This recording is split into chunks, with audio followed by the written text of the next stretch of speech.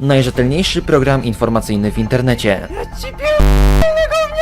Żeby cię pierony ogniste siarczy! Informujemy o sprawach światowych oraz lokalnych.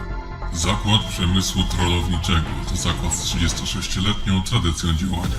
Ujawniamy to, o czym inne serwisy milczą. Wysoki sądzie, z całym szacunkiem, ale zamknij mordę, bo ciebie tam nawet nie było. Dowiedz się więcej oglądając prawdziwe wiadomości. Już w niedzielę o 18:00 w ANHD. Czy brak XP do skwiera? Będzie takie troszeczkę kryminalna odpowiedź, można znaleźć zwłoki w lesie. Czy prześladuje cię pech? Jest 100. Minus 100%. Tam. Tylko ci się wydaje. Mamy jackpot 11 000 expa! 20 000 expa! Świetnie. Telegra. Wielkie emocje, ogromne wygrane. Dziś o 18:30 w ANHD. Tak rozbija zondy Łukaszem 600. Ofrono! Tak rzuca kasetami Kaks. A tak, analog broni swoich klientów w sądzie. Nie mogę escape'ować, ale zapisałem, także... Niezależnie czy rozgrywka idzie zgodnie z planem, czy jest totalną katastrofą, musisz obejrzeć Granie. Bądź z nami dzisiaj o 15:00. Tylko w ANHD.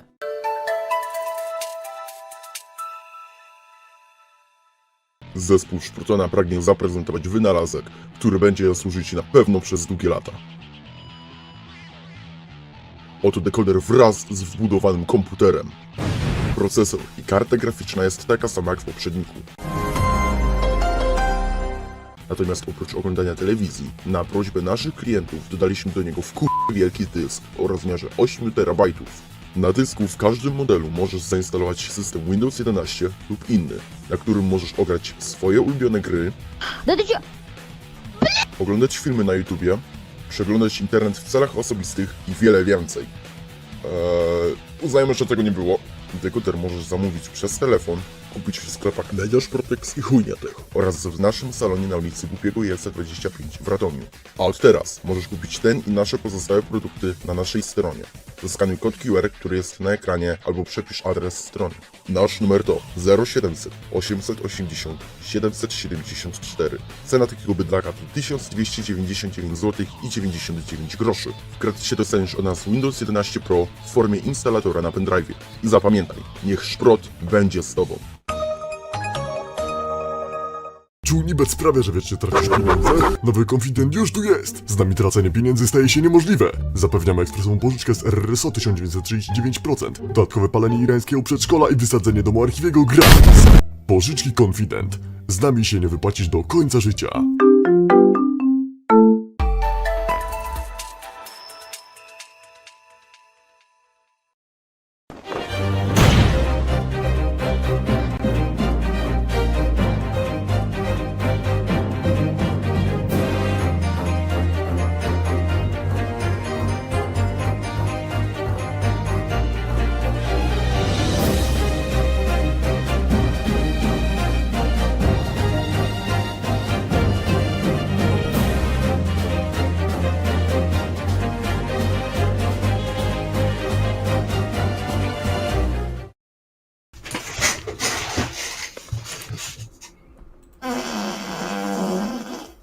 Ja pierdolę, serio? Czy to poleciało na antenie? Tak. Poleciało! Zajebiste powitanie, dzień dobry, Granie. No, Siemano. Co tu dużo mówić, rozpoczęcie z przytupem, kurwa. Spierdolnięcie. Jeszcze... Ja pierdolę. To jeszcze takim kurwa zgniłym jajkiem zaleciało u mnie w pokoju. O ja pierdolę, człowiek. Ja dosłownie sobie zrobiłem izraelską saunę w Oświęcimiu u mnie w pokoju teraz. No ale żarty żartami, trzeba Face Combat tutaj pograć, więc witamy w graniu. Tutaj oczywiście pan 12 mężczyzn, TwelveMan. Jak zauważyliście, bardzo pięknie się przywitałem, ponieważ darzę głębokim szacunkiem widzów ANHD.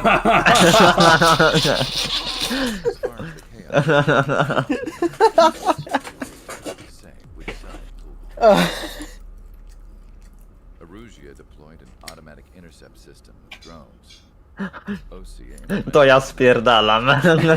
Matio, aż to poczułem. No kurde, tu jest poważna cutscenka, trzeba...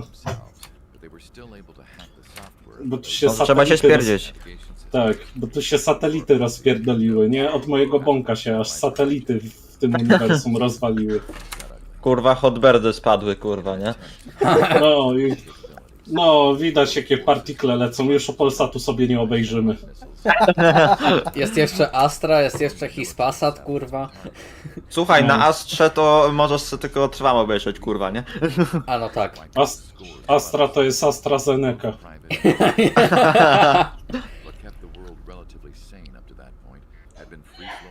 O, offline. A psik. Media offline. Media offline. Media Horsligne.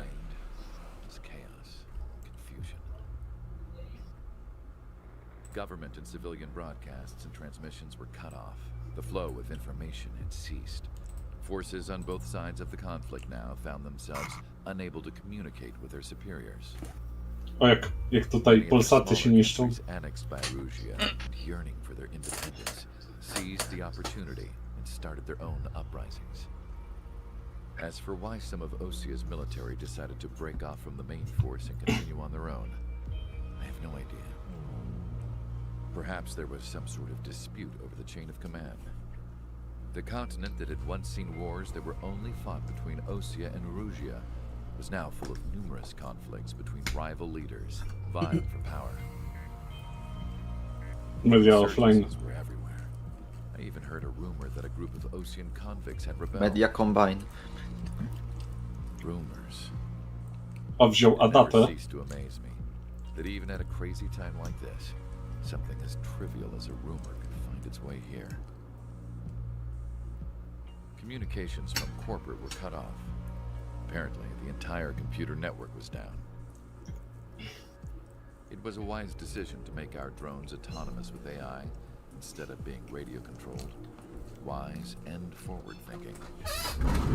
Even with their GPS offline, they can still use their sensors to navigate as long as they're working properly. I'm sure the drones are still working perfectly, following their mission orders to the letter. I wish I could upload Mihai's new data to them, but without a connection, I can't upload the software to the active drones. The new ones we're making, though, there should still be enough time to upgrade those before they're activated. I'll be taking the data I've acquired away from the front lines now. Oh, and I'll be taking the drones too. Jakie dziewczynki? I told my Steel, czy to ty? it was time to get Kurwa, dzień dobry. Ja i moja 14.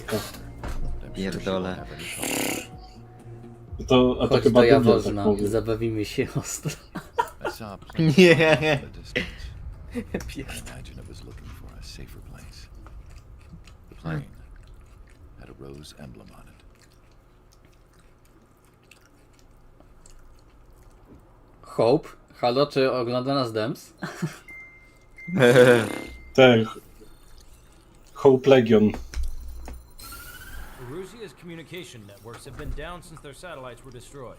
Unfortunately, we are experiencing trouble too. All of Usia has been affected, and we don't know when things will be back up and running. We're not even Więc sure if this is jakoś mam wrażenie, jakby to za cicho chodziło. Czekaj. A no tak, bo przecież Ace Combat mam wyciszony na 75%, dobra. Still, we will follow the strategy that was originally planned and move on to the next operation after liberating Farbanti. Let's get to it. Since the war began, we've been receiving communications in secret from an officer in the Erusian army. With the capital under our control, Erusia's radical element is losing support quickly, affecting the balance of power.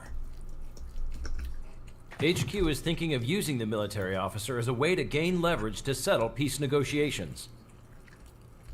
The officer is currently hiding in the outskirts of Anchorhead Bay, having joined up with support dispatched from the Osean army. The plan is that they'll take a standard vehicle to a rendezvous point at a harbor in the east part of the city, where a helicopter will be waiting. I would like the new Strider Squadron to provide escort for the officer. Cyclops will remain at the base on standby to serve as defense. With the communication network currently down in the capital, I very much doubt Arussia will be able to mount a regimented counterattack. However, it is likely that Arusia's intelligence department and the remaining forces who are aware of the officer's movements will interfere. Keep a close eye on the officer and make sure he stays safe. Our victory in Farbanti has given us a golden opportunity to finally end this war. Be safe out there. Spoiler, on zdechnie. Take note that our satellite-based IFF has become unreliable following the recent communications failure. As such, target ID will be done by processing the images from the infrared cameras on your aircraft. Objects will initially appear as unknown on your HUDs, but will be ID'd once you close in on them for a set period of time.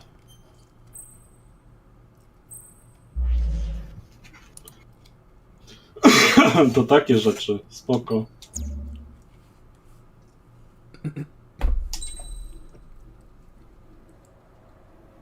Trzeba wziąć jakiś idealny samolot.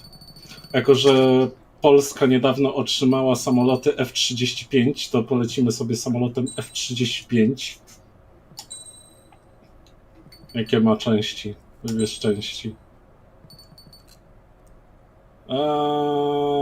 Myślę, że spoko. Dobra. To tak. To powiemy tym częściom papa.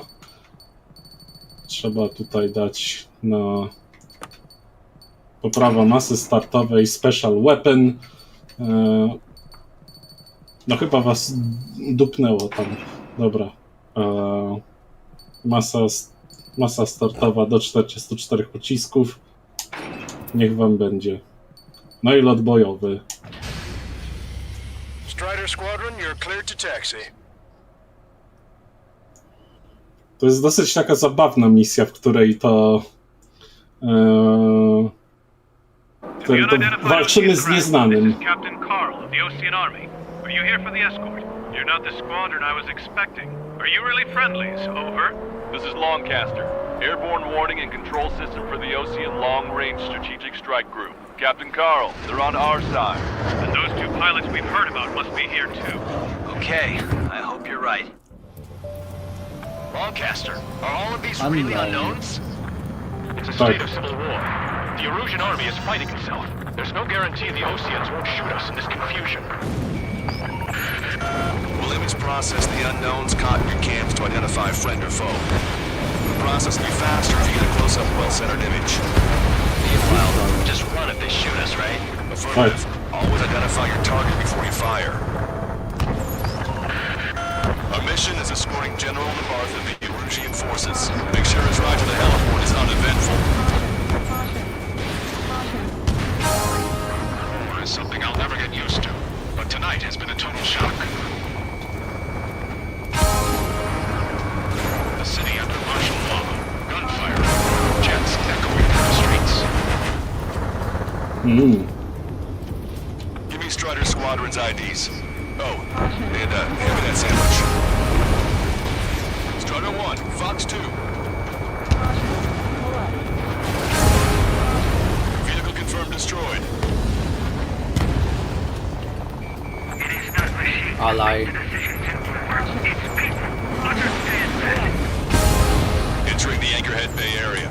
Buildings will block your line of sight. Make sure to keep track of your objective. The success of General Nabarth's escort mission will determine how the war ends, what the world will look like afterwards. Understood. You were the ones in the region. You don't know our location. Give us orders. We have no orders, but we do have ID data. Check your TAC terminal. Strider Squadron, identify the unknowns along the route. It's Erusian. They aren't responding aggressively. Strider 2, check your channels. If they're conservatives, they'll listen to us. We need to know at once. The negotiations were a success, Longcaster. They've opened up a path for us. The more the merrier. ID'd as Ocean forces. This is AWACS for the LRSSG. Our info has been updated. We Can't see the tops of the roofs from down here. Be on the lookout for enemy ambushes. Shoot down any aircraft that approach us. What are you thinking? We made it through the Anchorhead Bay area. We're heading along Highway 208 under the bridge. We're taking the coastal highway at the next ramp. All right. The use of drones makes war more palatable. Why don't people realize this? What's wrong with drones? Whether you're a patriot or not, you're just too stubborn to change with the times.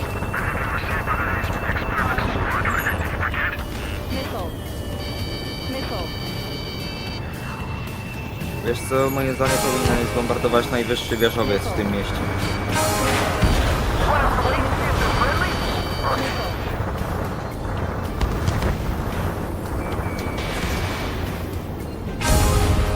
Wait, the general managed to convince them. Listen, those that protect General LaBarge are the real patriots. Onward! Lock on, you're mine.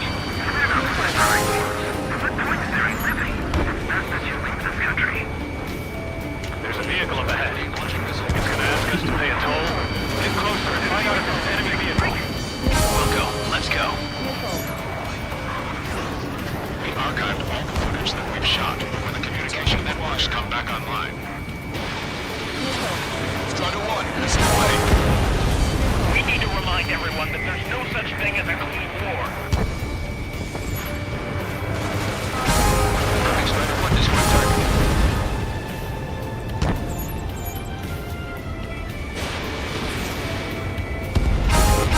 Strider 1, enemy gun destroyed. There's a vehicle blocking the road. No response to the angels. It's no good. There's still a car on the road. Just to be safe, better avoid the highway and head for the warehouse district. Lancaster, we're taking a detour. Don't lose us. Strider 1, the general's route has changed. Keep your eyes on his vehicle. Don't let him out of your sight. Here comes a traitor, LaBarge. This is a wide net they've cast. They really don't want the war to end, do they? LaBarge, in that vehicle! They've been set up in all the right places. Zniszczony. Pierdol Max.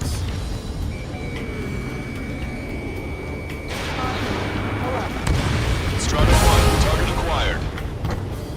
We have some enemies coming up behind us. They're gaining on us. We changed our route, but the enemy's still on us. Uwielbiam posyłać rakiety AN-9 w samochody cywilne. Tak. Strider 3, Fox 2.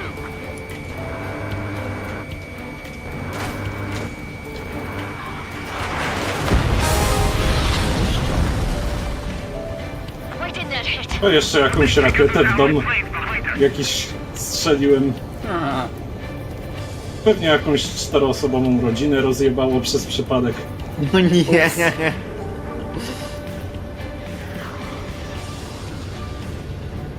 The plane is icing up.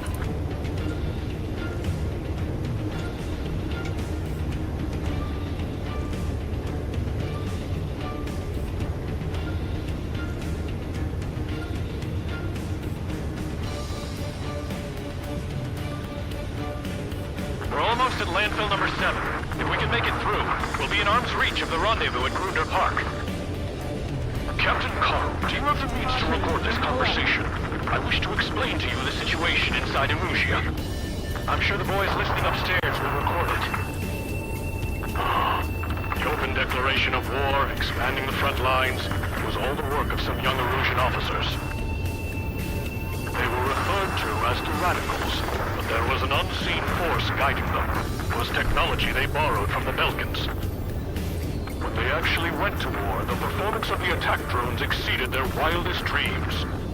And they were incredibly clean, which got public opinion and the opportunists within the military on their side. They even manipulated the princess. The Belkan technology advanced UAV research within the Erusian Flight Test Center by at least 10 years. They used the flight data from the legendary Ace pilot to create drone AI, but to us it's no different than magic or alchemy. Airplanes are meant to be flown by human beings. For those of you listening in, am I wrong? General, do you mind keeping it down for a minute? You'll bite your tongue. Protect the General's vehicle! Be his shield! Listen up. I've got a message from the General. The radical officers will be held responsible for the burning of Anchorhead Bay. We're heading towards Gruner Park. Rendezvous point is the helipad on this man-made island. We'll ditch the car and take the helicopter from there. An unknown is blocking our scheduled route. No response. Got a path beat. Target acquired. Thunderbolt, so be it!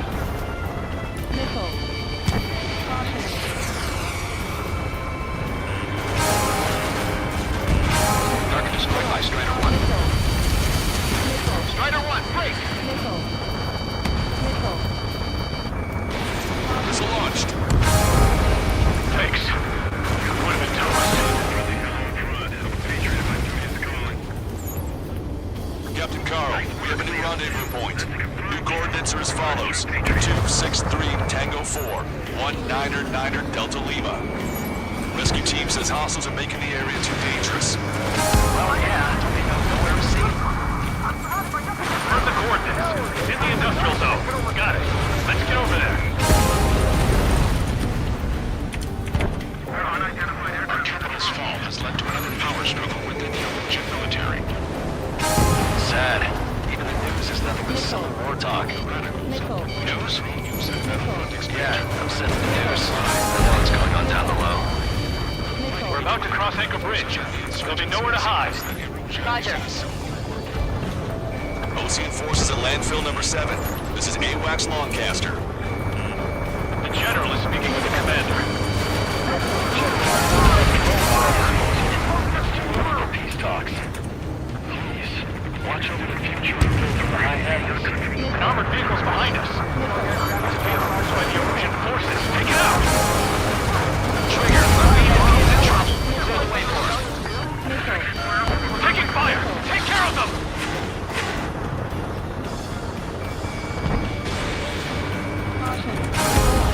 I didn't think we were gonna make it, but you saved us. Thanks.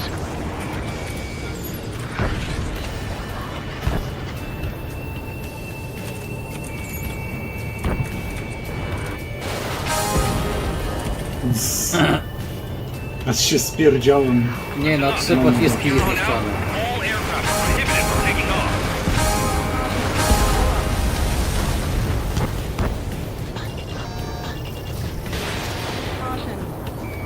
Co tam poleciało? To sobie wziąłem podwójne rakiety. Ale jazda. We've almost reached the container area. Watch out for enemy ambushes. Understood. Cease fire with the Ocean aircraft. General's orders. System failures caused friendly fire incidents among Ocean forces. There are even rumors of penal units turning up for allies. Shoot it down.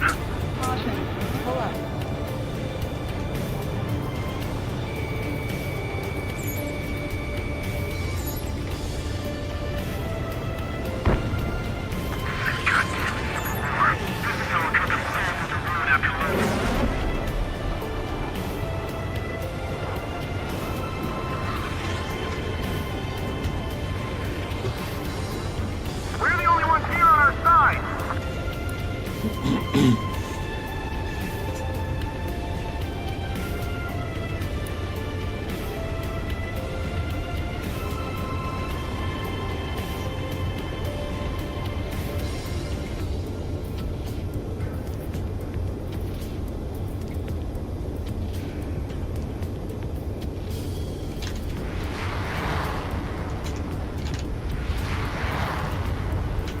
Unknown aircraft approaching.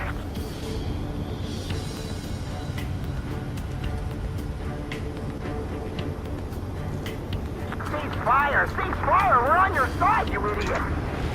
We're coming up on a tunnel. We'll need to split up until we reach the exit. There's more to Belkin technology than just UAVs. Taking IFF designations for one was an astonishing feat. They used that to assassinate Hartley and place the blame on an enemy pilot. Yet the question remains, why? This Belkin technology has thrown the war into total chaos. I can't believe Arusea is responsible for Harling's assassination. Talking politics? That's new. Can't ignore a story like that, right, Trigger?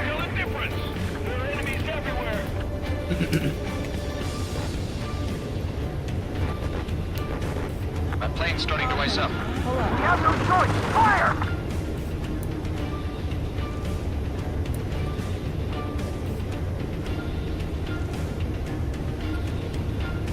Bad news. Unknown. Hostile armored forces A outside coś of się the tu zone. pojawiło. I'm thinking that we should O! go say hi before they ruin the general's day. Czołgów. The general's a real celebrity. Seems everyone wants to meet him. Destroyed. We were nearly done for. I couldn't have asked for a better timing. How's your last long capture? If it's drink, then we're here to help. Glad to see the Oceans attacking the radicals. Maybe we should join up with them if it means getting rid of those assholes faster. Agent Elizabeth's parking and fighting within these walls. We've reached the industrial zone. This should be the rendezvous point. The coordinates are up ahead. Take out any enemies in the surrounding area. Glad we're waiting. Don't worry, we won't let anybody through after you. We'll take back the city from the scout. Almost at the rendezvous. Prepare the others. Understood. The radicals truly believe boosted film productions will make up for our losses. They should be taking responsibility for the capital's fall, but instead they're prolonging the war. That is why proper conservatives must act permanently to regain control. If we succeed, we'll be able to move toward signing a truce agreement right away.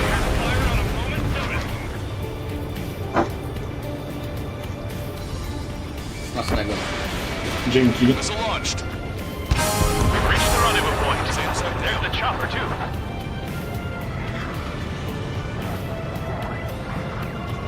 Who do we turn to in this darkest hour? We need a beacon of light to show us the way. Do you know the way? This is the Origin News Network reporting live. Okay, let's go. Getting out of here. We've had just about enough of this place. I'd like to offer my thanks to the LRSSG. This should finally bring about a true end to the war. Understood. Good luck. Multiple unidentified aircraft approaching. Uh-huh. O. This plane is carrying civilians. We have escort fighters, but we do not intend to engage in combat. Please stand down.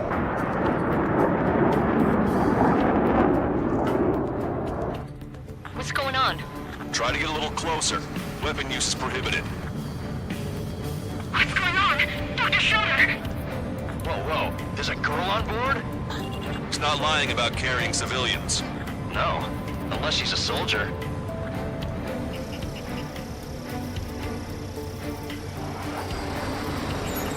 We've checked footage. It does seem to be a transport with escorts. I repeat, this craft is carrying civilians. We are not here to fight. Dr. Schroeder, tell me what's happening. I'm sure I don't need to remind you, but do not attack the civilian liaison. That's the aircraft your grandfather told me about. The scratches. There it is. Uh-huh. The EASA liaison plane. Oho. They engage in witchcraft with Vulcan technology. They're responsible for leading the military down the wrong path. Wait! Unknown's attacking the girl's plane! Alma, hold on tight. Longcaster, permission to engage. Negative. What? It could be Ocean fighters. ID them ASAP. Shit. ID complete. They're Erusian fighters. What the hell is going on? Stay sharp. Uh-huh. Right, I'm shooting them down. Any complaints? Granted. Wilco. Wilco. Misja zaktualizowana. Yeah, good work. Schroeder 1 has killed a bandit. Those guys are good. Wait, you don't think it's those Ocean big shots, do you? I managed to catch a glimpse of the three strikes. Strider 1, target acquired. Don't miss. Aim carefully. 9. Bandit destroyed. Well done. They're in my way. No good. Shit.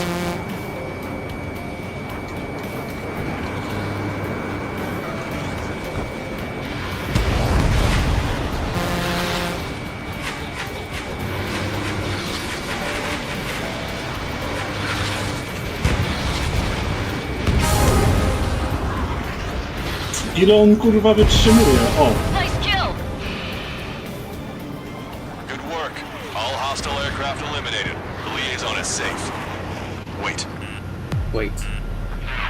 The escort fighter is... What the hell? You gotta be kidding me. Liaison escort has a radar lock. They're targeting you guys. What the hell? We were just helping them. Erusian aircraft, this is AWACS Longcaster. Do not engage the liaison. Break off now. Can you hear me on this channel, Ocean Craft? Those escort aircraft are drones. They are currently being operated autonomously. They are not being controlled by anyone. They are flying on their own volition. What? In that case, we have no choice but to shoot the aircraft down. Yes. We did what we could. Weapons free. You are cleared to attack the escort. Wilco, understood. Wilco. The MQ-99 launch! Our commands are overridden! They must be accessing it remotely. Which unit is behind this? Hey, it's not our fault they won't listen to reason. Why build something like that? Whoever did is the king of all dumbasses. Co się odpierdala? Co jest? Co tu się dzieje? Additional hostiles inbound. Great timing. Son of a bitch. Kurwa mać. The escort must have used its flight activation rights to gain more allies. Clever.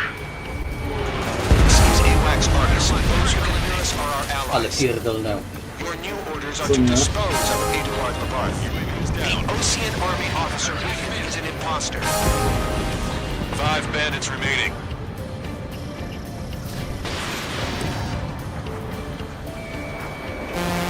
Ale gówno. 4 bandits left. Strider 2, Fox 2. 3 bandits to go.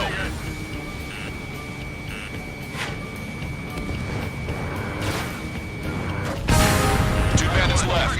Show them what you got. 1 bandit to go. Target is in machine gun range. Strider 1, that's what I like to see.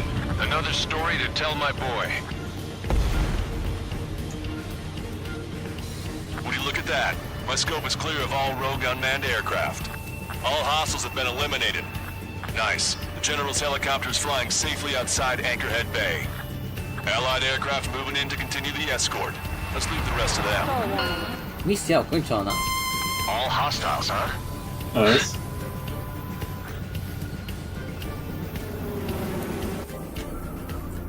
General, the Ocean aircraft is here to pick us up. The approaching Ocean aircraft. Losing his army? Elaborate. They stole our sealed orders. It should be a piece of cake. Are you sent by the General's staff? No, we'd like you to send... Listen! I There are 3 scratches. What does that mean? The tail of that plane. Lancaster, are all of you...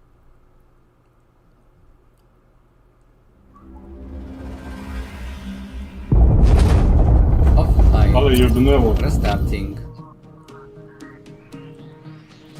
In order to respond to the attack on the base, Cyclops has scrambled after being on standby. We'll head up too, once our planes are ready. Oh, and Labarth is dead. What did you say? Apparently, he was shot down by another Ocean aircraft after he left the area of operations. I mean, I know it was chaos, but still. At any rate, the sealed order operation has come to a close. We have no idea about a plan for going forward. All we can do for now is watch our own backs. What's up with the commander? He's staying in his room. He's still alive, since we can hear him crying.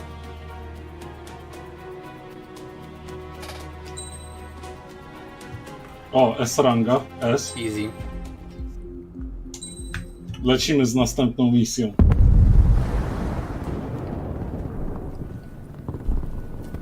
The island we went to was supposed to have been secured by the ground forces. They hadn't gotten a handle on things by the time we got there, so now we were stuck in the middle of a half-assed campaign. My job was to get the planes ready for combat, making repairs and handing them over to our troop of cons. Thing is, the enemy still had the hangars. The comms were still down, so none of us knew what the hell was going on.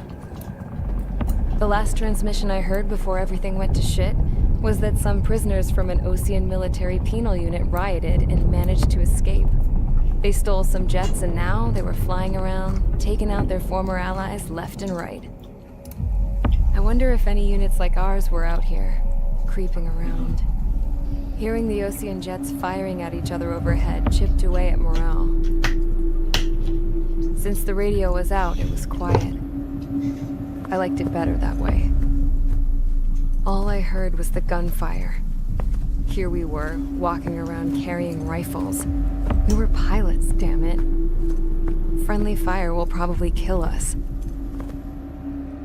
You know things are desperate when the guards that used to lock us into solitary are now telling us it's better we all stick together. I guess they think our odds of surviving this war are better that way. After walking for miles across the battlefield, we came across the wreckage of a plane. Passenger, not military. I knew that rose. It was an Erusian liaison plane. Uh-oh. The guard's dogs smelled something and took off. They led us to a cliff. And the bodies. Today, I lost everything. When Osea attacked our capital, my father, a man who was never really suited to being the king, was killed.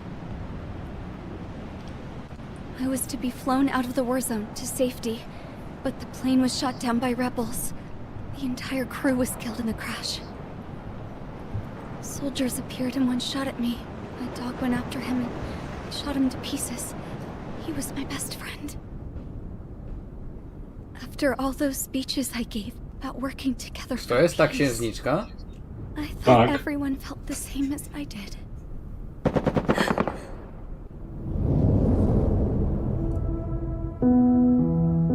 I'm sure the soldier who shot at me knew I was the princess of Erusia.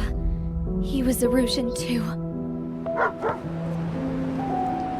More soldiers have come. Now, there is no one left to protect me. I am so numb, I cannot move. I watch as one of their dogs approaches. It sniffs mournfully at my dead friend. I wonder if it grieves for him as much as I do. I can barely think. I feel weaker by the minute. I don't know who these soldiers are with, but I managed to take a sip of the water they gave me. How long have you been here? Somehow, I muster the courage to answer the woman's question. I tell her I've been there 3 days. They gather around me with grim looks on their faces. What would they do if they knew I was the Erusian princess? After searching the cockpit of the plane, the woman who spoke to me before came back to me.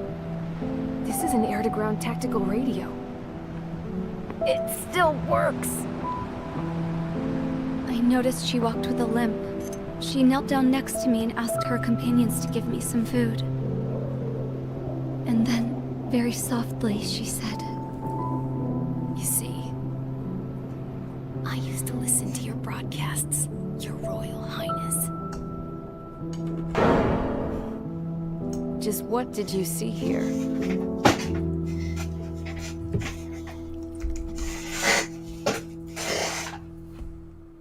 Aż mi się krzesło z radości rozwaliło. To jest taka misja, w której pełno zbrodni wojennych. Ulubione. Następna będzie miała jeszcze więcej zbrodni wojennych, których to my bezpośrednio dokonujemy. O tak. Zabijanie cywili. Radio communication is still patchy for both the military and civilians, so we're getting zip from Mission Command about our orders. Still, with countless Erusian forces in the area, it's too dangerous for us to stay around here waiting for a miracle. Now, regarding Count's suggestion to think about self-defense, I think we should make a break for Tyler Island. It was a large Osean base before the start of the war. Count says his previous squadron took part in an operation to seize control of the island. It has the only base that will get us to the space elevator without refueling. It's also a transport facility for supply ships that provide drones and ammo for arsenal birds. For the Osean forces that are looking to reclaim the space elevator, those are two great reasons in its favor. If everything went according to plan, the base may already be in Allied hands when we get there.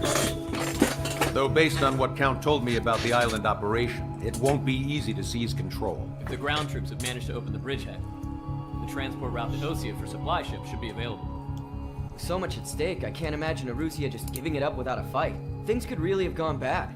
Even if there are enemies left, they should be pretty easy to suppress. I just want to go home, man. Me too. With that look on your face, Trigger, I know exactly what you want. If Trigger's ready to kick ass, then so am I. Damn straight. We're with you, Trigger. It's decided then. Let's get all the aircraft and haul ass to Tyler Island. Although we can avoid the Arsenal Bird's anti-air network, there's still remnants from the Erusian forces. I want to get to the island without getting into any unnecessary combat. Pick a fast craft and fix it how you want it. Pack for a long trip, but remember, if you drag your ass, you'll get left behind.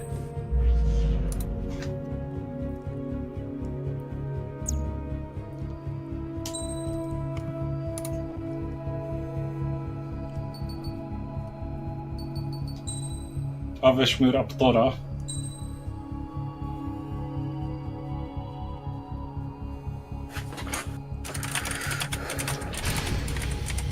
Strider Squadron, sortie ASAP.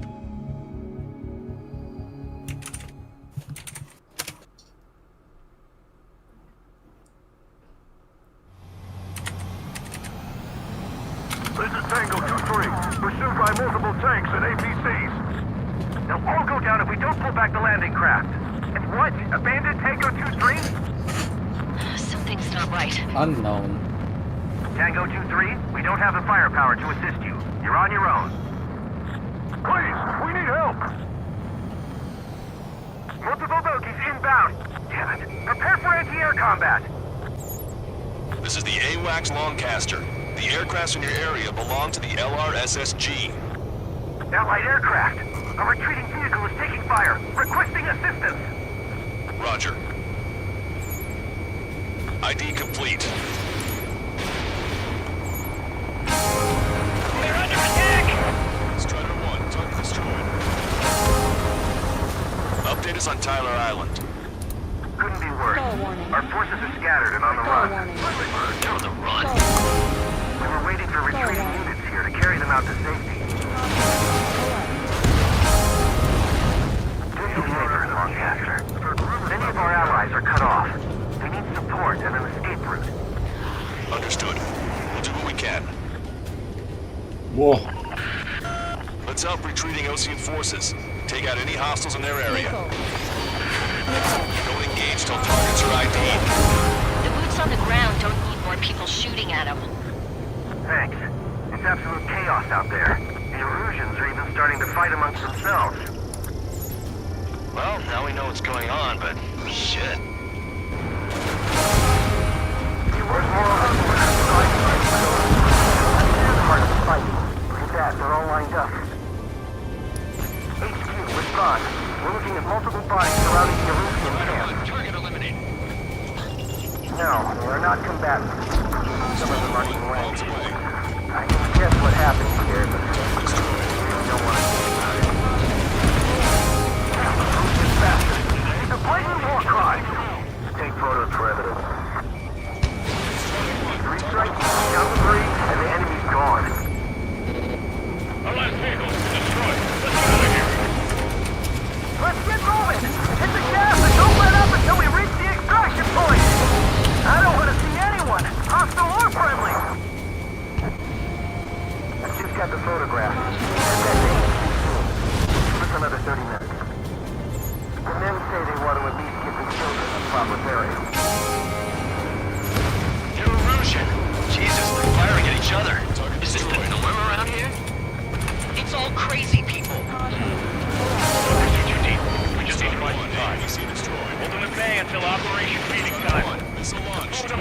fast driver. Bring the anti-tank missile. Hit that head Look for legs and crawl. You can surrender when you lose your hand. We only need an hour tops. We need the advantage to pin the enemy down. Our guys even took out the enemy's air support. What do we do now? Send in the tanks! Allied retreat looks good. You're with us. Can you see the enemy APC from there? I count 12 dead bodies here. They seem to be upper middle class. These ones nearby could be researchers and their families. Most likely, they were involved in Delta. We're moving out! Leave the dead behind! We'll come back to this island one day and send them off properly.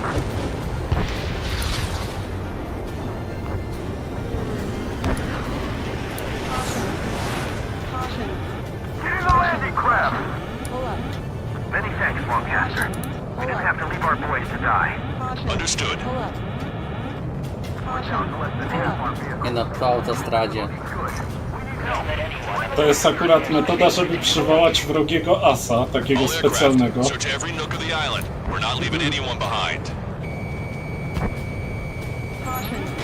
Strider 1, identify the unknown targets. Strider 1, enemy ship sunk. Push him back! Fire! Fire at will! We need more ammo!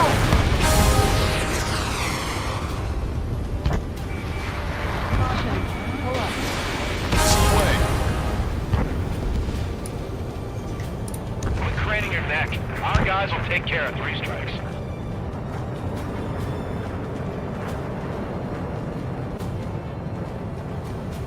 This whole operation is crazy! Stop whining! Can you hear us? We're taking fire from multiple enemy tanks! An explosion! Inside! Continue the countdown. Stupid. Weapon of supply ship. Do the countdown! There's still 1 arsenal bird left. If we can fill it full of bombs, then Arussia will have a fighting chance. Use cameras to track the supply ships. Don't play with your backs to the supply ship! We think we're done for!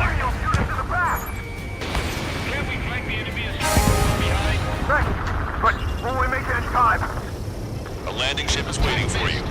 Right, we leave the wounded. This will guarantee us a one-way ticket to hell. Pretty sure we're there already.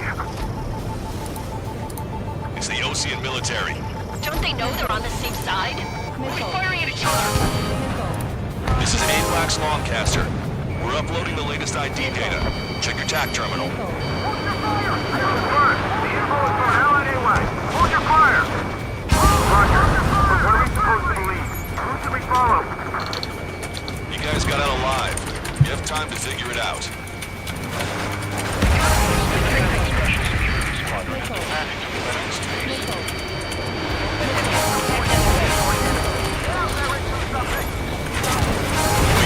Multiple bogeys from the east. Their timing tells me they're not here to bring good news. We need to ID the bogeys. Take them down if they're hostile. Understood.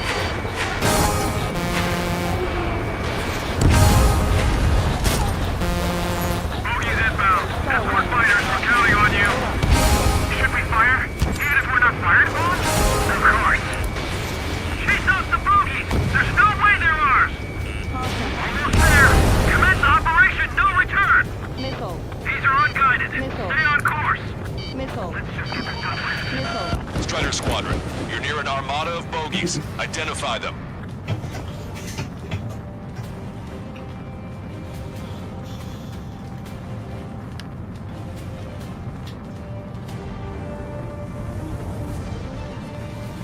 Visual. Like an eagle.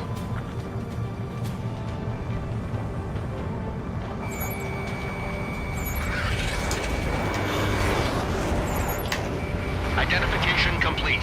It's Erusian bombers and their escorts. Count's prophecy has come true. Take out all bombers. They'll flatten our allies. Plenty of civilian casualties as well. Precision bombing is impossible in these conditions. Maybe they know they can't. We're gonna drop them all. Watch yourself. These guys are working together to bring us down. Strategic bombing. Ale jebnęło. Enemy on your back.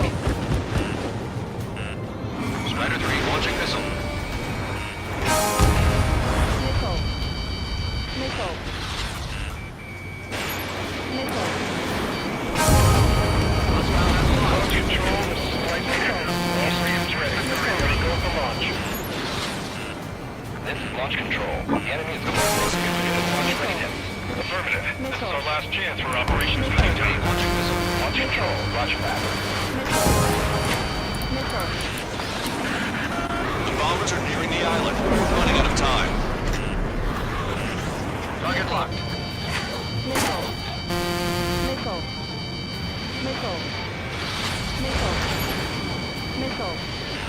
Missile hit. Only half the bombers remain. We can't let even one get away. Watch it. Enemy has a lock on you. Strato 1. Target acquired. Fox 2. Enemy on your back. Target locked. O, zespawnował się.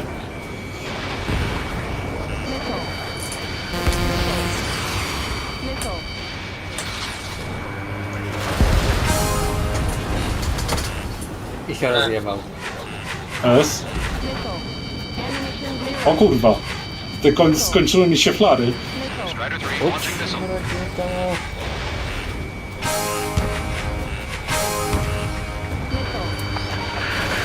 Strider, Cyclops, intercept those bombers. All enemy bombers have been destroyed. We did it. Continue with your mission. Hey you, dumbass with the scratches on his tail. Can you hear me? I need you to help those people. There's a group of refugees surrounded by Erusian tanks right here. Sort of an understatement, but these people don't have a bright future. Can you help? This is a secure military line. Who is this? Me? You can call me the Scrap Queen. Longcaster. She's an ally. Trigger and I know that voice anywhere. That voice. So you're still breathing, Sir Count. Here, let me have a word. Hey, it's been a while. I had a feeling the two of you were still alive. Remember, stick with Trigger and you'll make it. I have a bit of intel for you. I'll share it if you can help these refugees. Count me in. So the 444 squadron made it out alive. We don't need you to read. Just delay there. Ktoś tam na Discordzie mnie zaczepia. A ja nie mam możliwości sprawdzenia tego. Pewnie coś kompletnie nieważnego. Możliwe.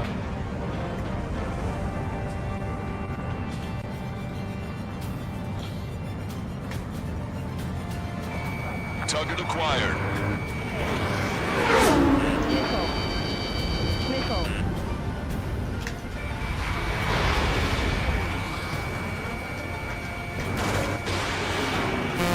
Help me! Gather all the wounded together.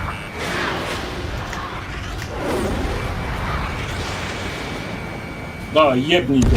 Nice. Echo 13. All hostiles are down. Understood. This is our last chance. We'll see how far we can go. We've destroyed all of the targets. All bogies should be ID'd now. Mission complete. Okay, Scrap Queen. Send us the target coordinates. I was thinking about how I'd do that. Don't you have a laser target indicator? Why would she? Use the smoke canister. And who's taking this to the enemy's doorstep? Not me. Great, you moron! Wait! What are you doing, dumbass? Here, attack right here! Longcaster, we've confirmed the location of the flare. That's them. All aircraft, we just updated your threat matrix via data link. Take out those targets. Don't miss. We don't want to hit the pretty ladies down there. Hurry! Strato 1, target acquired.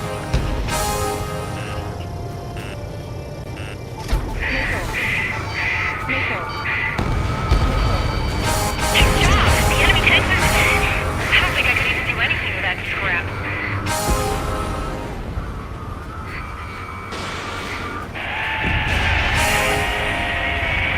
That takes care of them. No civilian casualties. Nice going. Do you hear the singing?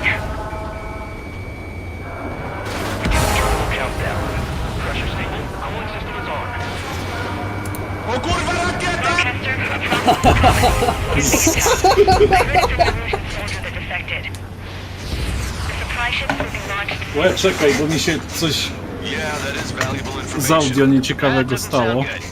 No.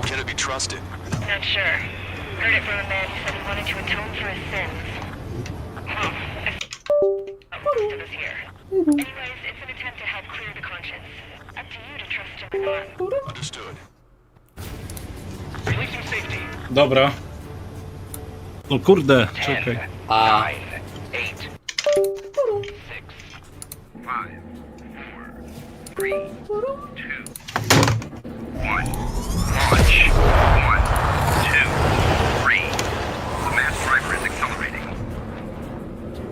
A to co to?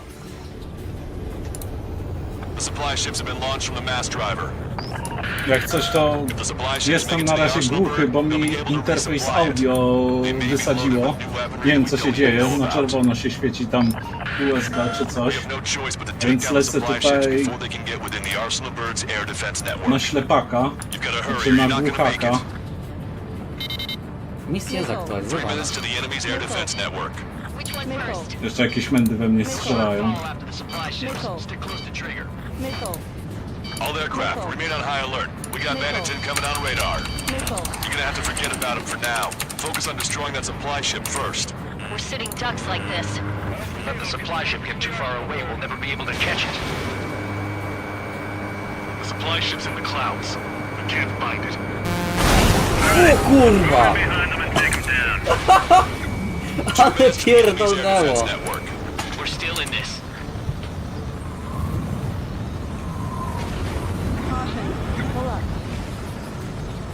You think the Motherhead really wants him?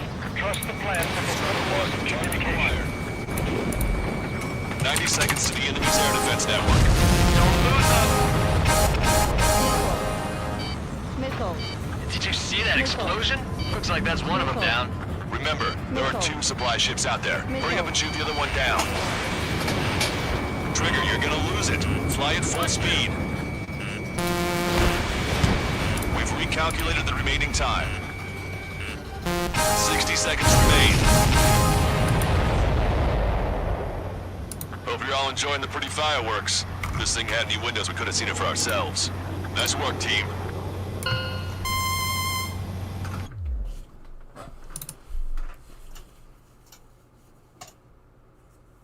A. Okay, this is where we part ways. We're gonna find ourselves a boat and leave this island. We'll be taking the refugees along with any Erusian soldiers that want to defect. Hey, Avril, what's with that girl who ran out towards the tank with the smoke flare? A few more crazies like her and life down there may have been a tad bit easier. What do you think would have happened to those refugees if you hadn't intervened? The princess saw what happened. They were little kids. That's why I like the sky. You don't have to see those types of things. Does this mean we're that much closer to ending the war? No, we just basically prevented it from going on forever. Count's right. We have no choice but to return to our original base. Our base that is nearly out of food and fuel. We need to do something.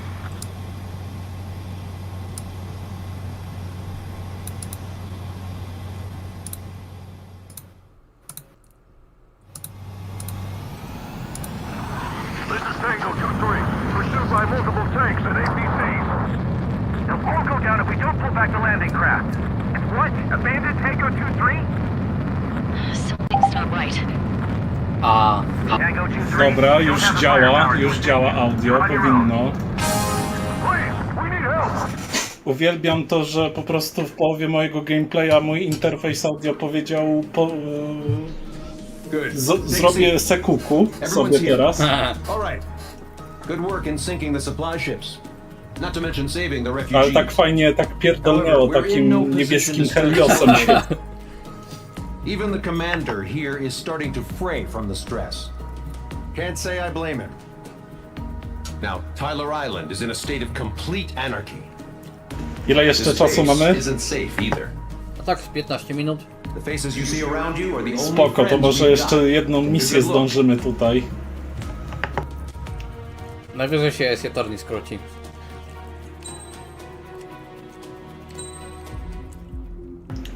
bo następna misja to będzie absolutne kino.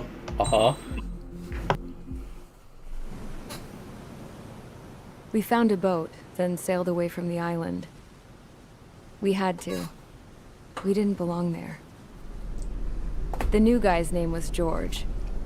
I noticed when the anarchist said his name, he said it with a thick Belkan accent. How did you know that he was from Belka? Well, both my parents were from Belka, so... Belka. You never told me that. They say that Belkans Belka to najbardziej memiczny kraj w tym uniwersum. Odpowiedzialny za całe zło, jakie się dzieje. W sumie Belka w Ace Combat to trochę taki odpowiednik III Rzeszy. The princess sat there looking miserable. Tak. That was a dumbass stunt she pulled back there, but it got us on this boat.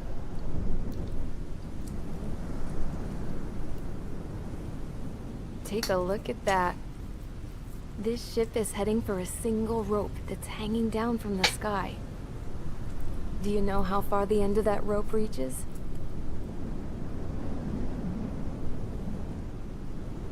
Outer space. No. It is a direct connection to the very potential of mankind itself. Or at least it was until war erupted.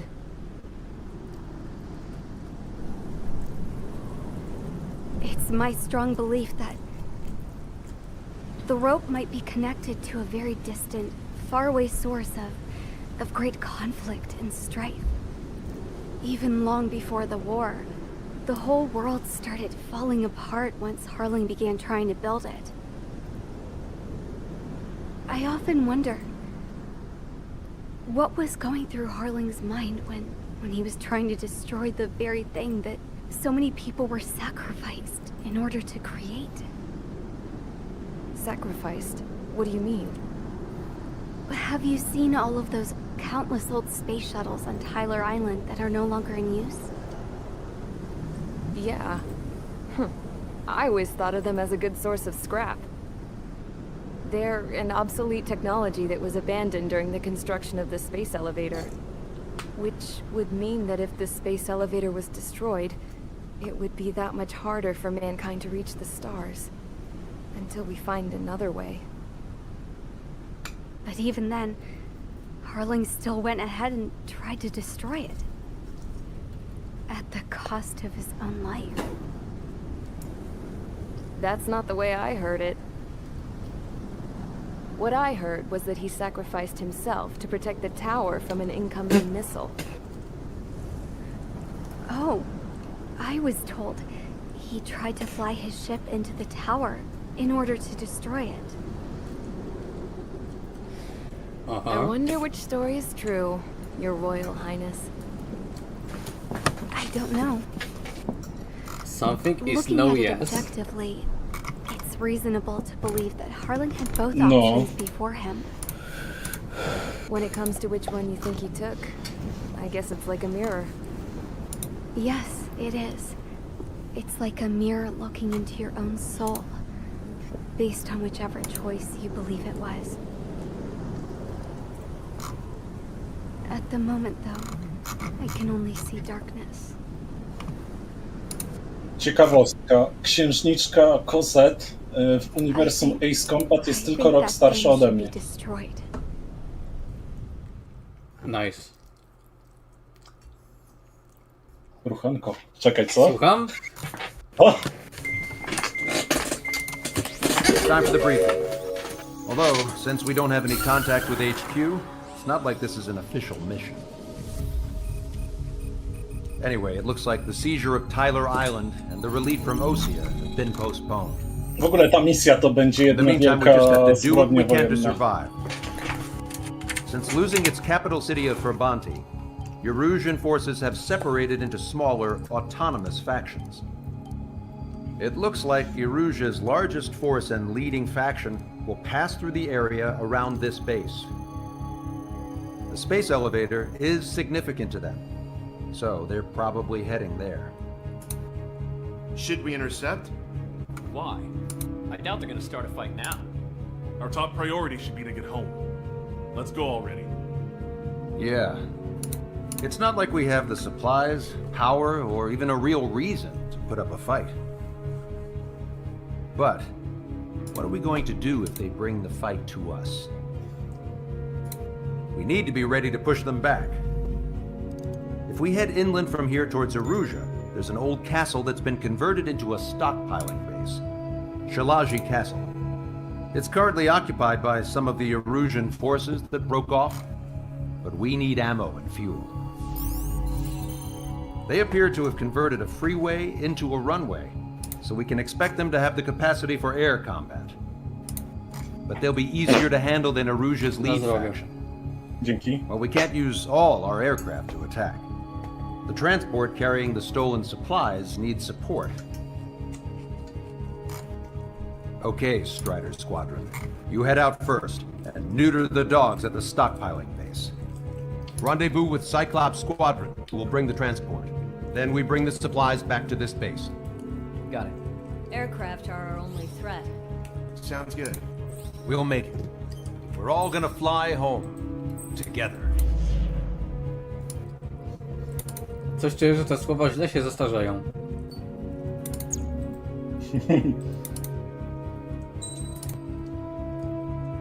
Trzeba jakiś dobry samolot do tej misji.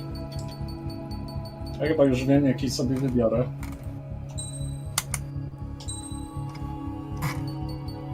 Wybierz części. Jakie tu są części?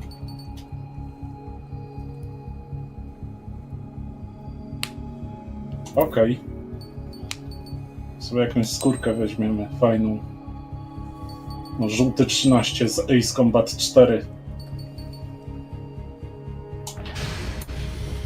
Strider Squadron, aircraft prep complete. You're cleared to taxi.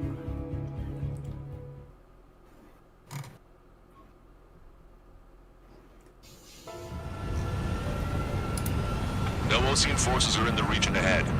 No allies here. No need to ID your target.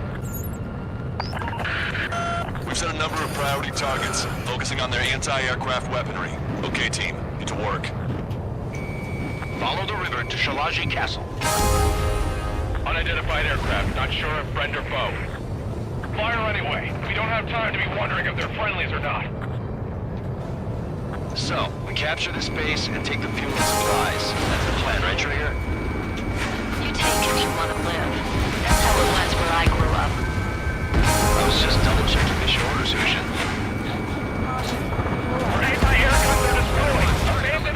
Pewnie jak przenikasz przez te drzewa. Co nie? A, patera! Patera! Tu po lew! Nie! Unidentified aircraft. Identify at once or we'll open fire. What is he talking about? They already are firing on us. He's confused. I know. Miko.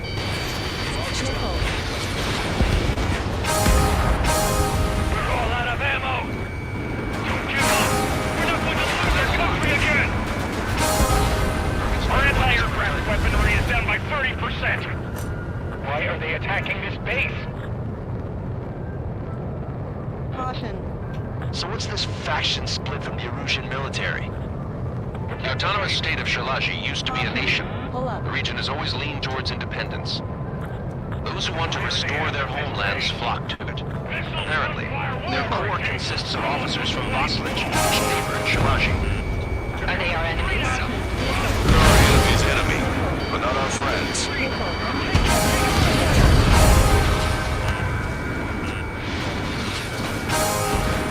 Vehicle confirmed destroyed. There aren't that many. Aim carefully and take them down. Target destroyed.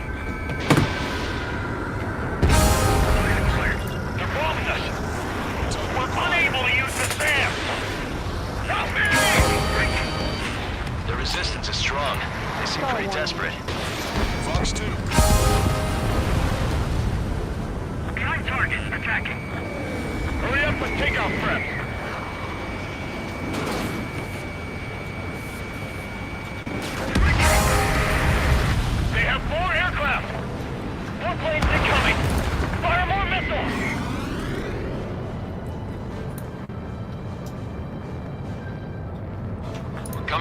castle.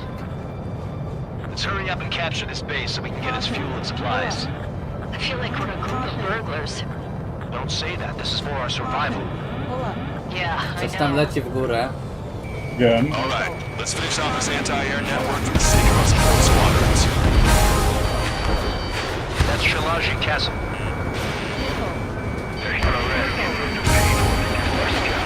Taking both civilians and refugees without discrimination. Get over the stone and take shelter from our security or hold O, takie namioty z ludnością cywilną. and cover your head and keep your jet engine. They're targeting our anti-aircraft weaponry.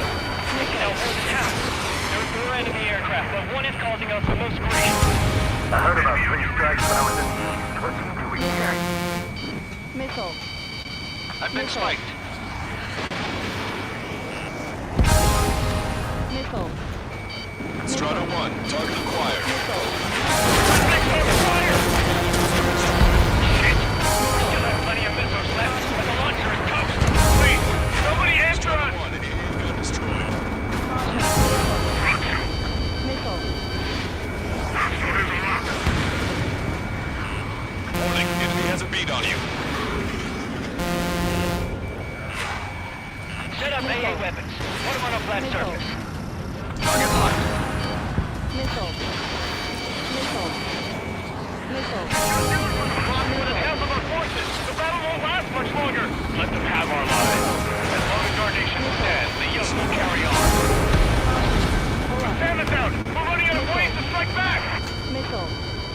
New hostiles. All aircraft confirmed. This town's of high cultural value. It's O, SPC Gear. We do what we need to survive, right? Not something I'll tell my son about.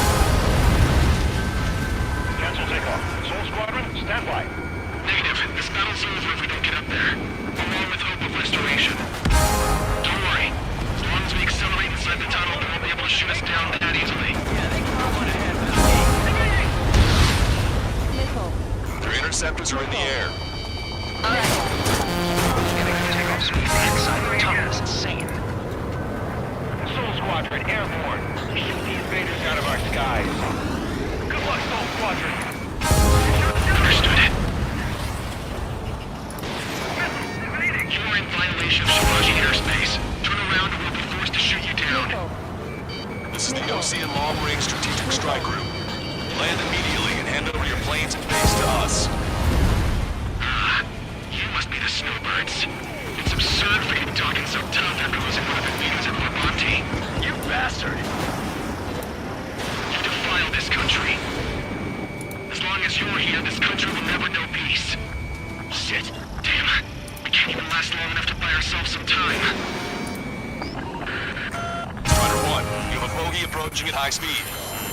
Aha. Coś tam mignęło. A miss, as expected, but a lucky shot Uh-huh. would be boring. It's some kind of energy weapon. No, it's a railgun. We have a radar lock on the unidentified aircraft. It's definitely an enemy. Bearing 090, straight from the east.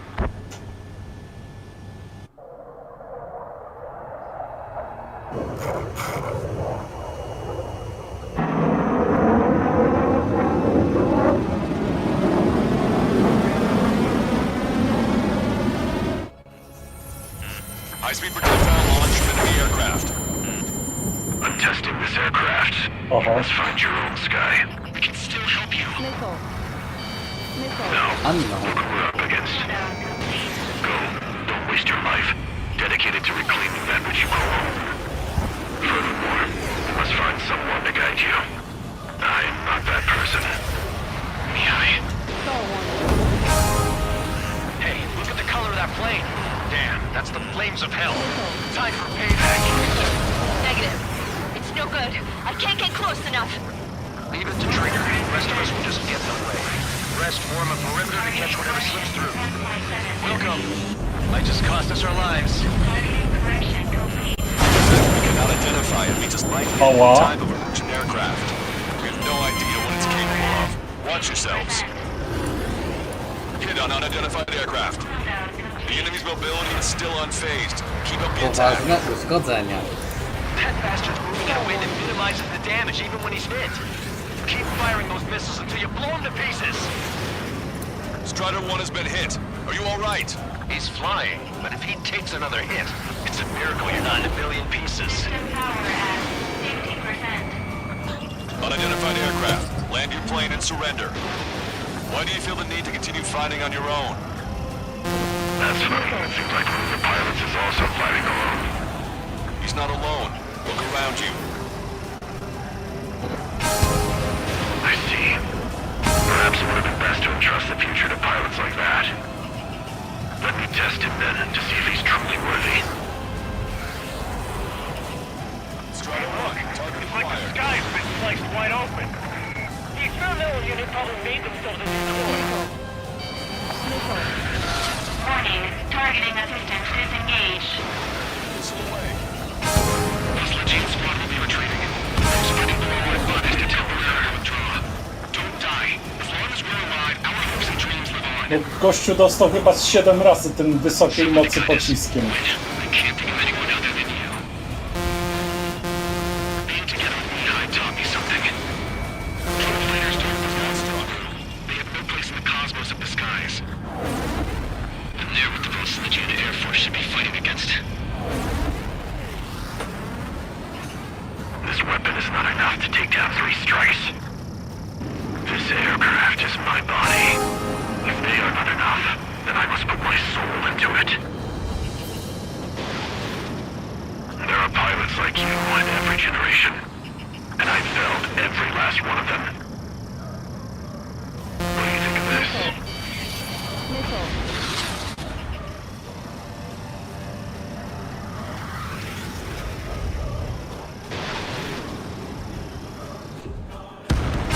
It's a hit. The unidentified aircraft is going down. Trigger has splashed abandoned. Hell yeah! You finally did it!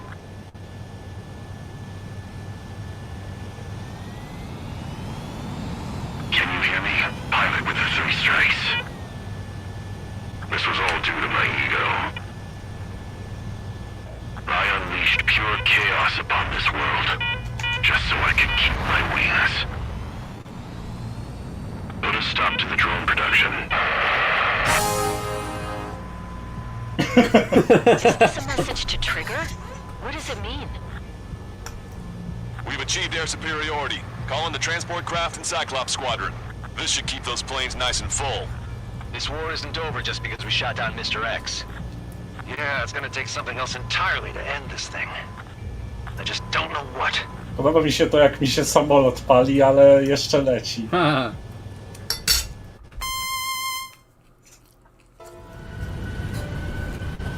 No Ocean forces are in the region ahead. No allies here. No need to ID your target. We've set a number of priority targets, focusing on their anti-aircraft weaponry. Okay, team, to work. Follow the river to Shalaji Castle. Unidentified aircraft, not sure. No. Zostały 2 najlepsze misje na koniec, The finałowe. resupply went well. We should be okay on food and fuel reserves for Ale to na następny raz będzie. Luckily, the rumor that the Erusian army is advancing nearby is Jaki only a Ace rumor. Combat następny There's będzie? no sign of them from the W kolejnym skies. odcinku po 7. Rumors. This is what Ósemkę? happens when you Jak lose wyjdzie? communication. Może. But we got Bo one mam good jeszcze fact. Ace Combat 5, Ace The plane Combat trigger 0, shutdown Ace Combat was an 4, advanced Ace model of Combat the X, XO2 Skies of Viper. Deception It i was Ace developed Combat in the Joint last Assault. Continental War. Erusia had a lot up their sleeves. Myślę, że Apparently they ósemkę were even supposed to zaczniemy, have jak Belkin wyjdzie. aircraft back in the first war. What if Trigger couldn't shoot it down? Just thinking about it. A gives my me teraz chills. zmykamy na reklamy, bo już czas antenowy się skończył. But it looks like... Tak. No, siemano, siemano.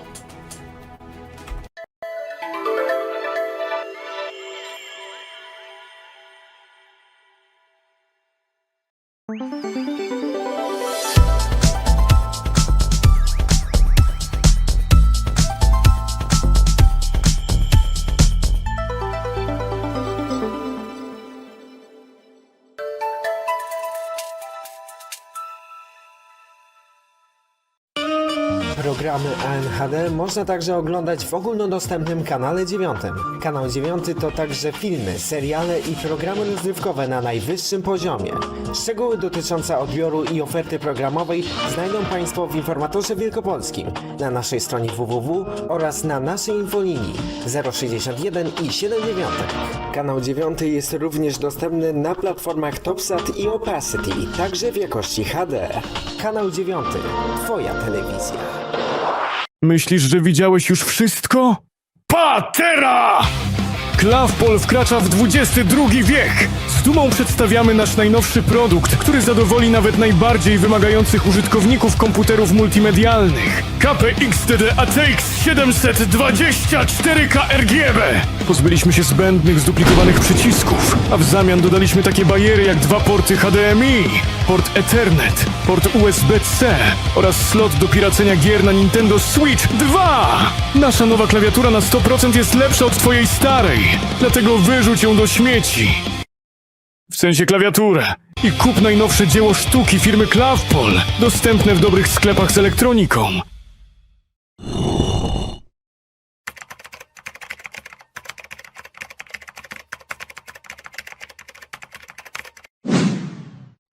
Fikcjonator to unikatowy sprzęt, który jest lepszy od KineMastera. To pierwszy sprzęt, który jest zrobiony pod osoby, które chcą zrobić telewizję fikcyjną w łatwy i prosty sposób. Według osób testujących Fikcjonatora, jest on wygodny i łatwy sposób do tworzenia opraw graficznych. Fikcjonator, twój przyjaciel do fikcji. Uwaga, jeżeli osoba będzie przyłapana na robieniu rakowego kontentu, sprzęt zostanie skonfiskowany z grzywną 2,137,000 zł. Witaj w Casino Luxus, gdzie każdy rzut kości, każda karta, każdy obrót kołem może sprawić, że staniesz się milionerem. Zagraj w automaty do gier, zmierz się z krupierami w pokerze lub postaw na czerwoną w ruletce. Wybór należy do ciebie. Dzięki Casino Luxus będziesz szczęśliwym człowiekiem. Spójrz tylko na tych ludzi i ich konta bankowe. Zdobądź ekskluzywne bonusy powitalne. Uczestnicz w emocjonujących turniejach i rywalizuj z innymi graczami o prestiżowe nagrody. Tutaj każdy może poczuć się jak król hazardu, bez wychodzenia z domu. Casino Luxus to jedyne takie kasyno online. Zagraj za darmo już dzisiaj. Zdychasz z upałów? Wpadaj do ceny. Tam klimatyzacja tak nakurwia, że produkty mrożone nie potrzebują zamrażarek skrzyniowych. W tym miesiącu cytryna magnezu, doskonały zamiennik Sprite'a czy 7-Upa o orzeźwiający smaku cytrynowym. Idealny do dzielenia się z rodziną i przyjaciółmi. Teraz tylko za 10 zaszetek smekty. Cena ostatnich 30 dni przed obniżką 15 tabletek DIH. Pendrive 128 megabitów renomowanej firmy Adata. Zmienicie partycję dysku C na format RAW. Posiada funkcję autodestrukcji. Tylko teraz w promocyjnej cenie 19 metrów kabla RJ45. Cena ostatnich 30 dni przed obniżką 19 metrów kwadratowych kabla RJ45. Frytkownica przemysłowa napędzana zaawansowanym AI. 40 litrów pojemności. Usmaży w niej frytki, kurczaka oraz organy wewnętrzne. Zapłaci za nią 12 mężczyzn. Cena ostatnich 30 dni przed obniżką 6 smażonych dzieci. Niszczarka. Spełnia standard DIN P4. Idealna do poufnych dokumentów, kopert oraz czeków. Do każdego zakupu dołączamy minus 100%. Za jedyne 5 zniszczonych czeków na 100 000 złotych. Po więcej okazji sprawdź naszą aplikację. Wszystko masz w cenie.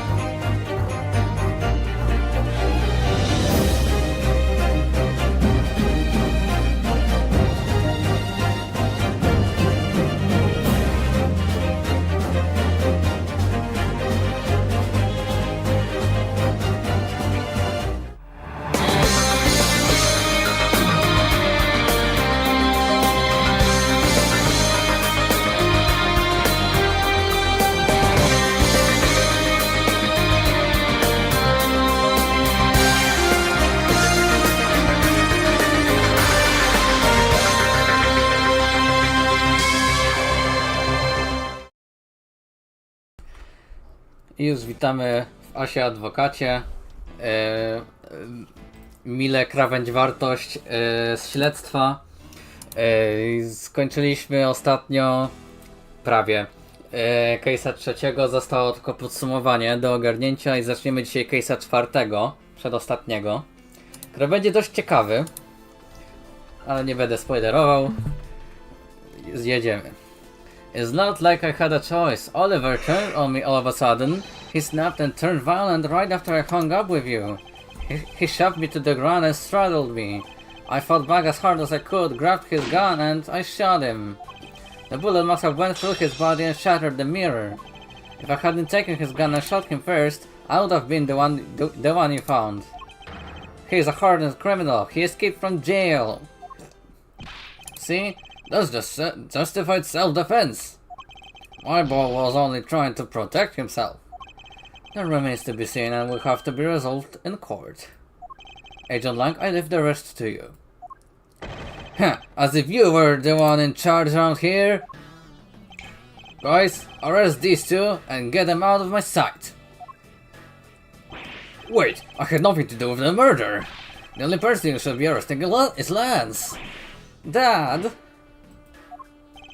Sorry, but you're not slipping away that easily, Mr. Ernest Amano. You tampered with the evidence so that you could cover for your son. What a great dad you are, willing to risk it all. Truly touching. By the way, do you know why I am really here? And how could I possibly know the answer to such an asinine question? You wound me. I came all this way from across the sea just to see you, you know? You came to see me? What's that supposed to mean? I have a few things to ask you, Mr. Amano, about a case from 10 years ago. A case from 10 years ago? Ah, what's the name that you used here for that case? Sheena! It's known as the KG-8 incident. The KG-8 incident? Oh, so you remember it? Good. Then you'll recall that the trigger in that case was the Amano Group scandal. Specifically, the charge of an internal smuggling ring. Smuggling. There's that word again. At the time, the person that was arrested as the ringleader was Mr. Amano's very own secretary, Mr. Colin Devoray. Father! Even though you pushed the crime onto your then secretary, Mr. Devoray, I always suspected that you were involved with the smuggling ring, Mr. Amano. Mr. Devoray was arrested in place of you. Which is why when he broke out, you hid him from the police, right? You hid him in exchange for his silence on your little dirty secret. No. Please calm down. I honestly have no idea what you are talking about. Pretend to be ignorant all you want. We are taking you down to the precinct anyway for a nice long chat. Hold it! What the? Who the heck was that? Shema, I'll take him down to the precinct if you don't mind. And who the heck are you? I'm Jack Portsman and I'm the prosecutor in charge of this case. Oh Jack, thank goodness you're here. Don't jerk me around. This is an Interpol case, so keep your paws off of my suspect. Sorry, but I cannot comply. I've got the backing of the prosecutor's office. See, in this country, we prosecutors work with the police to bring cases to court. So if you could please cooperate with me here, that would be great. Now, how about a handshake to seal the deal? Sorry, but I hate prosecutors, a whole lot of you. Guys, arrest the two suspects. Sir! Oh, I almost forgot. Prosecutor Miles Edgeworth, is it? I would like to thank you. Thank me? Yeah, for working so hard to fulfill my goal. Hey, is that any way to thank someone? And what the heck is that supposed to mean? You were so relentless with Lance that you forced Ernest to tamper with the evidence. Thanks to that, I finally had a legitimate reason to arrest him. So how does it feel to bite the hand that feeds you? A hand that feeds me? I'm not sure I follow. Is that you pretending with me? You're the one, right? You're the corrupt prosecutor that's working for Mr. Amano in the smuggling ring, right? No, I would never do such a thing. Tch, what the heck? Our intel's never wrong. In your prosecutor's office, there's definitely someone working with the ring.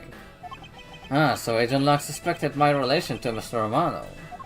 That must be the real reason behind his antagonistic attitude. On top of that, your mentor was Manfred von Karma, right? There were non-stop rumors flying around about forged evidence with that guy. You're not twisting the truth behind those closed courtroom doors, are you? The courtroom is a place where the truth is revealed. Ha ha ha ha ha! Well, don't worry, it's not only you. A whole lot of you cannot be trusted. A prosecutor who never lost in 40 years, every defendant must be found guilty. Fueled by that kind of thinking, is it any wonder that courts produce nothing but falsities and lies? It would seem that his disdain extends beyond just me. Prosecutors, the courts, why is this man so angry with us all? Rest assured the next time we meet, I won't be so forgiving. So don't you forget it. Please wait. Agent Sheena? Why does Agent Locke hate all prosecutors so? Lang is the head of the long-honored House of Lang in Zhengfa. The heads of all police-related divisions in that country were of Lang blood. Where? What do you mean by that? Aren't they still? They were revered, but that was long ago. They do not hold that sort of sway anymore. And it was all because of the courts. How can that be? The prosecutor once withheld and tampered with the evidence one of the Lang detectives found. That evidence's purity was tarnished and cost the Lang family its honor and trust. But not all prosecutors are like that. Even so, Lang will never respect the court again, or any prosecutor. So Agent Lang is a man who hates all courts and is unwilling to forgive prosecutors. Man, what a piece of work that guy is! Come on, Jim, we better catch up. Yeah. You still got to deliver that thing to the old man after all.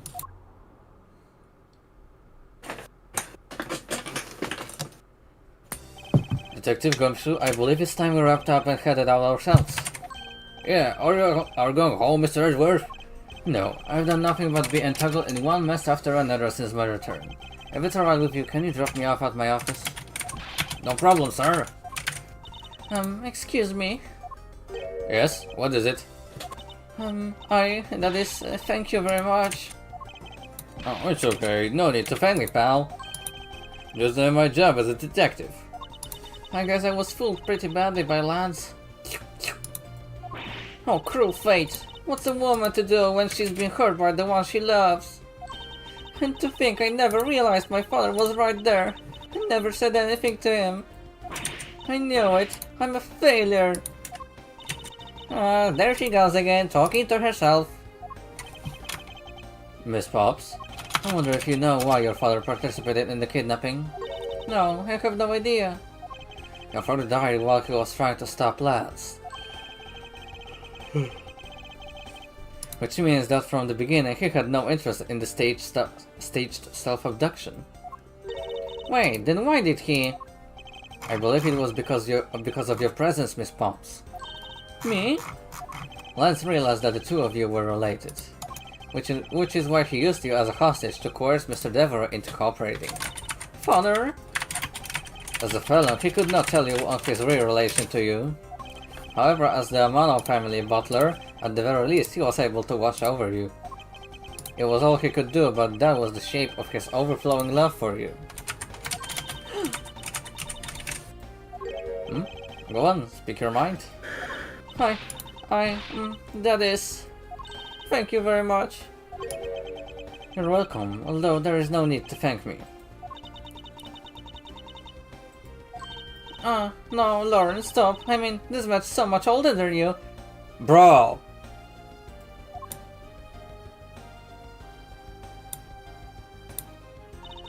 Hey, looks like you've completely stolen her away, Mr. Edgeworth. Way to go, sir. Your technique is way beyond the level of a great thief. Huh? What are you going on about now? Wow, your deducing skills may be sound, but you have no street smarts. That's Mr. Edgeworth for you. Yeah, I mean, he still hasn't figured out who I am at all. Huh? If you haven't remembered in all this time, I guess I'm just going to have to say it. This isn't the first time we've met, you know. What do you mean, pal? Mr. Edgeworth? How do you know this girl? Looks like you totally forgot me too, Gummy. Gummy?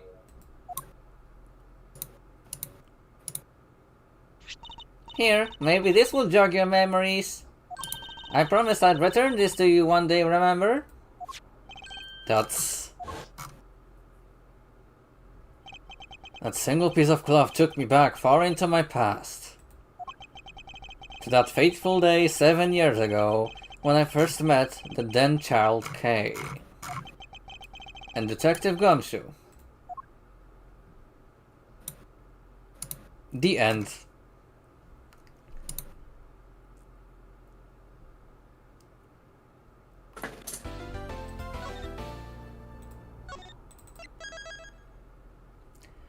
Epizod 4.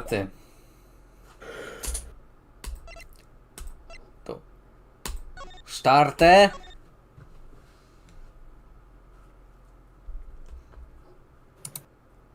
Episode 4. Turnabout Reminiscence.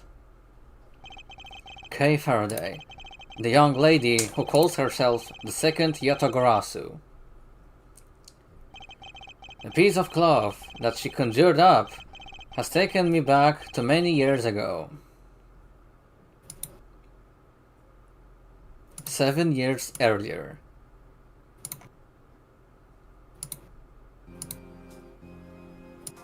Widzimy się w sadzie. Yeah, that's right. I did it. I killed the guy. But it was the great thief Yatagarasu that told me to do it. Objection! I asked the defendant, just what exactly are you trying to say? Don't you get it? I know the true identity of Yatagarasu! Yatagarasu is the man standing over there at the prosecutor's bench. Are you saying that I am the Yatagarasu? Don't you dare deny it! You told me to kill him when you snuck into the embassy. Are you claiming that Mr. Faraday is the Yatagarasu? That's exactly what I'm saying! Mr. Rell, I think we've heard enough, just about enough now. Your Honor, please listen to me. I'm telling the truth. You've gotta believe me.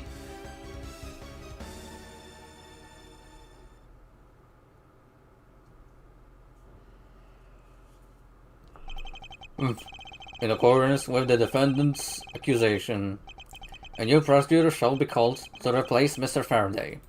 This court will be in recess until the new prosecutor is ready.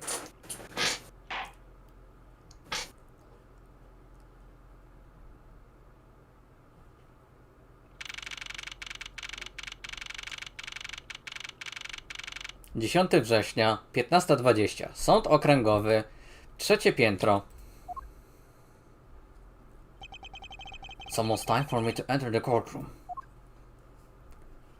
And so it is that my first assignment as a prosecutor will be as a replacement for a prosecutor who has been accused by the defendant. Edgeworth. Sir.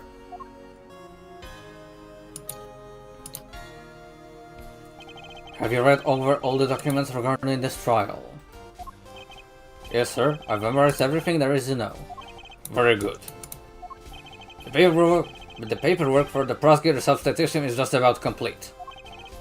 Edgeworth, always bear in mind that as your mentor, I, Manfred von Karma, will accept nothing short of perfection. I understand, sir. To have the chance to stand in court at such an early stage in my career, I am honored and proud. As I have watched over your studies, I am giving you this very rare chance. Prove yourself. Crush the defendant's pathetic lies into oblivion. Yes, sir.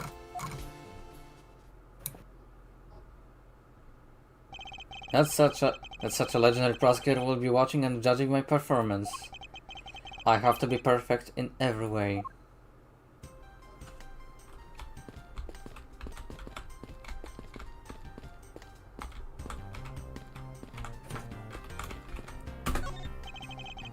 Aren't these great? Daddy made all of these. Awesome, but didn't you get fired right after you made them? Oh yeah, I did. I spent the same amount of money on this model as it cost to build the real thing. And my boss wasn't very happy with me. Hey Daddy, didn't you say you built a secret mechanism inside of it? I'll tell you about it someday when you're older. A secret mechanism? Maybe he installed it as a payback for getting fired. It could be trouble. Now I'm curious.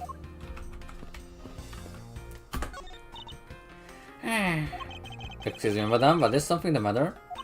I just thought someone would have brought horse de forêt by now. Nie wiem jak się to czyta. Well, this is a courthouse. It would be quite atypical to provide horse de forêt here. Dobrze. Dobry dzień. Are you sure? Someone poured me a fresh cup of coffee last time I was here. What the heck does she think a courthouse is for?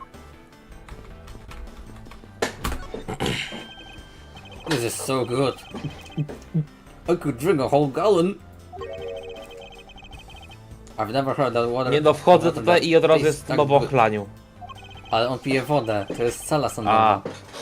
Aha. Maybe I'll give him a minute.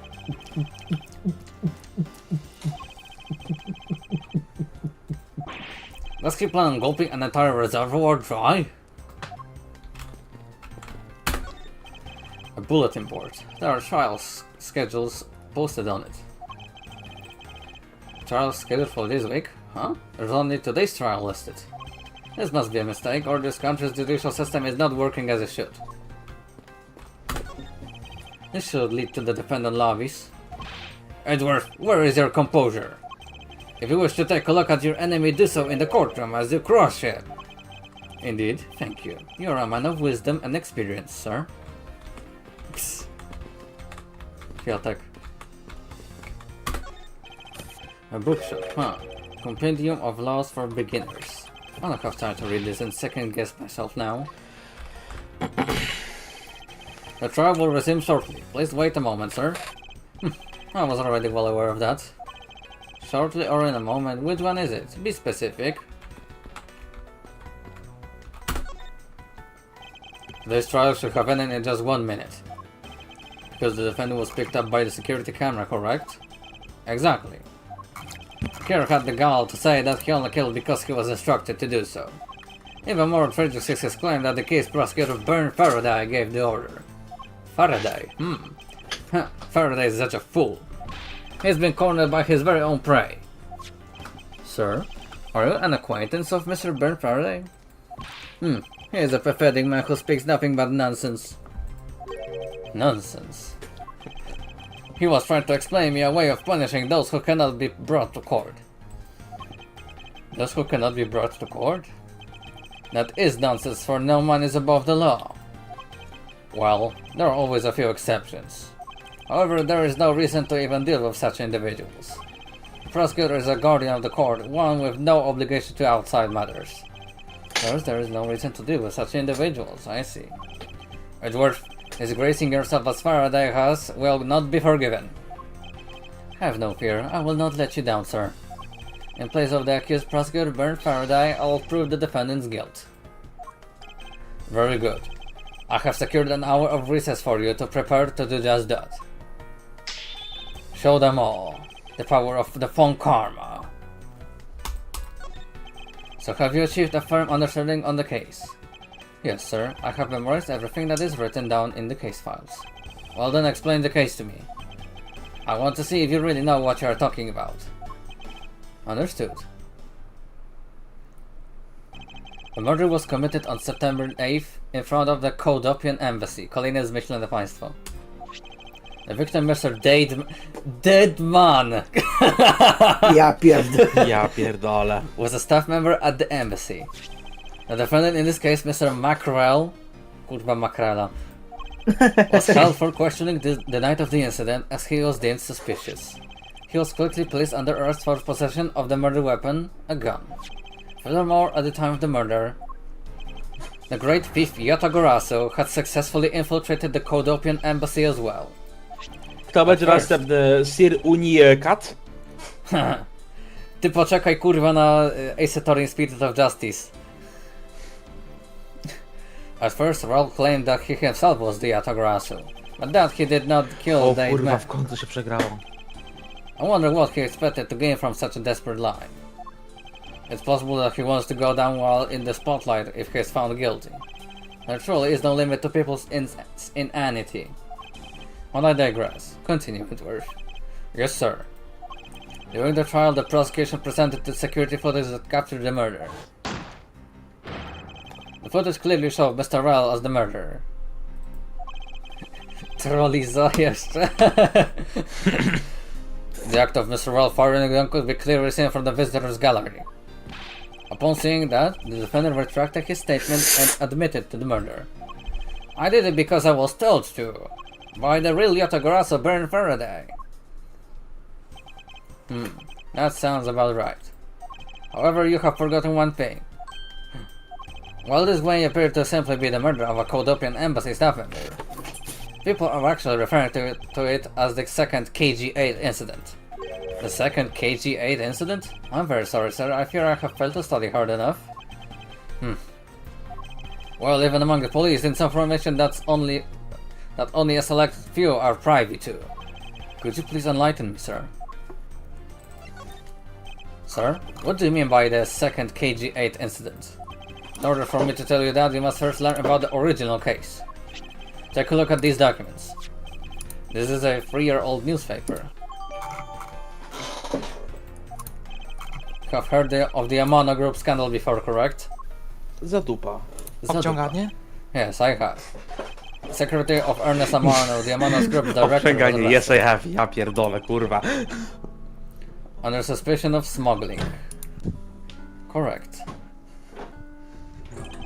CCU was an employee of the Amano Group, and a sole witness to the smuggling operation. It was she who brought the crime to light. However, Miss Yu was silenced before she could testify in court. Wasn't a Codopian embassy staff member arrested for the murder? Yes, a Codopian by the name of Manny Cochin was the suspect. However, due to lack of the evidence, the case went unresolved. Lack of evidence? Huh, if only I was in charge of the case. I would have done everything in my power to prove his guilt. To make sure that all criminals are found guilty. My mentor really is dedicated. Faraday was the prosecutor on the case then, and he was as pathetic as ever. To jeszcze nie wiedzą. Mr. Faraday was in charge of the KGN incident as well? That's right. And now, once again, the victim of the case you are currently assigned to was someone who was scheduled to testify against that smuggling organization. And just like last time, the victim was murdered right before he was to testify. You're catching on. The victim was murdered just before his day in court against the smuggling operation. Events are occurring almost exactly the same way as they did in the KG-8 incident. So that's why it's being called the second KG-8 incident? Yes. Yet there is one difference between the two incidents. What would that be? So-called noble thief that is sending everyone into an uproar. The great thief Yatagarasu. Yatagarasu? I'd better find out more. If it is true that the Yatagarasu showed up at the Codopian embassy, what could he or she have been after? No doubt to steal any suspicious accounting records and release them publicly. Or more likely to steal secrets from the Codopian embassy itself, since the item that the Yatagarasu stole from there was sent to the police. What was it that the Yatagarasu sent to the police? I don't know the details. Anything related to the Yatagarasu is getting the top secret treatment. Still, I find it very ironic. While returning the stolen item to the police, it was proof positive that the Yatagarasu had infiltrated the embassy on the same day the staff member was killed. Criminals have a way of incriminating themselves, wouldn't you say? That would have to be the first time the Yatagarasu has left evidence behind, correct? Yes, indeed. If you wish to learn more about the Yatagarasu, then I suggest you ask Faraday. Mr. Faraday? He happens to be the prosecutor in charge of the Yatagarasu case as well. He is the prosecutor in charge of both the KG-8 incident and the Yatagarasu case. Mr. Faraday really has a lot on his plate. Come on. What is it, little girl? You're scary, mister. Did you need something? I want to trade these coins with you. A fistful of dimes, quarters, and pennies. Well, it looks like you have exactly $1. Is this what you want? A złotóweczkę. Thanks, that's exactly what I needed. Nie zmarnuj tej Could that child be złotówki. here to watch the child? How disrespectful for a child like that to be running around inside the courthouse. Does no one have respect for this country's judicial system anymore? No.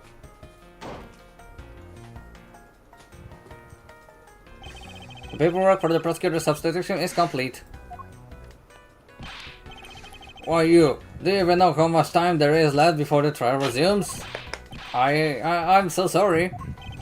I can have you mopping up this courthouse instead of protecting it in an instant. It's no bother, sir. Not being completely prepared could prove to be a perfect handicap for me. A proud one you are. You had better collect the evidence from Faraday and prepare yourself. It's time for your debut, Edgeworth.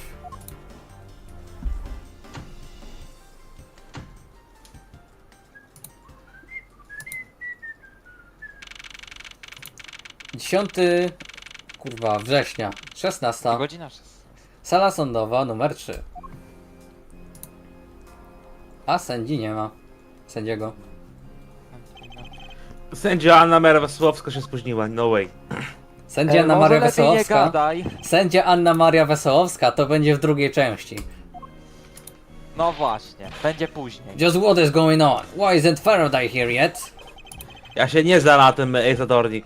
How is it possible that the To są defense takie is not rzeczy. prepared yet either? Bailiff, where is Mr. Faraday? I'm not sure. I wasn't really paying attention. No chyba zaraz przyjdzie wiadomo co. Siema. Gdzie? Jest i on. Korzystać z You must be the one Mr. Von Karma recommended. I hear this will be your first trial. I'll look forward to seeing how you perform. Oh, by the way, was there someone celebrating a birthday during the recess? I could have sworn that I heard a popper going off. Important information. Come to think of it, the other day with my grandson. So it looks like the trial is about to resume, however. Yes, it will be all but impossible to prove the witness a liar without the evidence from Faraday. What is that blasted buffoon up to? It's an emergency, sirs! O kurwa. Silence! There shall be no yelling in the sacred hall of law. Bailiff, remove that man from this courtroom at once. Please. Wait! You have to listen to me. There's an emergency. Defendant lobby number 2. Mr. Faraday and the defendant. The two of them. They're both dead, Your Honor. What? What? What? What? O, to się porobiło. 10 września, korytarz. Nie no, plakaty tutaj. Te plakaty. Stay back!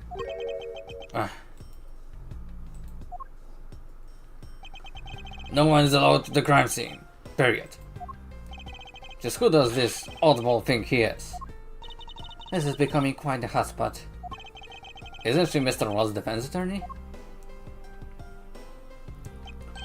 Hey you! No running in the hallway, pal! And who are you to tell me what to do? No to za kutas. I'll never find out what's going on like this. It's time for civil discourse. Excuse me, but who are you? Detective Tyrell Bad. Homicide. I was informed of the situation and came as quickly as possible. So how did you arrive and inspect the body before me? Faraday requested for me to testify in the trial. Plain and simple. Mr. Faraday requested that you be here. I have already contacted HQ about the situation. I have got nothing to say to you, kid. Kid? I am Mr. Faraday's substitute in today's trial. Therefore, I insist that you update me on the situation. I cannot back down here. I have a right to know. Do I need to teach you a thing or two about how to talk to adults, kid? Is he threatening me? Nie znam cię, wypierdalaj. To jest tego typu. Is he going for his gun? It's just a mirror. How dare he trick me like that?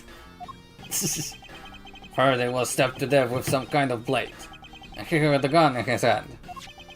The other man, a Mr. Mackrell, was shot and killed. He was found holding a bloody knife in his hand. Was there anyone else who went into defendant lobby number 2? Yeah, that big log over there. His name is Gumshoe. Oops. He was in charge of guarding the place. He's claiming that no one else entered the room.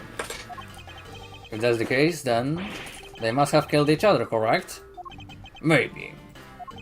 Such impudence. This guy is really testing my patience. Why was I not informed that you were going to testify in court? Homicides aren't my only gig. The Yatagrasso case is also one of my assignments. So you were called upon to comment on the Yatagrasso's characteristics, in order to assess if Mr. Faraday really was the Yatagrasso or not.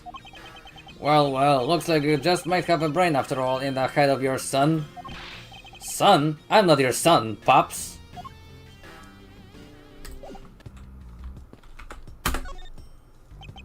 Do you have a minute?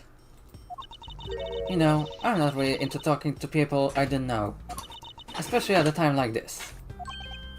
I apologize for not introducing myself before bothering you. My name is Miles Edgeworth. I was to take the Mr. Faraday's place in court. Edgeworth, huh? Never heard of you. So Faraday's substitute is a newbie, huh? I'll have you know, madam, that I studied under Manfred von Karma. Do not take me for some naive novice.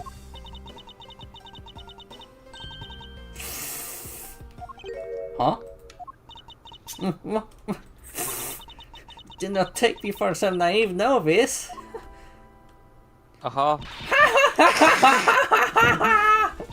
So you're still enough von Karma. I should have. Those clothes are a dead giveaway. Stop right there. These are the garments of one who gallantly presents the facts.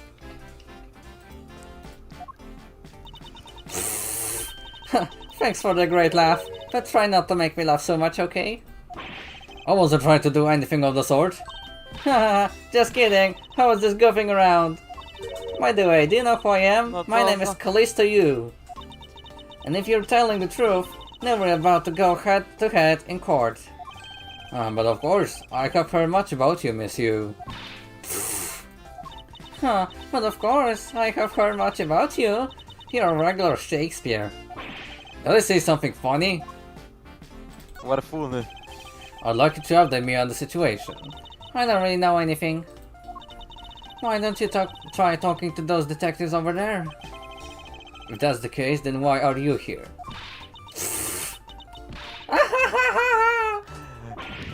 What's so funny?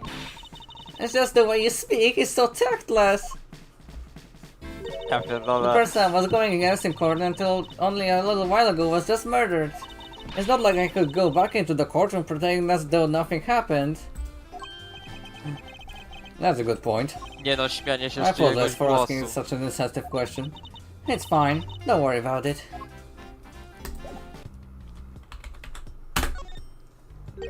And you are... Who, me? Hey, pal. It's common courtesy to tell someone your name first before asking theirs.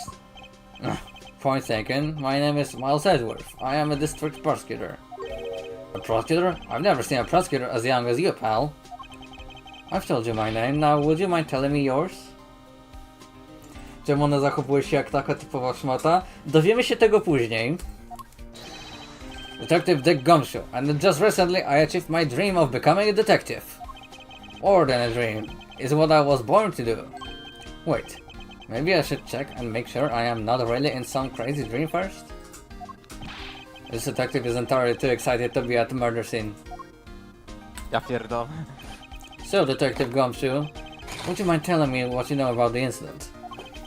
You know that they don't have to tell you anything, right? I know that. But it will behoove you to fill me in on what you know. Wow, you're a problem for such a youngster, aren't you? Well, anyway, Detective Bad is the one in charge. So you're just gonna have to ask him for all the details, okay? As for me, I was guarding the door to the final lobby number 2. So you were on guard detail. Did you notice anything strange while you were on duty? Well, I freaked out when I heard a gunshot and then I kinda froze. You're a detective and a measly gunshot scared you that much? Then again, I can hardly claim to not know what it's like to hear one at close range. Then Detective Matt came running to the scene. We went into lobby number 2 together and both men were lying there dead. Is that everything? Yeah, that's it.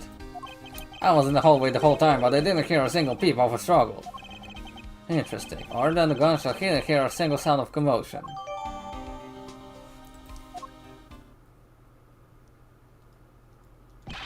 Miss Yu, there is someone here who wishes to see you.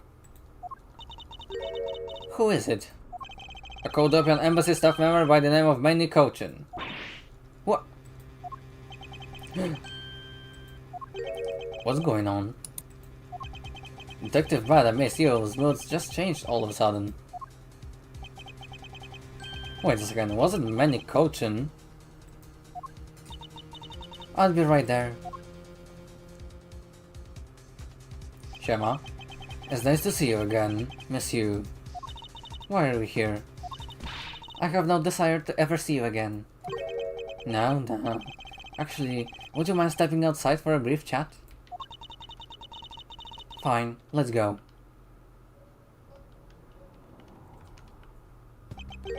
Bad.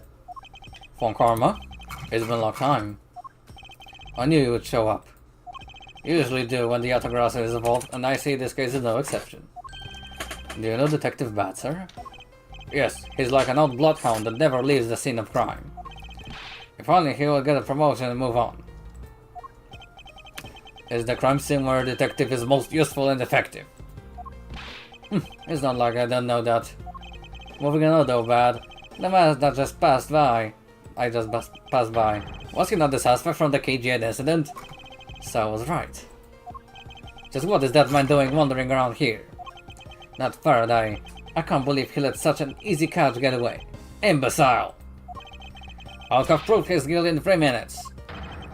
Von Karma, I think you've said enough for now. It's important to speak like that about the departed. Very well. Back on topic, I'm placing Edgeworth in charge of the investigation here. Objection! Objection! Yeah. Jezus Maria. Papa, how can you place him in charge? Francisca, what are you doing here? I'm here for summer vacation, what else? Francisca von Karma, so she is here on vacation from Germany. She is the daughter of Manfred von Karma and a student of his who also is junior to me. You're the one who's junior to me, and don't you forget it! You're not conveniently avoiding the bar examination, are you? Huh, if you were able to pass, then I have absolutely no trouble at all. I'll never allow myself to lose to you, never! Why does she always have to be this competitive? Anyway, Papa, are you really assigning Miles Edgeworth to cover the case? Yes, I am. Why do you ask? Well, you know, I'm close to becoming prosecutor myself. Przypominam, nieletnia jest. And I am 100% confident that I can do a better job than him. That's just like Francisca. She has no problem badmouthing someone right in front of them.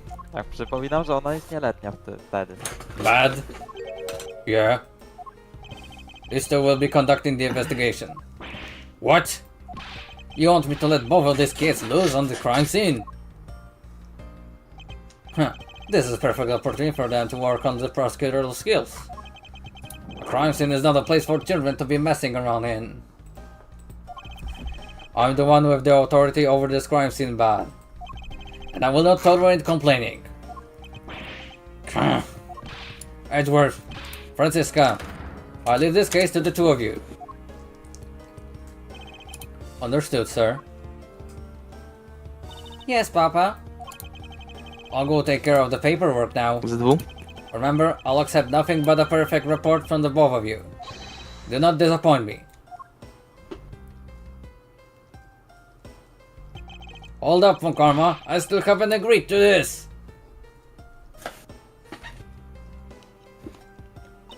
Miles Edgeworth. It's been quite some time, Francisco. This will be the perfect chance for us to see which of us is truly worthy of the Von Karma name. Would it kill you to at least say hello? Long time no see. Very good. Just because you became a prosecutor first doesn't mean you can act all proud. She hasn't changed a bit. Miles Edgeworth. As I was saying, we shall see which one of us is worthy of the Von Karma name. For crying out loud, I've been reduced to a babysitter. Looks like Mr. Von Karma was successful in convincing the detective. That's just like him, he never fails. Now I'd appreciate it if you quickly run me through the facts, Detective Bad. You're better off checking things out on your own. Very well. Seems like getting help from Detective Bad will be our most arduous task.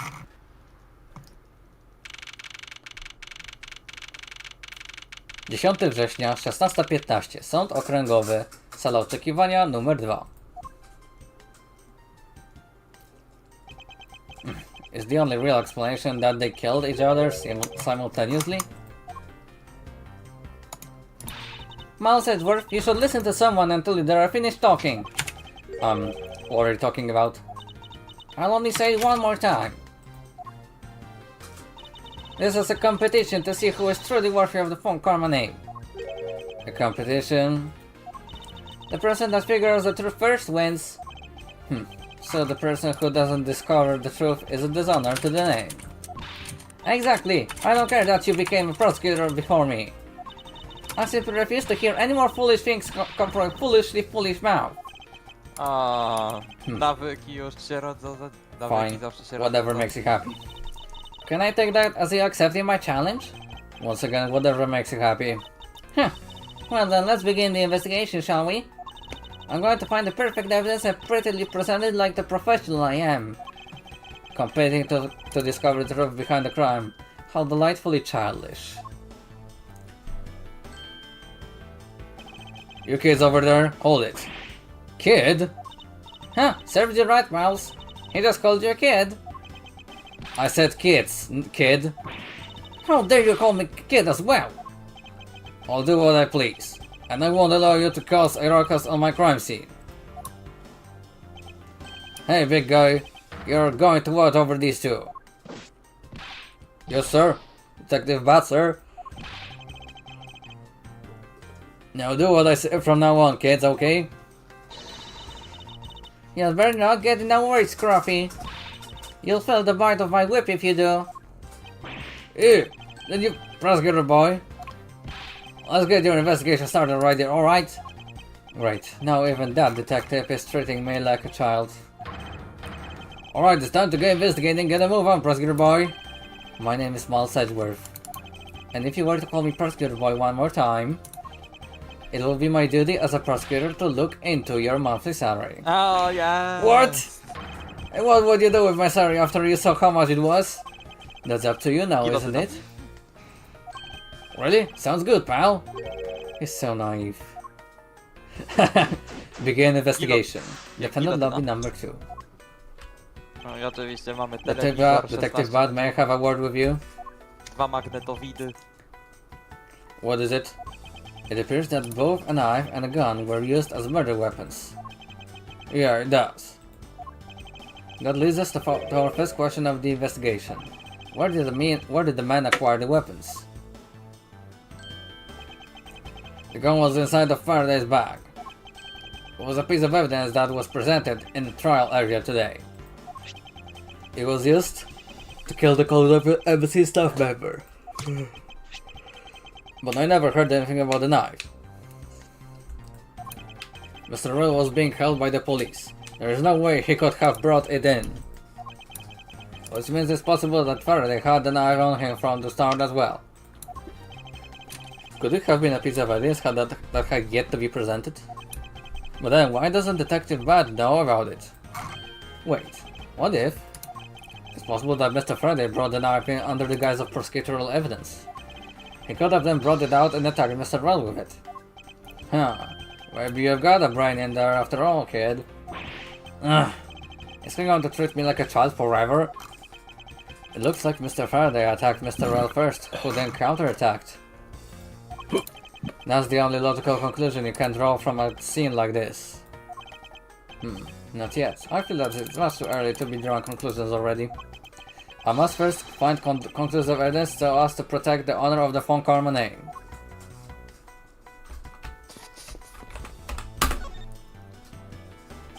It looks like Mr. Faraday fell on top of Mr. Rell. At first glance it seems like they must have killed each other, however. Using logic, the only logical conclusion is... What was that outburst for? My detective instinct just hit me real hard. It was Mr. Rell that fell first, see? You don't need a detective's instinct for that, it's common sense. But I suppose we won't know much more than that until after I examine the bodies.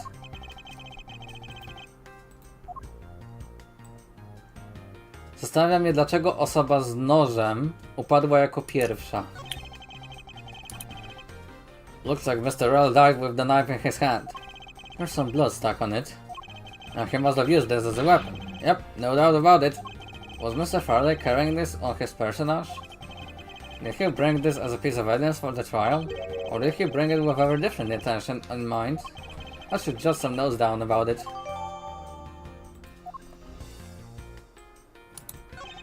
First he called up an embassy staff member, then he was murdered himself. This guy wasn't exactly an angel, you know. Oh, what makes you say that? Well, he's been hauled into the precinct several times for theft and assault, pal. So yeah, he's definitely the type to have committed a murder or two. Well, he did admit to killing Mr. Dademan.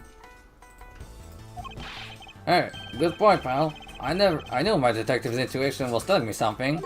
Detective's intuition? Yep, do you know about it? It's a special feeling that all the tech... We don't have time for this conversation right now, let's return to the investigation. Gee, what the fuck are you pierdoling about? Mr. Faraday, how ironic it is for him to lose his life in a courthouse. Yeah, why did it have to be like this? I don't know what to say. I can't believe this happened while I was on watch, pal. Rather than beating yourself up, you should spend your time continuing the investigation. Didn't you become a detective in order to solve crimes? Yeah. Then get back to work, find out the cause of his murder. Right, I'm on it, pal. Why are these plastic bags scattered all around? Those bags are for keeping evidence safe, pal. I know that much, detective. You sure are good at this stuff, aren't you, pal? Normally I'll be happy when someone compliments me, but when it's this guy... Anyway, could these plastic bags be evidence of a fight between the two men?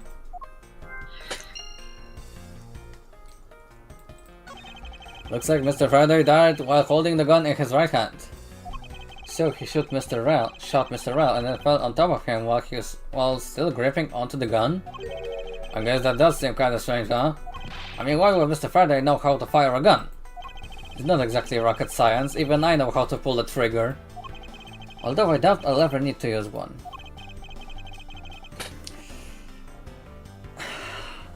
I hope that I never have to fire a gun either, pal. But it sure does look cool to hold the gun in your hands. It appears that the police screening procedures need a thorough review. Anyway, I should jot down some notes about the handgun in Mr. Faraday's hand.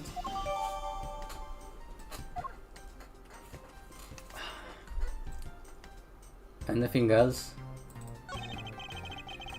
His hand is all black down here, see? I wonder what it could be.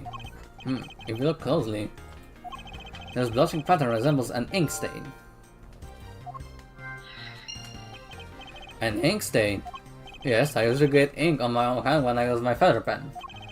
A feather pen? I've never seen one before. Sure, you aren't just making it up, pal.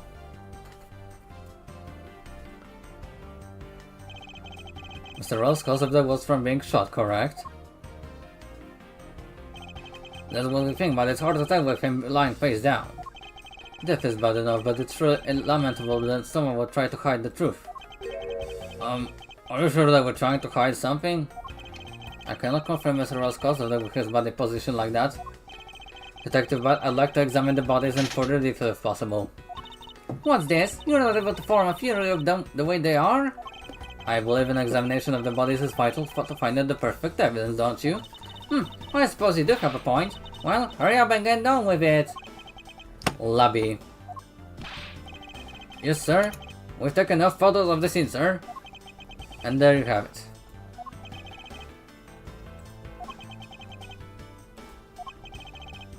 Do you know the proof? Of course not. What? Investigation of a crime scene is the work of a detective, so don't touch a thing. Hey, big fella, turn over the bodies for me, will ya? Okay. Please forgive me, Mr. Faraday, sir. Co się napić? Gumshoe, do not get emotionally involved. Remember, you're a detective. Yes, sir. Understood, sir.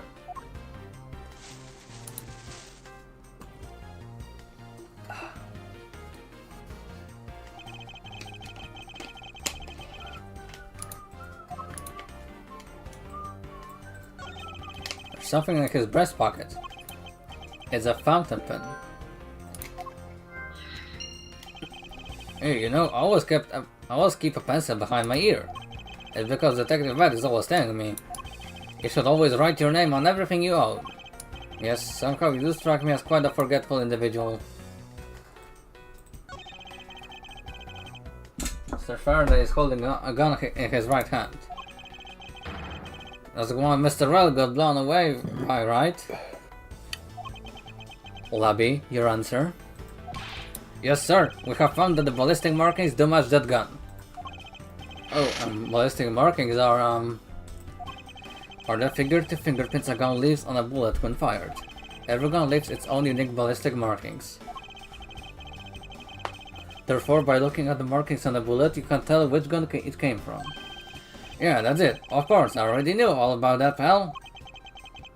Maybe you'd be better off going back to the academy. Here, come on, sir. Cut me some slack, will you? So the bullet that was fired from this gun is what felled Mr. Rell.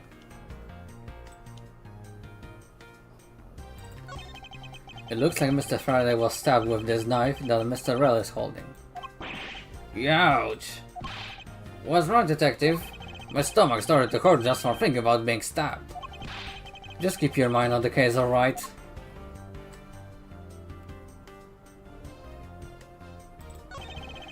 There's a knife wound in his chest here, see? I wonder if the wound matches the knife Mr. Rell is holding. Labby. Yes, sir. Verifying now, sir. Make it quick. From the look of things, one could deduce that the knife Mr. Rell is holding is what killed Mr. Faraday. Shot in the chest. It takes some guts to fire a gun in a courthouse. I mean, I've been a detective for a whole week and I still haven't fired a single round yet. There aren't many burn marks on his clothes, that must mean...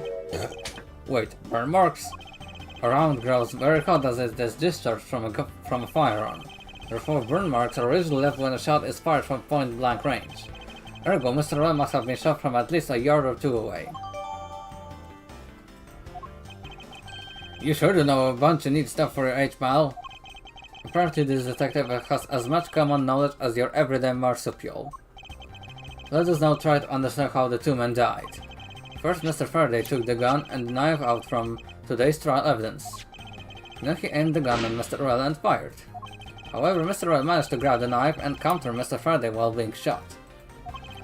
Then the two men fell together where they stood. That is my theory, in any case. What a crazy way to go! Still, something about that explanation that doesn't seem right. I believe I now have a firmer grasp of what happened here.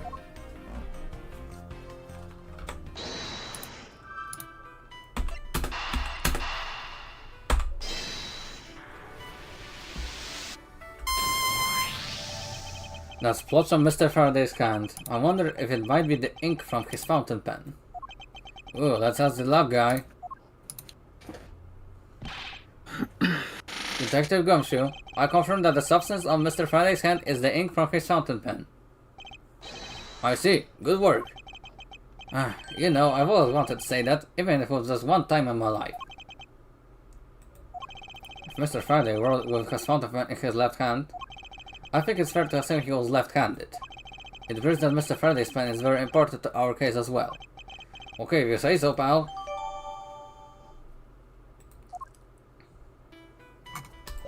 Left-handed. Nie ma dedus. Ale ma pistolet w prawej dłoni. Why are there plastic bags scattered all around? Those bags are for keeping evidence, Steve. Well, I know that much, detective.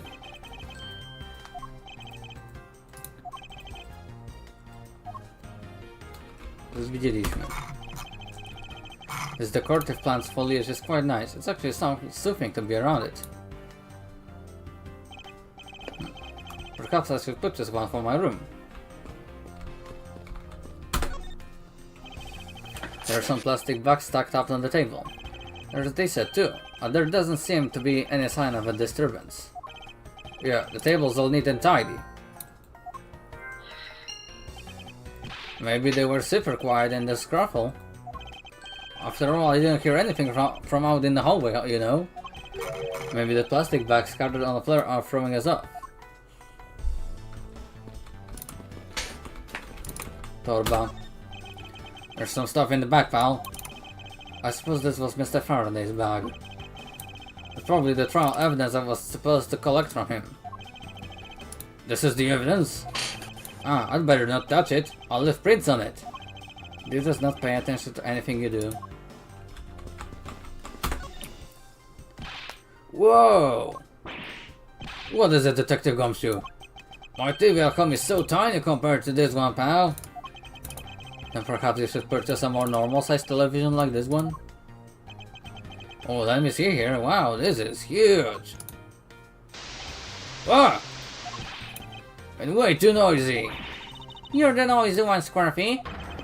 Do not touch it. You'll get your fingerprints all over it. But I didn't touch it. Preservation of the crime scene is the foundation of detective work. Foundation, huh? Sounds like something the rookie here needs to shore up on. The window is open and there's a fresh flowery scent in the air. The flowers in the garden down there are so gross and ghastly.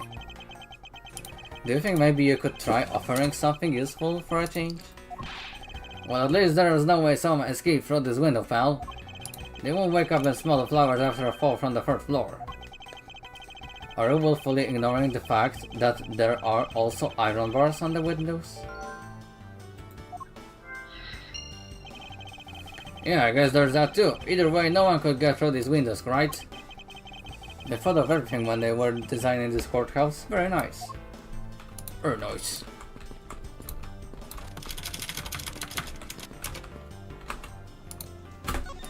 Coś mi powiesz? Detective, but do you have any thoughts on the case? Faraday and Rel. It looks like they killed each other to me. Although, there are a few things that just don't seem right. And what would they be? Why don't you try thinking on your own first before you bother me, boy? Now I've been downgraded to just boy?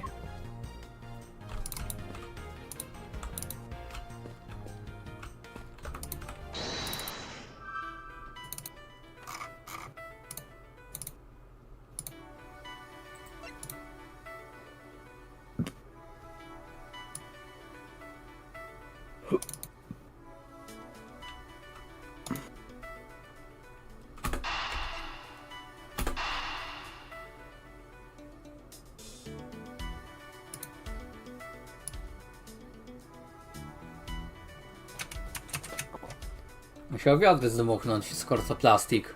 Co nie? Zobaczmy. Nie.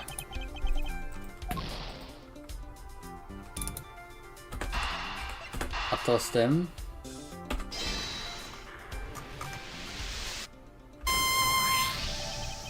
There is a very tidy pile of plastic bags on the table, and yet a portion of them wound up scattered on the floor as well.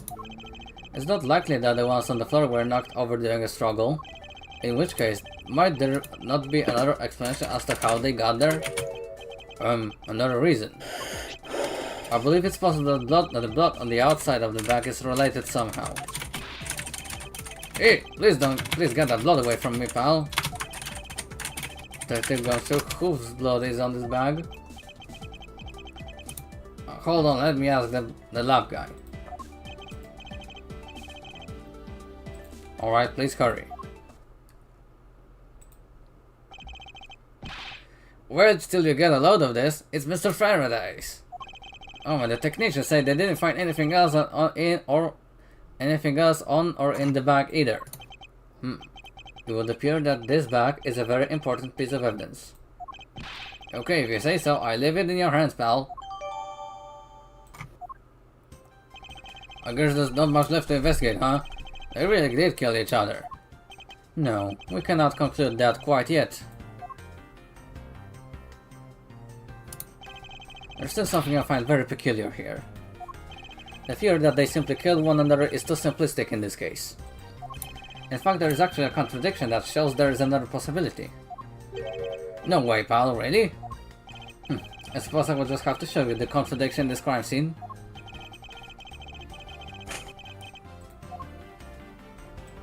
No, w końcu.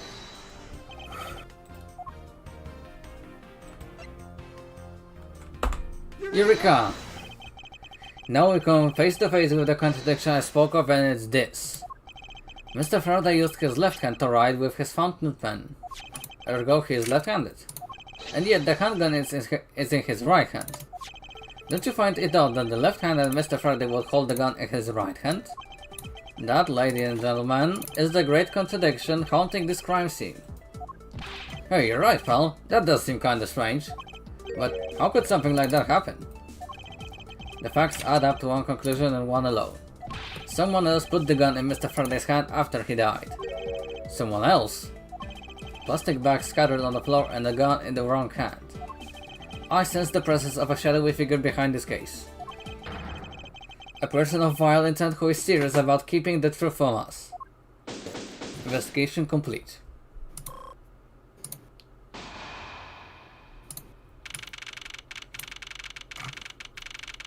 Września. Sąd Okręgowy. Sala oczekiwania numer 2.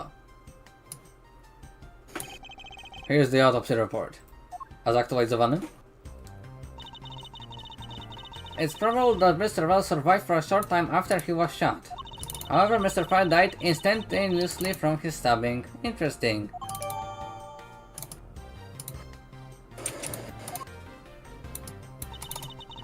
It looks like we now know everything we need to know about this case. Are you sure we know everything? Of course, the incident began with Mr. Faraday attempting to get his revenge.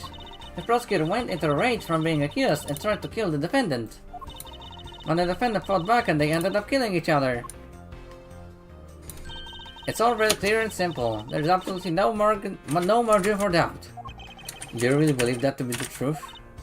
Are you saying that just because I figured out the truth before you? And you don't want to believe it's true? It's alright, if you disagree with my argument, then prove me wrong. Well, if there are any contradictions to be found, that is. Don't worry, I will. What happened? Mr. Faraday's death was instantaneous, while Mr. Rell survived for a short time. From this, it is obvious that Mr. Faraday died after he shot Mr. Rell. And Mr. Rell, while on the brink of death, stole Mr. Faraday's knife and stabbed him. Those are the facts of this case. Mr. Faraday's death was instantaneous, therefore he must have attacked first. Proving that logic to be false is probably the fastest way to show her that she's wrong. In that case, I should first look for any holes in her theory. Rebuttal.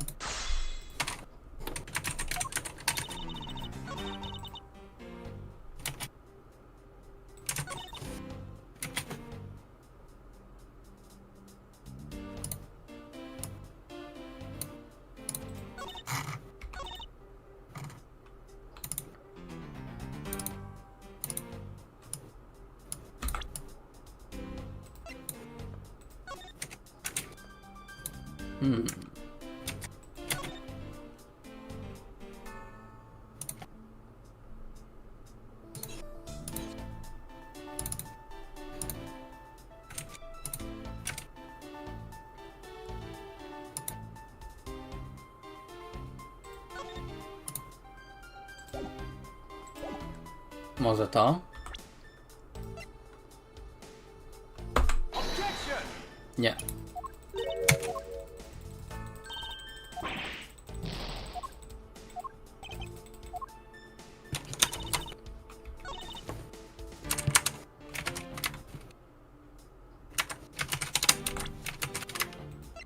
W sumie on leży na nim.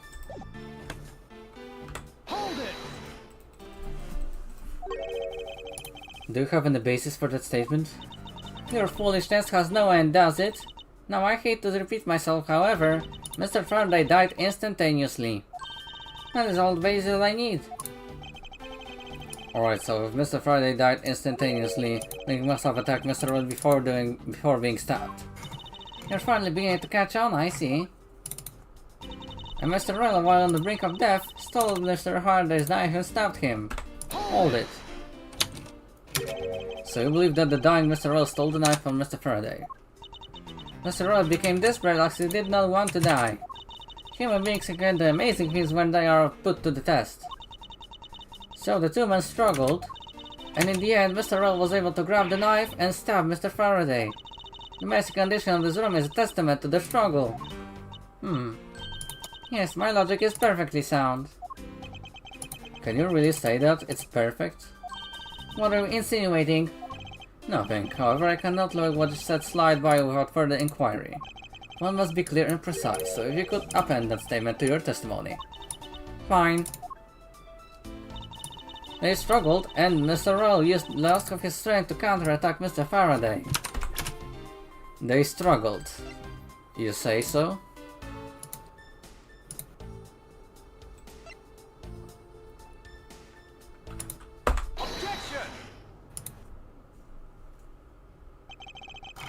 If the two men were fighting, the struggle would have surely caused quite a bit of noise.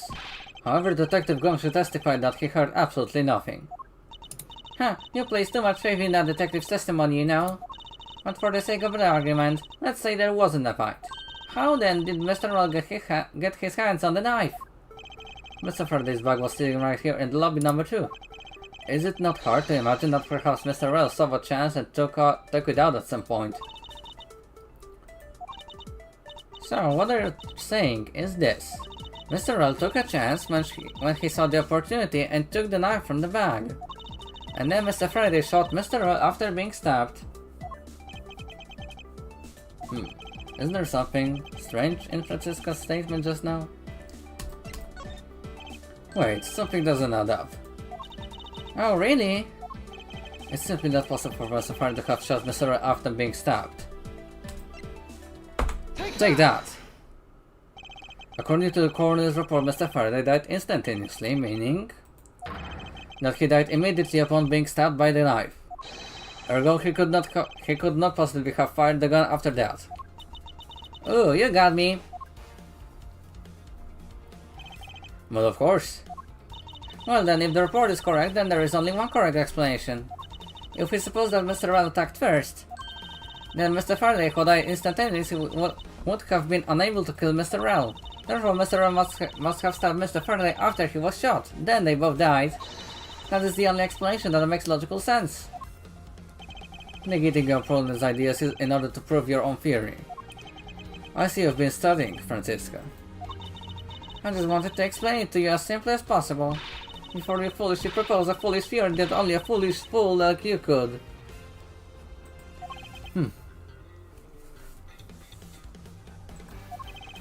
How naive of you to believe that only your opinions are valid, and still expect to discover the truth that the crime scene offers you.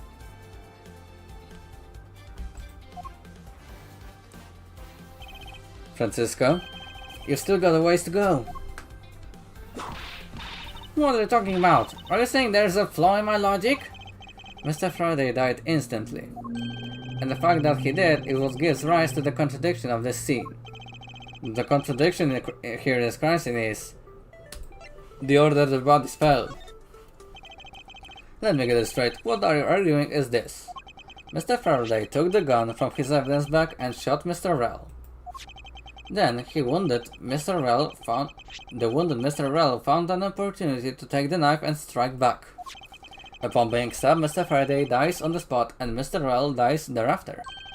If that's the case, then how do you explain this? Take a good look at the order in which their bodies are piled. No! Mr. Faraday's body is lying on top of Mr. Rell's. Therefore, Mr. Rell must have died before Mr. Faraday. Impossible! Yes, I agree that it seems strange no matter what angle you approach it from. Which means that the real mystery behind this crime scene that we must solve is objection! No, not so fast, Miles Edgeworth. What now? I simply think that you ought to think a bit more outside the box. And that is even clearer now. It's even clearer now that the incident started with Mr. Faraday's murderous intent. She should bounce back quickly. An explanation won't be enough this time. It's going to take some very decisive evidence to prove her wrong. What happened? Part 2. It was just chance that Mr. Faraday's body fell on top of Mr. Rell's. Those two bodies fell into a pile, which indicates that they attacked each other at the same time. It really doesn't matter in the slightest that they fell in the opposite order.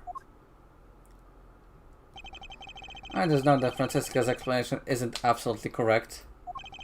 All I have to do is find a hole in her logic. Once I do, I can then present her with the evidence that proves the contradiction.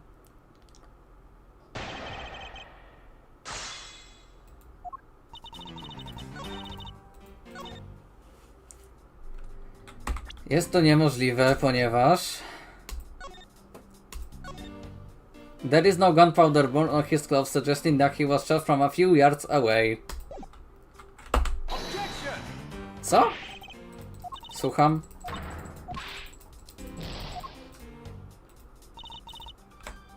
To muszę to puszczać najpierw. What do you mean by they attacked each other at the same time? I assume Mr. Faraday had two different weapons in his hands. He made to attack Mr. Rell while holding both the knife and the revolver, and then, after Mr. Faraday fired the gun, Mr. Rell grabbed the knife as he was falling and stabbed Mr. Faraday. That is how Mr. Rell wound up on the bottom with Mr. Faraday on top. At close range, that is more than possible. Yes, it's possible, but... well, if you have any other ideas, then show me what you've got. Oh, I will. And to that extent, I'd like for you to append what you just said to your testimony. No, ty muszę spuszować.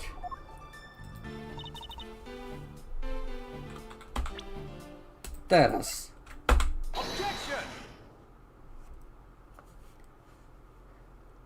So you believe they killed each other at close range? Sorry, but that's impossible.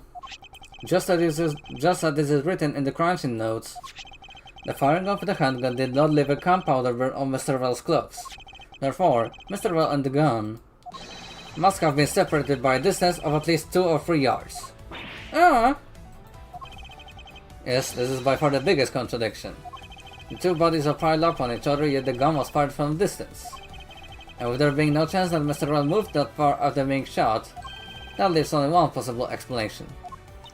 What a completely foolish lie and foolish thought for a foolish fool! If I'm not right, then who was it that made the first move with the intent to kill, huh? Who? The person that attacked first with murderous intent? Neither man. Here in this room, contradictions appear no matter which one we claim attacked first. Thus, there can only be only one possible explanation. There was a third person here. It was that third person who killed both Mr. Faraday and Mr. Rell, and set their bodies up to make it look like a double murder. That third person is the real culprit. Miles Edgeworth, there's just one thing you're missing. Evidence, correct? Exactly. Everything you've said up until now is nothing but a story played out in your head. However, this is where the real test begins. Can you prove that there was a third person involved in this crime? Of course. If a third person was truly here, that fact would resolve the glaring contradiction. The proof that this has all been a setup made to look like they killed each other. I'll present it and lay bare the final piece of the puzzle that's not yet in place. What is the piece of evidence that proves there is a third person involved? Take that. To? Słucham? Jak nie to? Przecież kurwa ma pistolet w nie tej dłoni.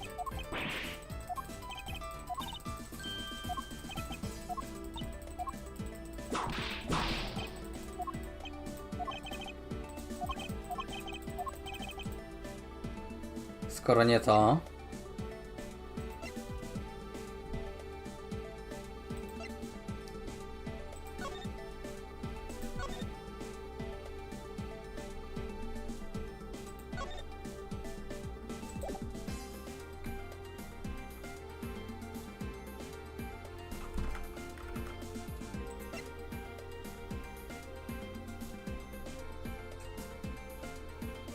Może to? No. The gun in Mr. Faraday's hand and the plastic bag with his blood on it. These two items point to the presence of a third person. How so? Recall Detective Gumshoe's testimony. I was in the hallway the whole time, but I didn't hear a single peep of a struggle. If there was not a struggle in this room, then there shouldn't be any plastic bags on the ground.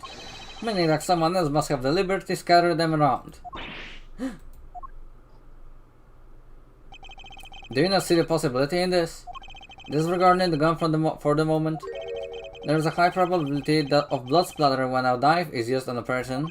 If the culprit held the knife with a plastic bag around it, they could use the bag to catch any blood splatter from when they withdrew the knife.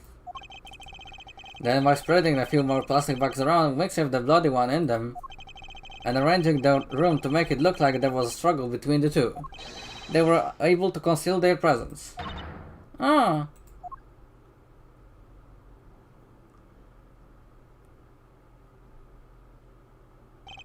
Looks like we still got a long way to go in this investigation. Yes?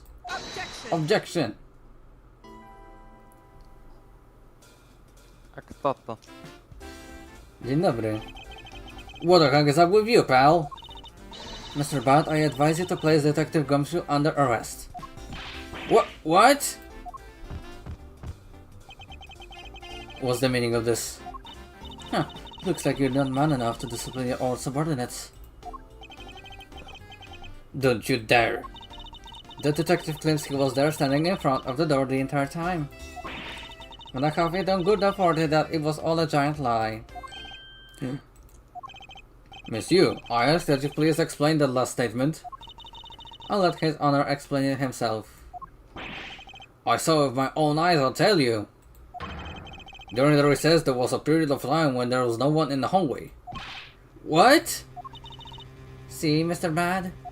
So I ask you, why would the detective who was supposedly doing his job the whole time want to fabricate such a lie?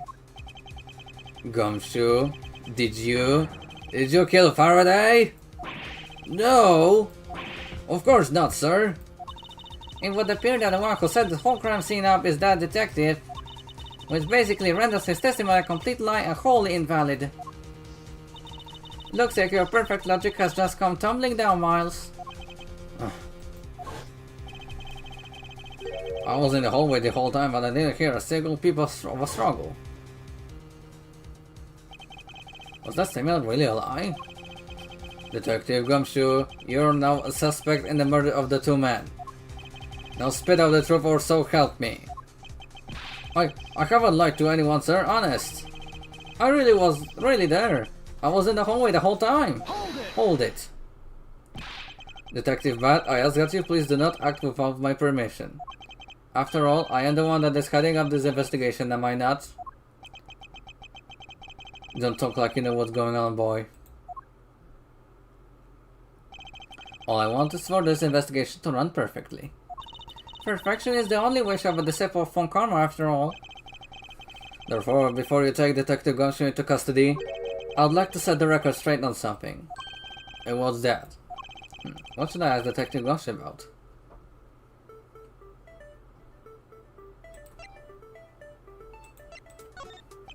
Detective Gumshoe, I take it that no one else was in that hallway at any time, correct? Huh? Of course not, pal. You're being awfully defensive. Might you be hiding something from me? Watch your mouth, pal. You cannot go around saying stuff like that about me without any evidence. I suppose you're right, I have no evidence at this point. Mons Edgeworth, how can you be losing a battle of wits with this detective? You're a disgrace. Maybe I should ask about something else. What should I ask Detective Gumshoe about?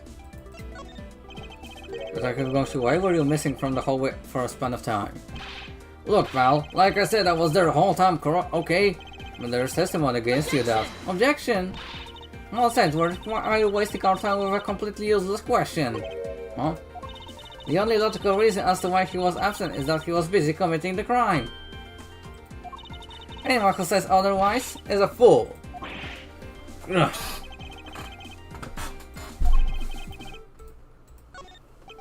I suppose the one thing I'd like clarified is Detective Gumshoe's motive for committing this crime. Motive, huh? Gumshoe, you've got a grudge against Faraday or anything? No, sir, not me, not a single but thing against Mr. Faraday, sir. Is that a fact? Objection. You really have a problem with lying, don't you, Detective Gumshoe? I'm telling you, I am not lying! The more unnatural you act, the more suspicious you become, you know. If you want a motive, Edgeworth, I have one for you right here. Could you please share it with us? However, be forewarned that I won't hesitate to object to flights of fancy, because all I'm interested in is a perfect explanation. You're serious, aren't you? Fine. You amuse me, so I'll humor you with a little courtroom practice. Gumshoe's motive. It was about a week ago. I saw a detective get chewed up by a livid Faraday in front of the precinct. He stood there super pale as Mr. Faraday yelled, "That's a salary cut for you, you nitwit." A brand new detective suddenly getting his salary cut. That's reason enough for a grudge. Well, how's that for the perfect explanation? You totally misunderstand me, pal. No matter how mad I get, I could never hold a grudge. Quiet. We cannot trust anything you say. Sir! There's nothing wrong with the motive she proposed per se. But there are some gaps in her logic that need to be filled in. Misused perfect explanation may not be so perfect at all. Rebuttal.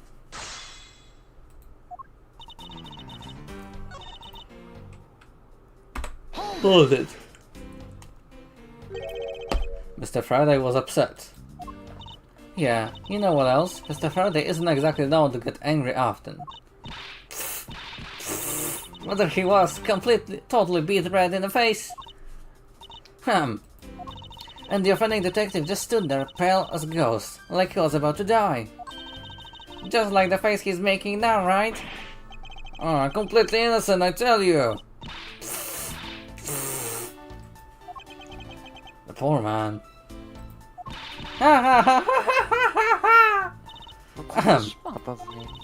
It was quite the scene with the detective.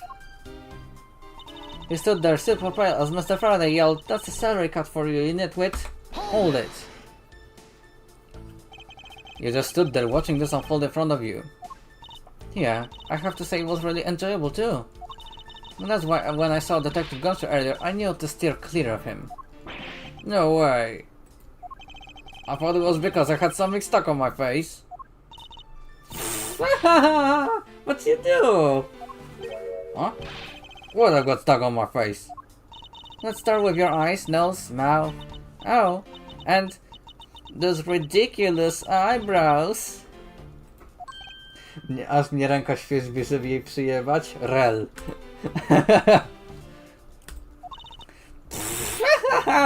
Oh man, messing with your head is just too much fun. Miss you, if you don't mind, I'd like to return to your testimony now. Sure, why not?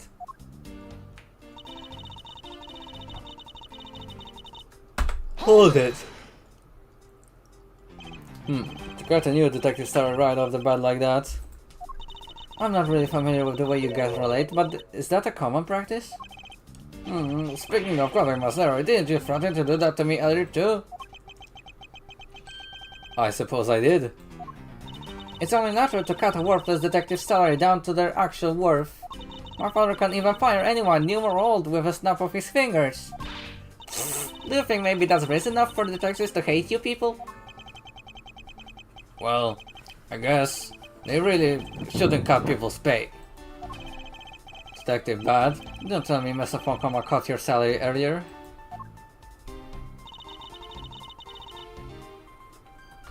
Coś tu musi jebać.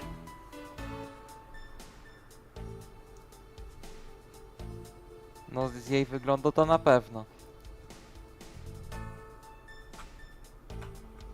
Miałem na myśli jej zeznania. No, ale zeznania, czyli to tu.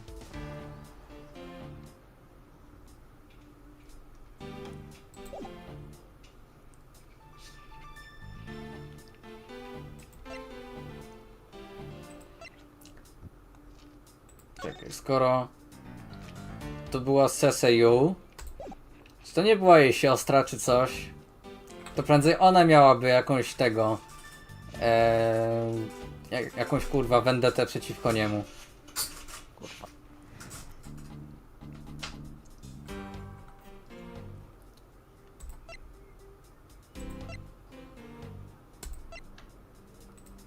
Nie mogę sprawdzić.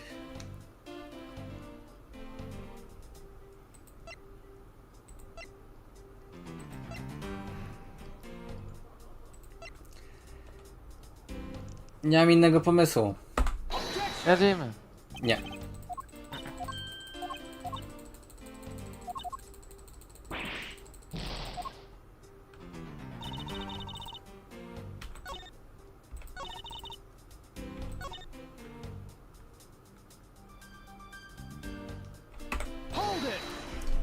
Zaspuszczuję wszystko. A week ago, then you and Detective Gonsho are acquaintances. No way, I only met him in person today. Now how did you know about Detective Gumshoe? Oh, I've seen him around before.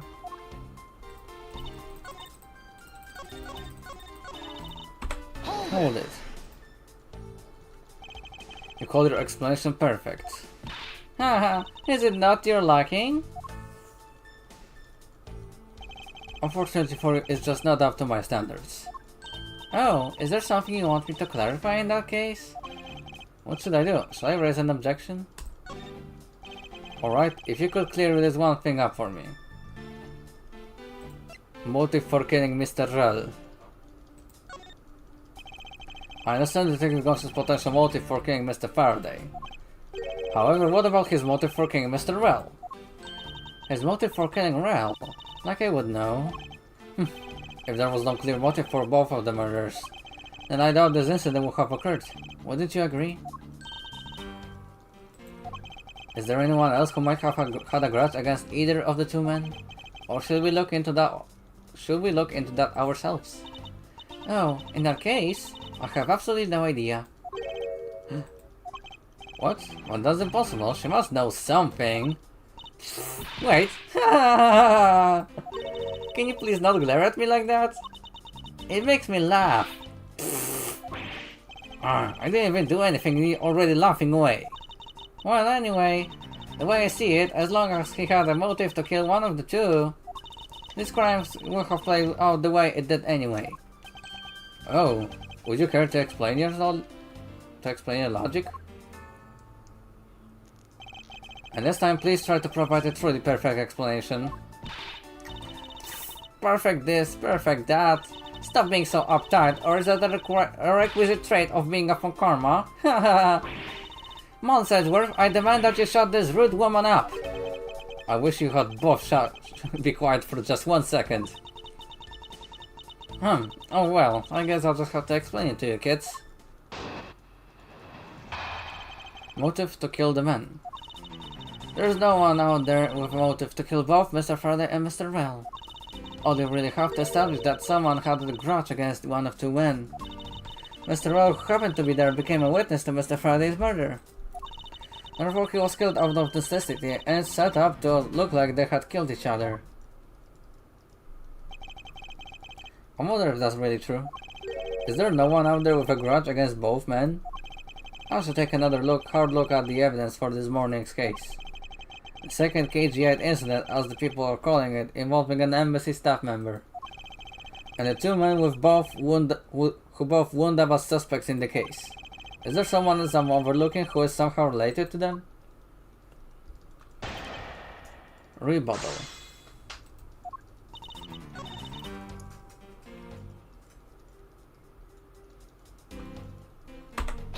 Hold it!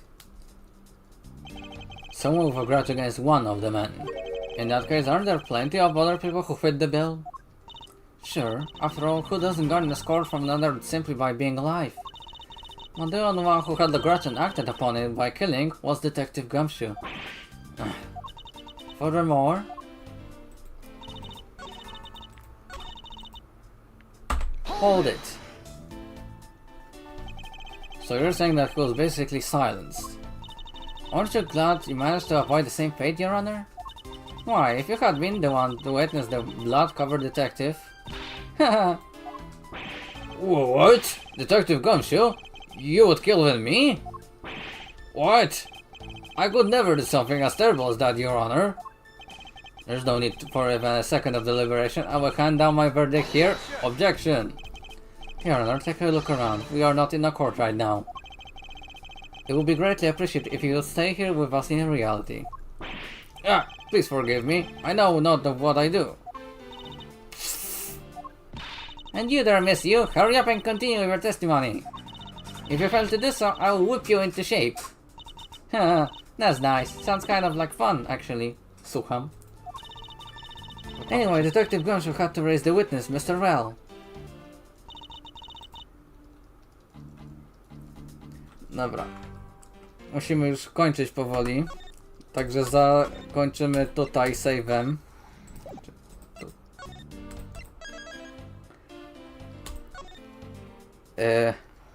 Już jesteśmy w middle generalnie. Będziemy kontynuować tego case'a za tydzień, a teraz blok powtórkowy i widzimy się, a raczej słyszymy ze mną po Telegrze i zapraszam na Telegrę.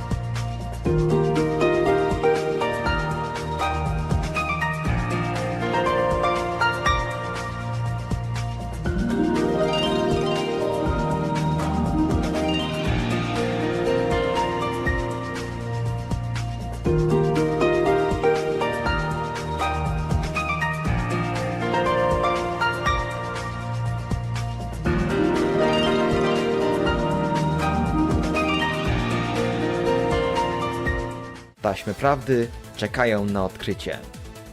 Odcinek. Może tego nie pokazujmy? Każda ma swoją historię. Odkryj ją razem z nami. Skrzypek na dachu. Też skrzypek na dachu. Znowu skrzypek na dachu. Nie musisz wyciągać magnetowidu z piwnicy. Ze slotu można rowery zdobyć, światem. Tajemniczy myśli sprzęt. Co znajdzie się na kasetach? Tego dowiesz się na przeglądzie w ANHD. Następny już dziś o 19:30. Czy brak XP ci doskwiera? Będzie takie troszeczkę kryminalna odpowiedź. Można znaleźć zwłoki w lesie. Czy prześladuje cię pech? Jest 100. Minus 100%. Tam. Tylko ci się wydaje. Mamy jackpot 11 000 expa. 20 000 expa. Świetnie. Telegra. Wielkie emocje, ogromne wygrane. Dziś o 18:30 w ANHD. Na naszej bucket liście znajduje się pełno programów, ale nigdy nie mamy czasu ich obejrzeć. Aż do teraz. W idealnym momencie zatrzymałeś, jak Ibisz ma tą powagę przez chwilę. Spokojnie, gaz ktoś zakręcił, chyba Putin.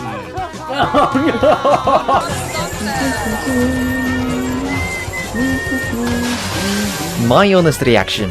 Ten program wcale nie powstał tylko po to, by wypełnić ramówkę. Dołącz do nas w sobotę o 17:30 w ANHD.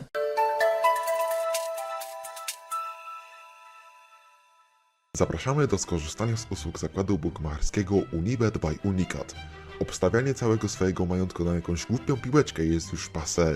Prawdziwi hazardziści obstawiają teraz losy zwykłych szarych Kowalskich. W naszym zakładzie możesz wykupić kupon na każdą osobę, która posiada aktywną polisę w zakładzie ubezpieczeń Unicat. Wystarczy, że napiszesz, jakie wydarzenie obstawiasz, w jakim przedziale czasowym Twoim zdaniem do niego dojdzie i jaki wybierasz kurs dla swojego kuponu. Teściowa już wystarczająco mocno Cię wkurwiła?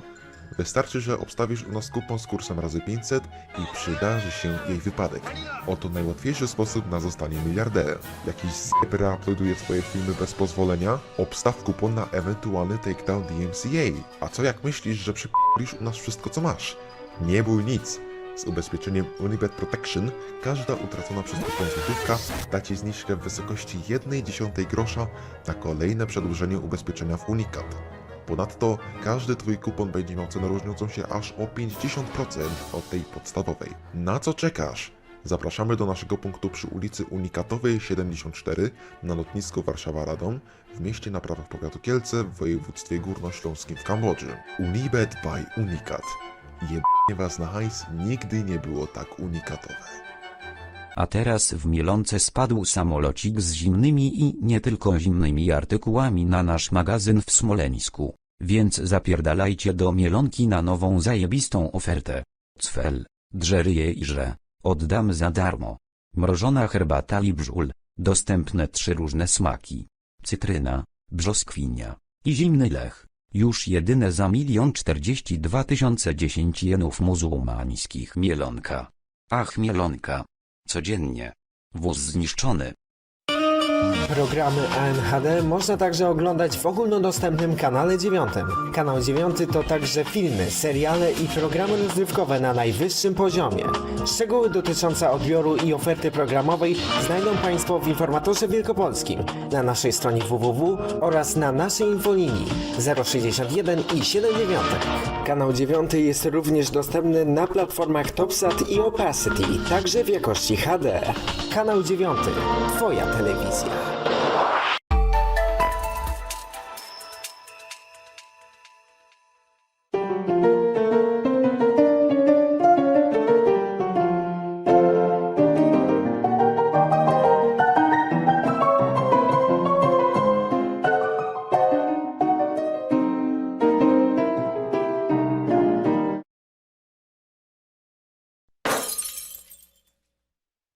Dzień dobry, dzień dobry. Oto trzeci odcinek czytania komentarzy. Pod ostatnim odcinkiem pojawił się dokładnie taki głos z publiki. Swag1G pisze: odcinek średni, lecz pomysł lub zamysł dobry. Telewizor zasłania niektóre komentarze. Mogłaby jakaś animacja lecieć w tle niż jakiś gradient o barwach monitora czarno-białego.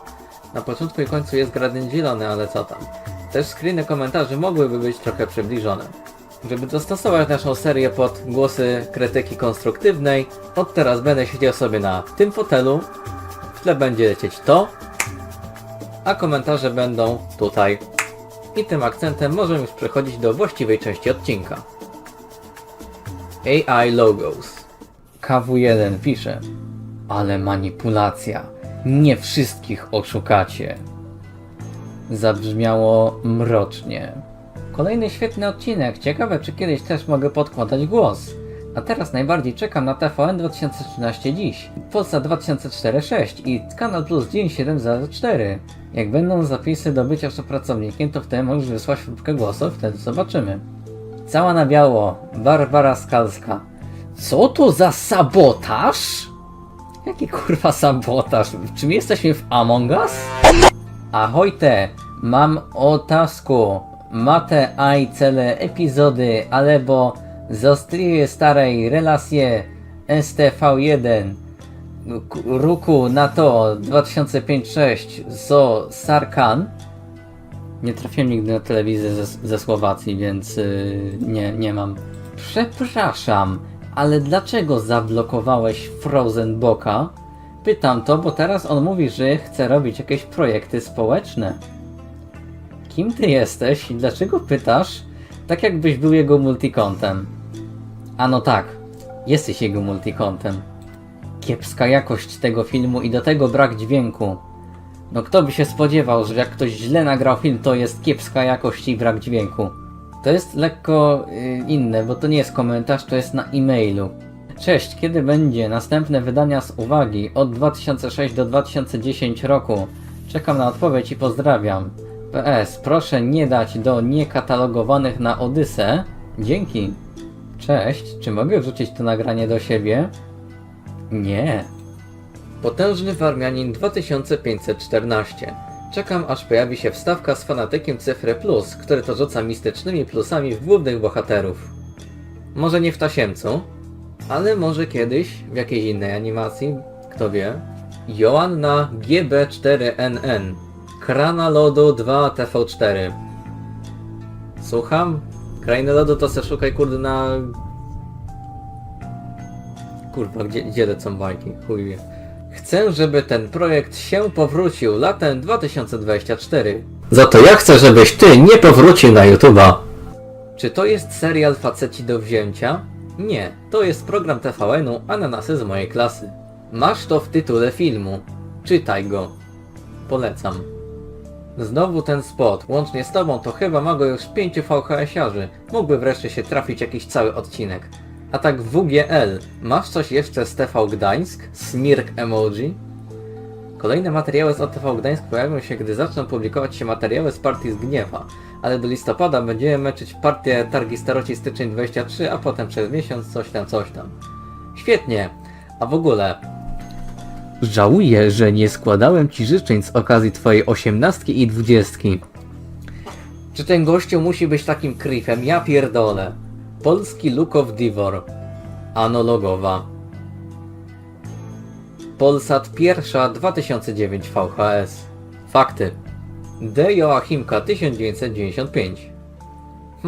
2010 to już nie jest aż taka odmienna rzeczywistość. Od lat mieliśmy Facebooka, YouTube, a w tym roku powstał chociażby Instagram, a Twitch rok później. Reklamy nie są tak kiczowate jak były we wczesnych latach 2000, nie wspominając o 90s. Natomiast ten filtr a la VHS to w ogóle niecelny, zwłaszcza, że technologia Blu-ray była już od 2006 roku. To nie jest filtr, to jest z kasety. Wystarczyło spytać. Mniej gejowania, a jakieś żarty, elo. Co? Mój powód, nie chcę jak wygląd seks gejów, a nie jestem homofobiem, tylko nie chcę jak wygląda, ale nic nie mam transów, gejów, lesbijek, pominie prześkacia, ale fanarty, fetysze, żarty o gejach w gorszym stylu, żarty, fetysze z internetu mi nie podobają. Rozumiem żart, ale nie ale filmik był fajny. Nie seks gejów, ale nie jest za lesbijek i gejów. Pomi nie interesuje jeno płecowości. Ludzie robią co chcą, ja nie zabraniam, tylko typu DeviantArt lub TikTokowe filmiki różne, w głupim stylu humorystyczne lub fetysze mi podobają, a wystarczy być aktywistą za LGBT, a nie głupsze rzeczy odpieniczać. Aktywista to gorszy pomysłami, filmik był fajny, tylko przepraszam ziom, tak za to powiesz o co chodzi, a LGBT nic nie mam, obróż seks gejów lub lesbijek, ale filmiki być bardzo fajny w stylu VHS, bo lubię też stare nagrania telewizyjne. Fajny być, przepraszam ziom, na zaciepiłem, zachciał zobaczyć nową serię, dam ci subskrypcję. Koniec tematu, rozumiem, żarty, taki być, wierz, nie jestem w stylu porno, ale filmik być fajny, nic nie mam LGBT. Polecam ukończyć 13 rok życia, zanim wejdziesz na platformę YouTube. Paulina Wiszowata. Analog Noise, o to mi właśnie chodzi. Jak pozbyć się nagrań Lecha Kaczyńskiego? Ten oto specymen posiada tajne nagrania ze Smoleńska, które zostały wykradzione z bazy rosyjskiej. Te nagrania pokazują, że to był zamach. Czy coś, nie wiem, nie widziałem. Analog Noise, czy masz wszystkie odcinki teleturnieju Hugo z lat 2000 do 2009?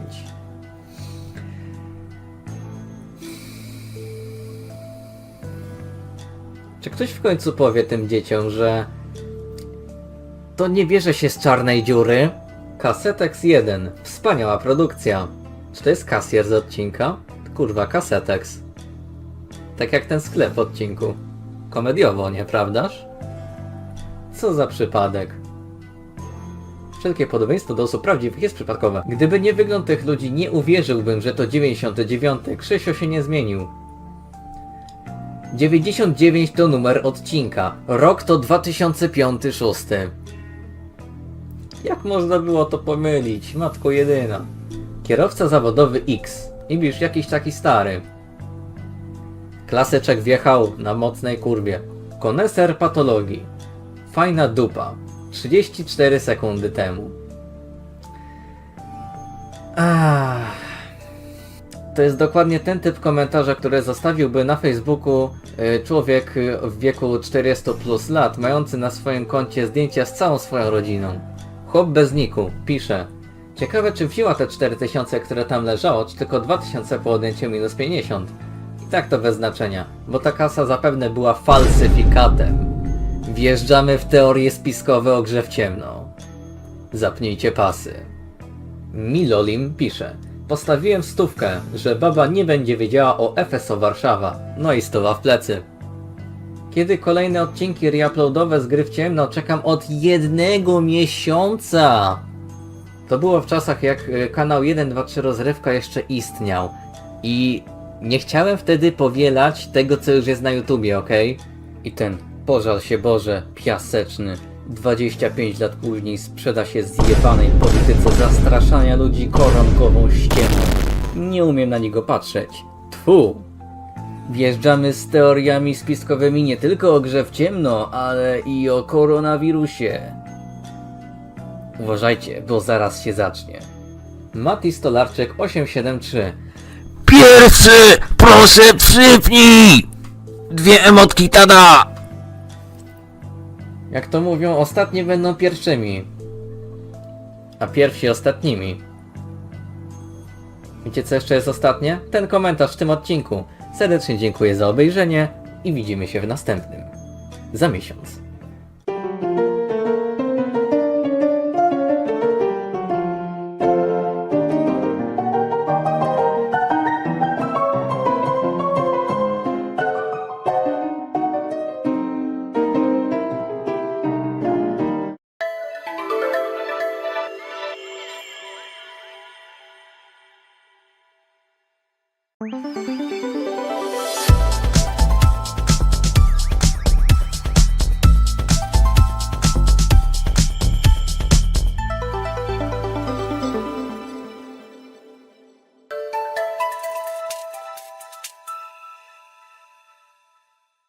Witaj w Casino Luxus, gdzie każdy rzut kości, każda karta, każdy obrót kołem może sprawić, że staniesz się milionerem.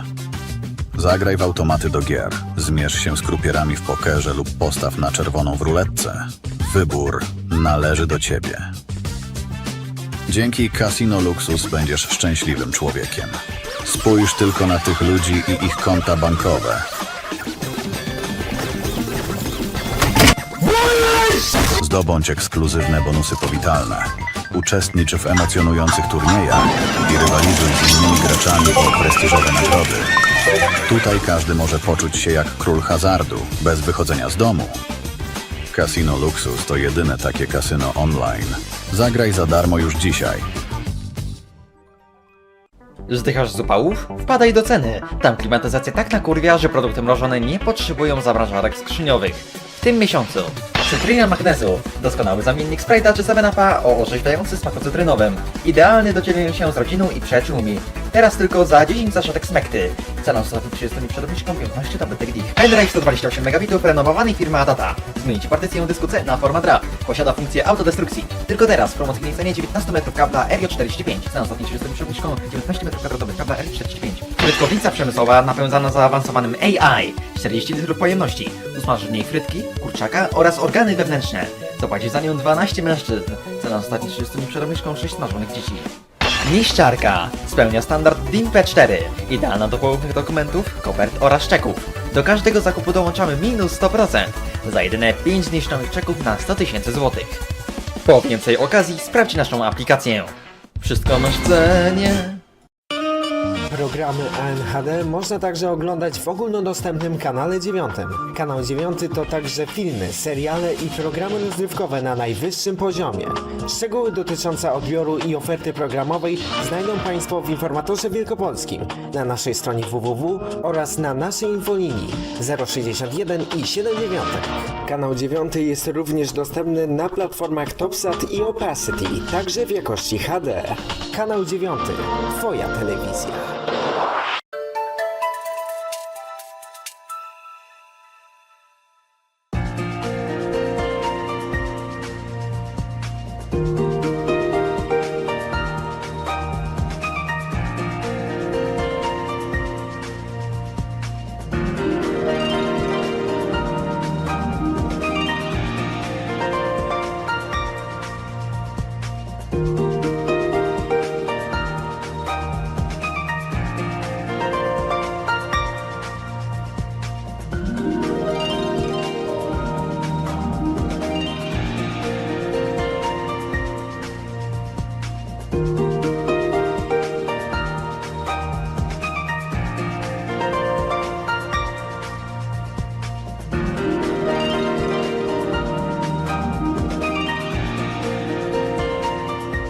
Najrzetelniejszy program informacyjny w internecie. Żeby cię pierony ogniste siarcze! Informujemy o sprawach światowych oraz lokalnych. Zakład Przemysłu Trollowniczego to zakład z 36-letnią tradycją działania. Ujawniamy to, o czym inne serwisy milczą. Wysoki sądzie, z całym szacunkiem, ale zamknij mordę, bo ciebie tam nawet nie było. Dowiedz się więcej oglądając prawdziwe wiadomości. Już w niedzielę o 18:00 w ANHD. Tak rozbija zondy Łukaszem 600. Ofrono! Tak rzuca kasetami Kaks. A tak, analog broni swoich klientów w sądzie. Nie mogę escape'ować. Ale zapisałem, także... Niezależnie czy rozgrywka idzie zgodnie z planem, czy jest totalną katastrofą, musisz obejrzeć Granie. Bądź z nami w sobotę o 19:00. Tylko w ANHD.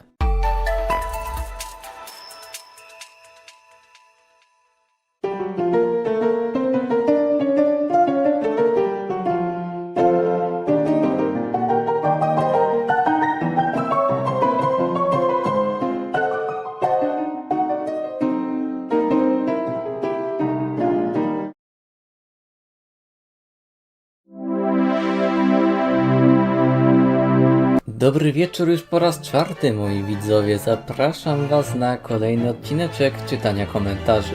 Bez zbędnego przedłużenia zaczynamy.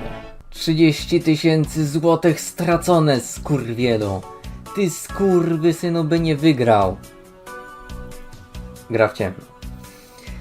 To już będzie taki reoccurring film tutaj w najnowszych odcinkach, że jacyś losowi frustraci będą wylewać swoje żale w komentarzach pod grami w ciemno. Tylko dlatego, bo osoba w programie nie wygrała. Albo wygrała za dużo, nie wiem. Weź trzeci sezon TVDS i nową serię podobną do tej, Intro Scenes. Będzie polegała na tym samym co TVDS, tylko będziesz komentował wszystkie czołówki danych programów chronologicznie. Na pierwszy ogień niech idą czołówki wiadomości 19:30. Tylko po co?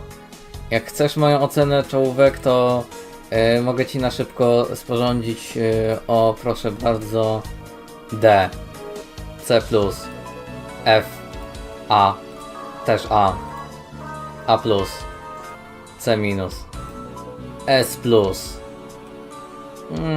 A-, SK, S minus. D. A 19:30 i tak jest pewnie z template'u, więc F. Tomasz Rabiniak 7527. Nastologia Polsatu 2020.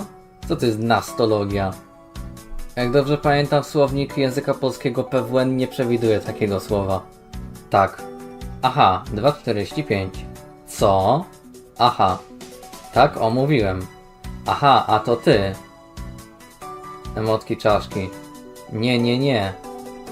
Logo city morfologii. TikTok wam przeżarł mózg, dzieci. Alejandro Guevara 2212. Is this the new Radam 43 channel? Radam 43 is dead. Mam zasadnicze pytanie. Po co ludzie zostawiają komentarze z samym timestampem? Nie rozumiem, po co to, do czego to służy w ogóle. Wszystkie reklamy są głupie i aby przeszkadzają. Kto to? Emotka telewizora. Kto? Emotka karty kredytowej. Takim za to, że są i mają coś z brakiem mózgu. Tak wiem, wy na tym zarabiacie, a tak serio swoją nudą.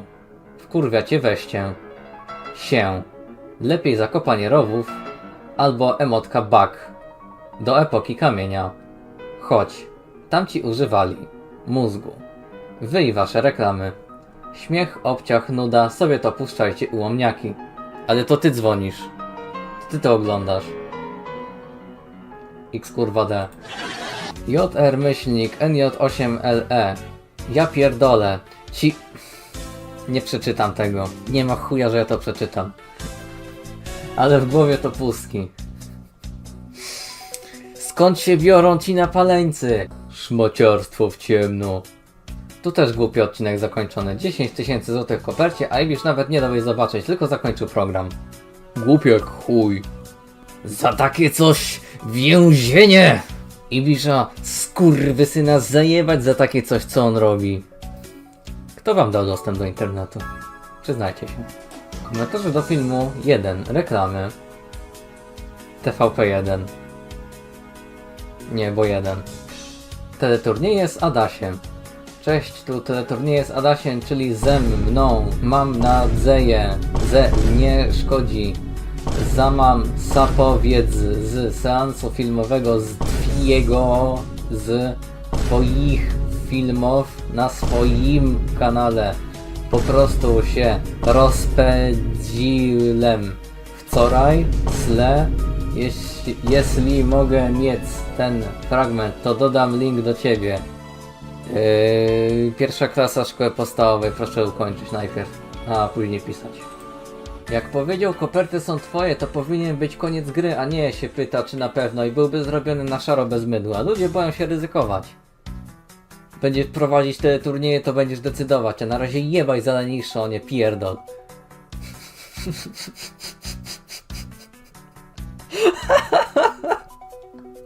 Ja pierdol. Chio Pokémon. Wynocha. Słucham cię? A NHD nie wróci. Niespodzianka, kurwa! Alex 1860. O kurwa, Mario Craft, licznik, rybki z plamą na bluzce Essa, kurwa XD, wyjebać to przez okno dziś, 4085, tylko w TV4 XD, kurwa. Słucham? The Silly Film Reviewer. Czy możesz zrobić recenzję opakowania graficznego Mini Plus z lat 2003-2010? Po tego typu content zapraszam na kanał Małpa Archiwista Podłoga Telewizji 2790. Damian PS1 PS2. Sprywatyzuj nagrania TVP, proszę! How about no? No mini. Aww. Hashtag TVN. Czemu to jest zablokowane? Czasem ten ident wcześniej nie wywalił całego systemu? Przeszliśmy na unsigned int. To tło daje coś do myśli.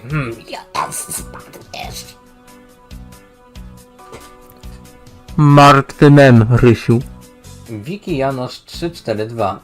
To prawdopodobnie okres przejściowy pomiędzy z 2006-11 i 2015-2017. TvN. Nawet nie chce mi się tego prostować. Kurde, gdzie byście się wychowali? Cwaniak, wie co jest w kopertach. O to chodzi w tej grze. Wyłapuje, kto jest pazerny, kto jest skromny. Przeważnie skromnym daje więcej wygrać, a ten drogi zostawia na przykład minus 100%. No dziwne, jakby nie wiedział. Palcem cię robili. To jest solidny pocisk. Bardzo solidny pocisk. O, jak się nam tutaj pan rozpisał. Pani Krystyna Wolosewicz. Nie czytam tego wszystkiego. O, komentarz z Rambla tym razem. Wrzucanie nagrań na platformy inne niż YouTube łamie warunki polisy Unikat Plus. Umowa została zerwana. Pozdrawiamy. Unikat, spółka akcyjna. Tak na serio, oby tutaj TVP nie prędko się dokopało. Raczej się nie dokopią, ponieważ dostęp do nagrań na Rambla jest możliwy tylko poprzez wyłączne linki, które postuję tylko na AN Discord. Link w opisie. Manipulant jak Hitler! Słucham cię? Dobra, Telegra Plus to taki scam w porównaniu do klasycznej. Do zobaczenia za tydzień. To nie jest scam, trzeba umieć grać w to i próbować. Co? Ale to nie jest scam. Brzmi trochę jak skill issue. No jak nie masz prowadzącego, to kto ma przenieść i nie wiadomo jak próbować na to odpowiadać. W Telegrze wszystko było jasne. Właśnie to samo wyżej napisałem. Po coś jest operator otwartej linii, który przenosi? Automat przenosi. A Telegra Plus to szybsza wersja normalnej. Automat przenosić jak na zegarze będzie 00. Aha. Nie no, skill issue się to odbyło. Dosłownie. Co to za emisja plus 16 przed 20? Już nadchodzi kara 20 milionów szprotkońców. Od Krajowej Rady Ryby i Teściowej. Hell nah man, what the fuck man? Nie rozumiem, czemu Iwisz się naśmiał z oddania kopert i pieniędzy. Przecież jeśli w kopercie jest minus 100%, to samo jej oddanie razem z pieniędzmi jest korzystne. Lepiej jest oddać hajs i zostawić sobie pieniądze. Przeczytajmy to jeszcze raz. Lepiej jest oddać hajs i zostawić sobie pieniądze. Lepiej jest oddać hajs i zostawić sobie pieniądze. Czego nie rozumiesz? No, to ten live się zapisze w historii jako najbardziej zjebany. Same problemy. No, ty się zapiszesz w historii jako najbardziej zjebany user na Discord. Za to ten film się zapisze w historii jako najbardziej przepełniony dziwnymi komentarzami z grą w ciemno. Dziękuję za oglądanie i widzimy się w kolejnym już za miesiąc.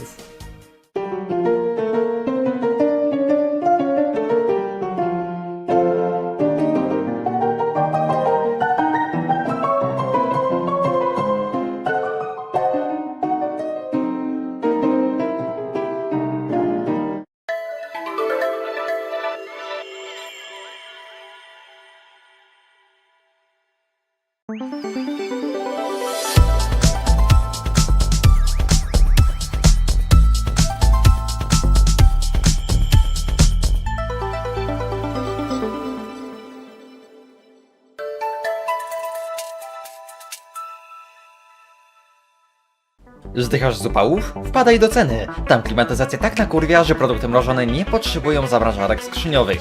W tym miesiącu cytryna magnezu, doskonały zamiennik Sprite'a czy 7-Upa o orzeźwiający smaku cytrynowym. Idealny do dzielenia się z rodziną i przyjaciółmi. Teraz tylko za 10 zaszetek smekty. Cena ostatnich 30 dni przed obniżką 15 tabletek DIF. Pendrive 128 megabitów renomowanej firmy Adata. Zmienić partycję dysku C na format RAW. Posiada funkcję autodestrukcji. Tylko teraz w promocyjnej cenie 19 metrów kabla RJ45. Cena ostatnich 30 dni przed obniżką 19 metrów kwadratowych kabla RJ45. Frytkownica przemysłowa napędzana zaawansowanym AI. 40 litrów pojemności. Usmażysz w niej frytki, kurczaka oraz organy wewnętrzne. Zapłacisz za nią 12 mężczyzn. Cena ostatnich 30 dni przed obniżką 6 smażonych dzieci. Niszczarka. Spełnia standard DIN P4. Idealna do połownych dokumentów, kopert oraz czeków. Do każdego zakupu dołączamy minus 100%. Za jedyne 5 zniszczonych czeków na 100 000 złotych. Po więcej okazji sprawdź naszą aplikację. Wszystko masz w cenie.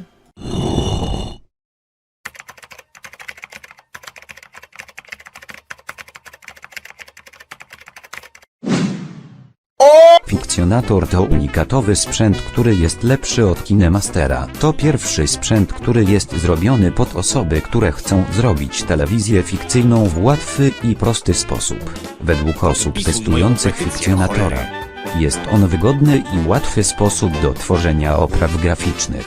Fikcjonator, twój przyjaciel do fikcji. Uwaga, jeżeli osoba będzie przyłapana na robieniu rakowego kontentu, sprzęt zostanie skonfiskowany z grzywną 2,137,000 zł. Zapraszamy do skorzystania z usług zakładu bukmacherskiego Unibet by Unicat. Obstawianie całego swojego majątku na jakąś głupią piłeczkę jest już passé. Prawdziwi hazardziści obstawiają teraz losy zwykłych szarych Kowalskich. W naszym zakładzie możesz wykupić kupon na każdą osobę, która posiada aktywną polisę w zakładzie ubezpieczeń Unicat. Wystarczy, że napiszesz, jakie wydarzenie obstawiasz, w jakim przedziale czasowym twoim zdaniem do niego dojdzie i jaki wybierasz kurs dla swojego kuponu. Teściowa już wystarczająco mocno cię wkurwiła? Wystarczy, że obstawisz u nas kupon z kursem razy 500 i przydarzy się jej wypadek. Oto najłatwiejszy sposób na zostanie miliarderem. Jakiś zjeb uploaduje twoje filmy bez pozwolenia? Obstaw kupon na ewentualny takedown DMCA. A co jak myślisz, że przyp***lisz u nas wszystko co masz? Nie bój nic. Z ubezpieczeniem Unibet Protection każda utracona przez kupon złotówka da Ci zniżkę w wysokości 1/10 grosza na kolejne przedłużenie ubezpieczenia w Unicat. Ponadto każdy Twój kupon będzie miał cenę różniącą się aż o 50% od tej podstawowej. Na co czekasz? Zapraszamy do naszego punktu przy ulicy Unikatowej 74 na lotnisku Warszawa-Radom w mieście na prawach powiatu Kielce w województwie górnośląskim w Kambodży. Unibet by Unicat. Jebnie was na hajs nigdy nie było tak unikatowe.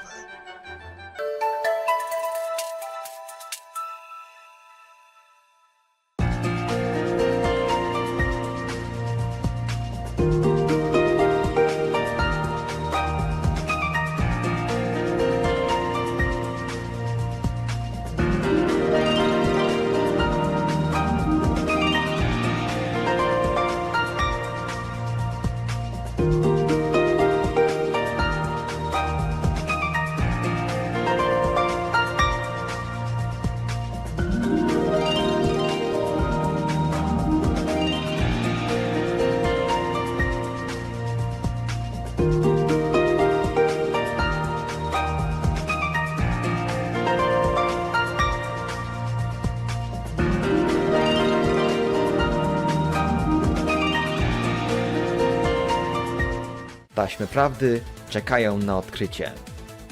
Odcinek. Może tego nie pokazujmy? Każda ma swoją historię. Odkryj ją razem z nami. Skrzypek na dachu. Też skrzypek na dachu. Znowu skrzypek na dachu. Nie musisz wyciągać magnetowidu z piwnicy. Ze slotu pożaru wers zdobył światem. I tajemniczy myśli sprzęt. Co znajdzie się na kasetach? Tego dowiesz się na przeglądzie w ANHD.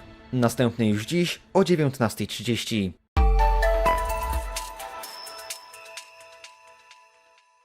Sponsorem programu jest Zakład Ubezpieczeń Unicat. Najgorsze polisy w najgorszych cenach. Sponsorem programu są dekodery marki Szproton. Niech Szprot będzie z Tobą.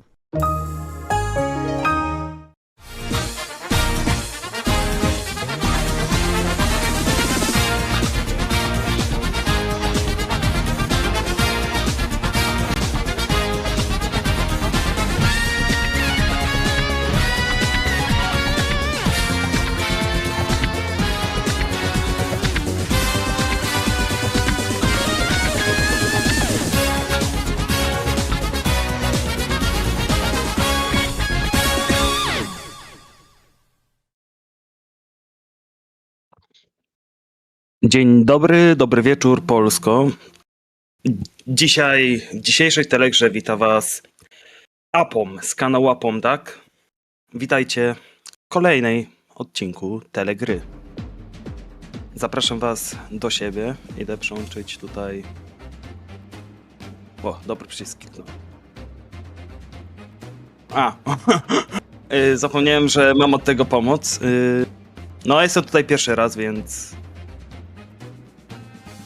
Witam na dzisiejszej Telegrze. Aby się dodzwonić, zapraszamy Was na kanał Telegry Oczekiwanie. na serwerze AN Discord. Dokładnie. Opcjonalnie możecie też zadzwonić pod numer telefonu 0700 8801 88 na IP telefonii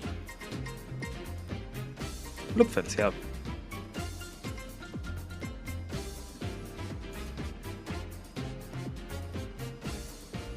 Tak więc postanowiłem, że zaczniemy ten odcineczek bardzo śmieszną zagadką.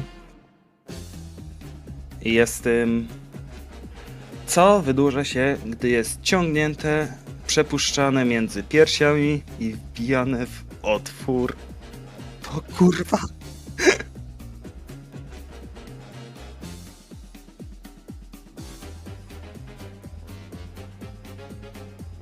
Zapraszam do odgadywania tego czegoś.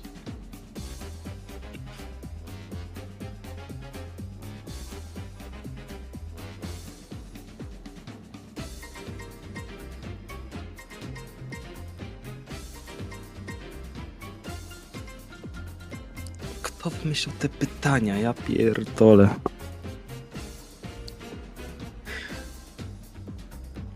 Halo? Halo, halo? Wiesz może gdzie ja położyłem moje tabletki na demencję? Co? Czy wiesz może gdzie ja położyłem moje tabletki na demencję? Co? Czy wiesz może gdzie ja położyłem moje tabletki na demencję? Co? Czy wiesz może gdzie ja położyłem moje tabletki na demencję? Co? Czy wiesz może gdzie ja położyłem moje tabletki na demencję? Co? Czy wiesz może gdzie ja położyłem moje tabletki? Co? Co? Co? Ej, właśnie, gdzie ja położę moje tabletki na demencję? Czekaj. Chwileczkę, dajcie mi chwilę.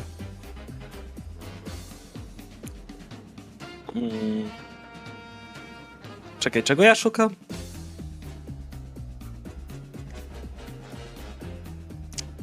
Czekaj, gdzie położę moje tabletki na demencję? O, halo, halo? Halo, halo. Halo, halo, dzień dobry. Czy wiesz, gdzie są tabletki na demencję? Nie no, żartuję. Czy tu chodzi Co? o gumę? O jaką gumę? Czekaj, gdzie ja położę moje tabletki na demencję?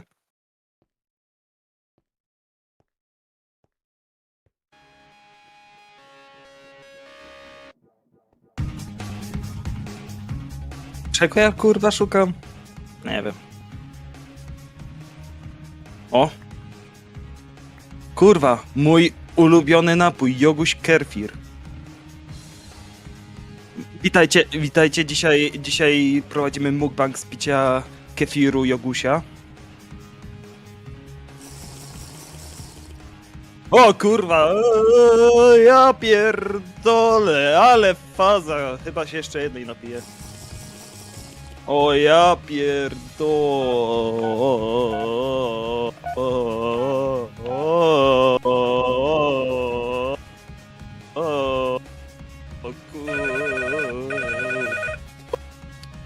Halo, halo? Proszę pana? Halo? O, proszę pani? Nie wiem, głosy Halo? słyszę. Halo? Halo? Halo?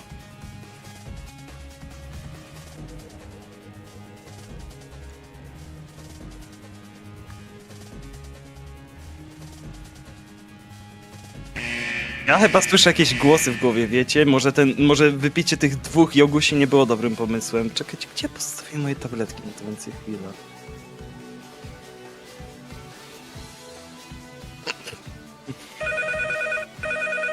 Halo, halo? Halo, halo, no witam, witam. Witam, witam. Czy to będzie pas bezpieczeństwa? Jest to poprawna odpowiedź. Ding, ding, ding, ding, ding. Zajebiście.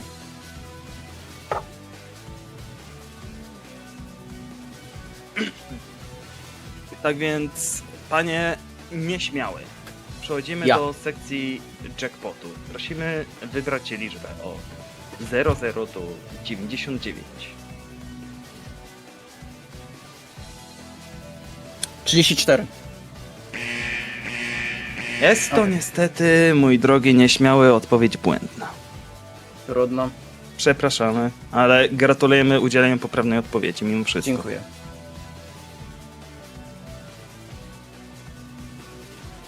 Czas na kolejną zagadkę. Kto to... Muszę się skontaktować ze sobą, kto te rzeczy projektował. Nie wiem, czy to tutaj jest na co dzień w Telegrze, ale moi drodzy, chciałbym, żebyście odgadli osobę po konturze. Zapraszam do dzwonienia na kanał Telegra, na serwerze AM Discord albo numer 0700 880188 na IP telefonie albo Fancy Hub. Kurwa.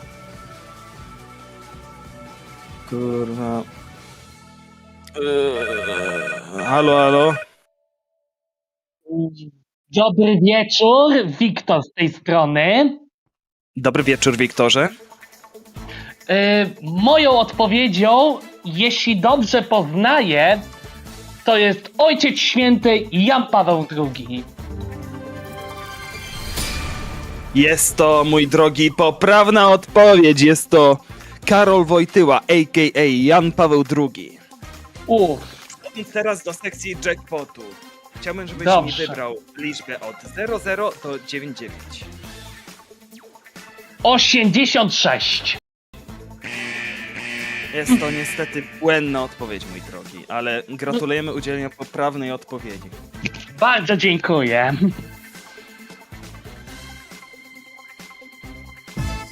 Dostałem informację, zwiększamy nagrodę. Kurwa mać! Mamy dla was kolejne pytanie.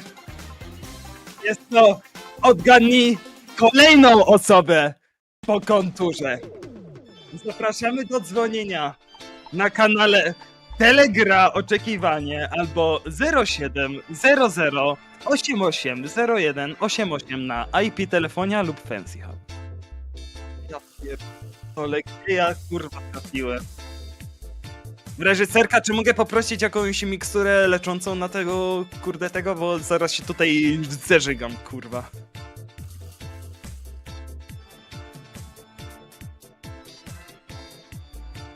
Mocne wiśnia 9%, brzmi kusząco. O, mocne wiśnie. Kurwa!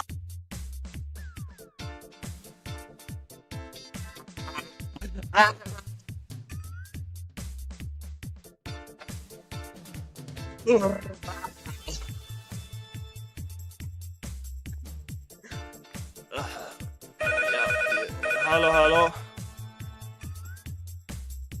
Z kim mam zaszczyt rozmawiać? Halo? Słyszymy ciebie? Jestem Rex i to jest Elon Musk. Jest to, mój drogi, poprawna odpowiedź. Jest to wielki CEO, niszczyciel Twittera, Elon Musk. Gratulujemy udziałem poprawnej odpowiedzi. Przechodzimy do sekcji jackpotu. Wybierz liczbę od 00 do 99.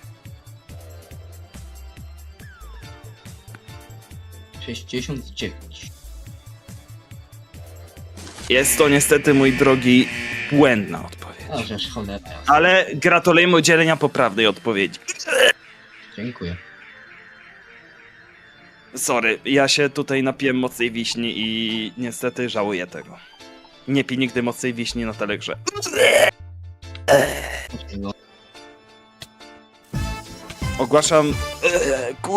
Ogłaszam zwiększenie nagrody.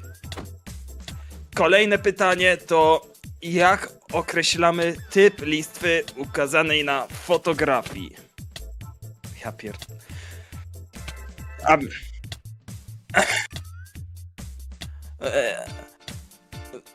Czekaj, na początku muszę poinformować, że prosimy dzwonić na kanał Telegra na albo na 07 0088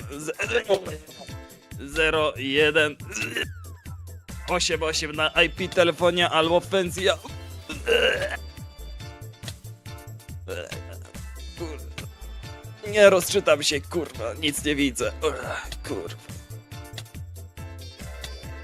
Pierdolę, reżyserka, poproszę o jakąś miksturę leczącą. Halo, pomóżcie mi.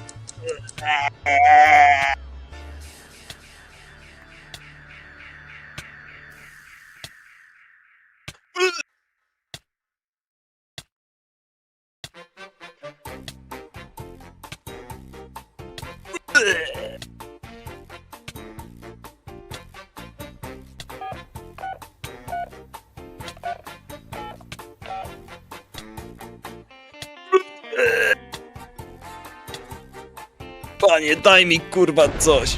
O ja pier... O ja pier... Moi... Już mi lepiej. Wystarczyło zabić CEO ZPT. Wielkiego trolizmu wystarczyło zabić. O kurwa, on wróci, on znowu mnie zaczaruje.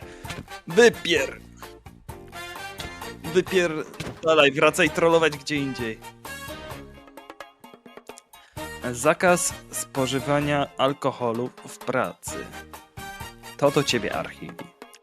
Każda próba spożycia alkoholu spotka się z konsekwencjami. Całe szczęście ja nie jestem Archiwi, czyli mnie konsekwencje nie do... O kurwa! Zostaw mnie, ty śmieciu! Lecę... Halo, halo? Halo, halo? Listwa LK.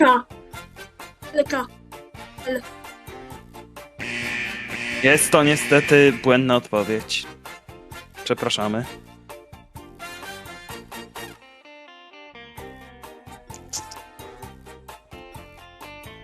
Przypominam, osoby, które znają odpowiedź, zapraszamy do dzwonienia na kanale Telegra, na AN Discord albo 0700 88 0108 na IP, telefonia lub Fensler. Halo, halo?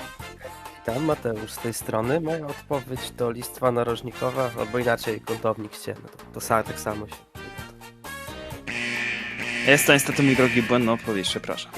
Ciebie. Może następnym razem.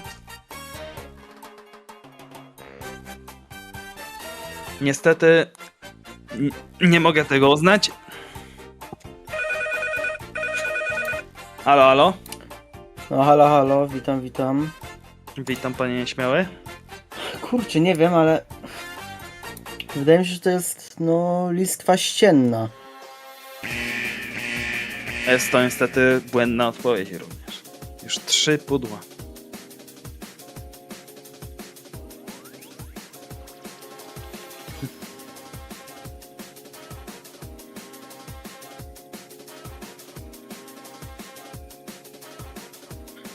Poszukujemy znawcę listw, żeby udzielił odpowiedzi na to bardzo trudne pytanie.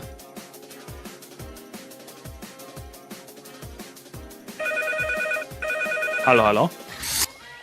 To jest listwa narożna wewnętrzna. Jest listwa narożna wewnętrzna. Jest to poprawna odpowiedź! Do 4 razy sztuka, jak to mówią. Zapraszamy ciebie do jackpotu.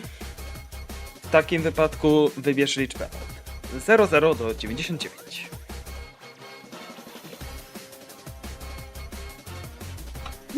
Niech będzie. Niestety nie jest to poprawna liczba od jackpotu, ale gratulujemy udzielenia poprawnej odpowiedzi. No dziękuję! Uwaga, uwaga! Wielki moment telegry, przechodzimy do skrzyneczek! Wielkie skrzyneczki, wielka nagroda albo wielka strata. Kto jest na tyle odważny, żeby podejść do wielkich skrzynek telegry, AN Discord? Widzę duże przeciążenie na połączeniu. Dużo chętnych, niesamowita duża ilość chętnych.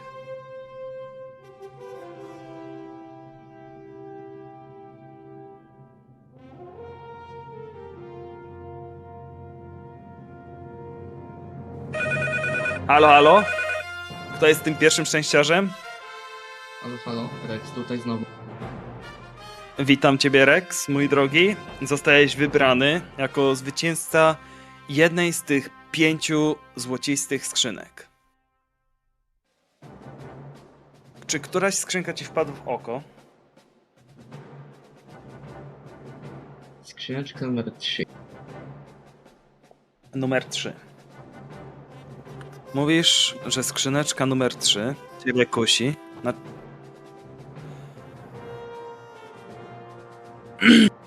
A zobaczmy, czy będziesz chciał mi ją oddać za 500 expa.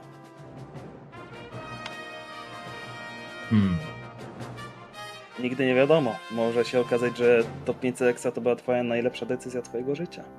Nigdy nie wiesz, co się skrywa w tej skrzynce. Dlatego zaczynam. Procent tam się skrywa. Spokojnie interesu. Tego nie mogę ci powiedzieć. Zobacz, co w niej jest. Na koniec programu dopiero. Będziesz mógł zobaczyć, co jest w skrzynce. Chyba że chciałeś ją mi oddać za 1500 expa.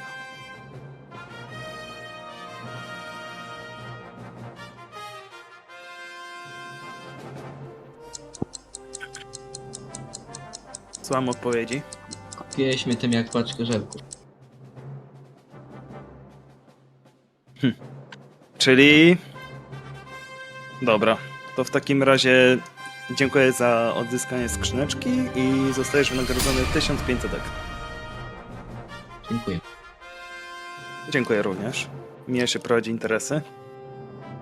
A teraz zapraszamy kolejną osobę.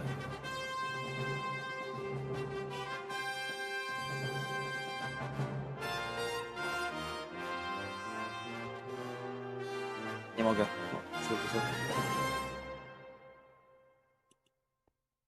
Problem z reżyserką. O, dobra, naprawili mi. Musimy zaznaczyć.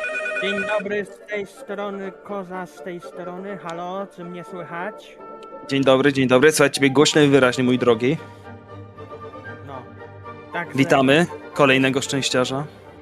No, spróbuję szczęścia w tych skrzynkach i kto wie, może coś jest fajnego w skrzynce numer 5. Numer 5, powiadasz. Jesteś tego pewny, że 5 zawiera coś ciekawego? A ma pan jakąś ofertę dla mojej skromnej osoby? Oczywiście, mam dla ciebie kilka ofert. Zacznijmy od pierwszej oferty. Jest nią 750 expa. Mało.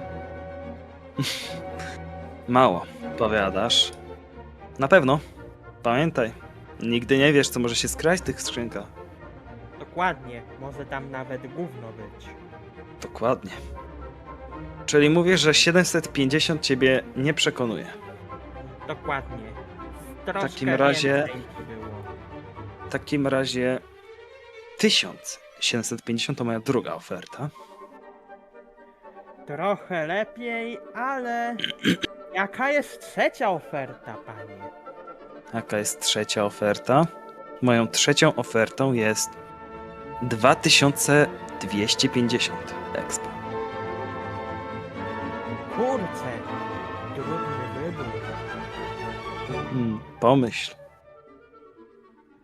Bo kto wie, w piątce może być nawet więcej niż 2250. Może być, ale nie znaczy, że będzie. Mówię, że bo nikt nie wie, co będzie. Dokładnie. Jeszcze muszę się zastanowić mało. W takim razie poprosimy o decyzję. No, jak to mawiają, kto nie ryzykuje, ten nie pije oranżady Helena, biorę skrzynkę, 5. Dobra, to w takim razie daję ci moją ostatnią ofertę. A nie. Reżyserka mi przekazała, że już nie mogę dawać więcej, więc zostawiamy... Dostajesz skrzyneczkę numer 5, która zostanie otworzona dla ciebie pod koniec. Dobrze. No chyba, że zmienicie w przyszłości na 4, ale wątpię.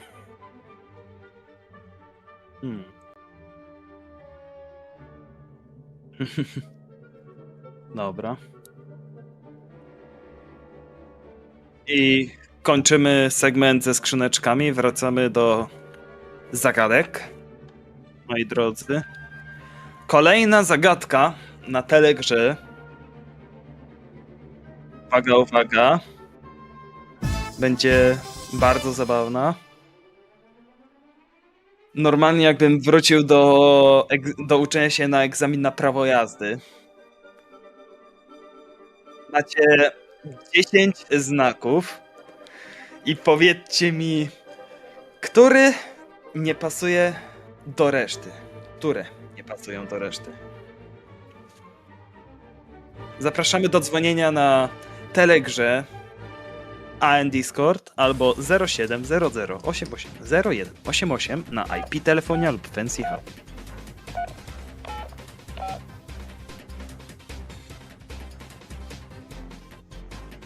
Powiem, jeśli osobiście miałbym wyrazić swoją opinię, jest taki jeden znak, który po prostu pobudza we mnie duże pokłady rozbawień, ale niestety nie mogę powiedzieć który, ponieważ nie chcemy, żeby zdjęto nas z anteny.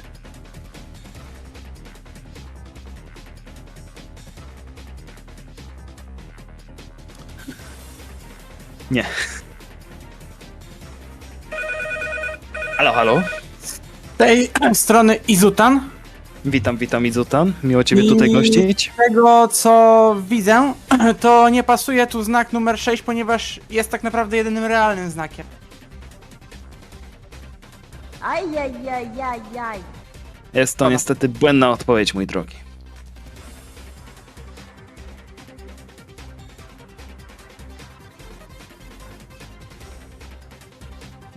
Mi się wydaje, że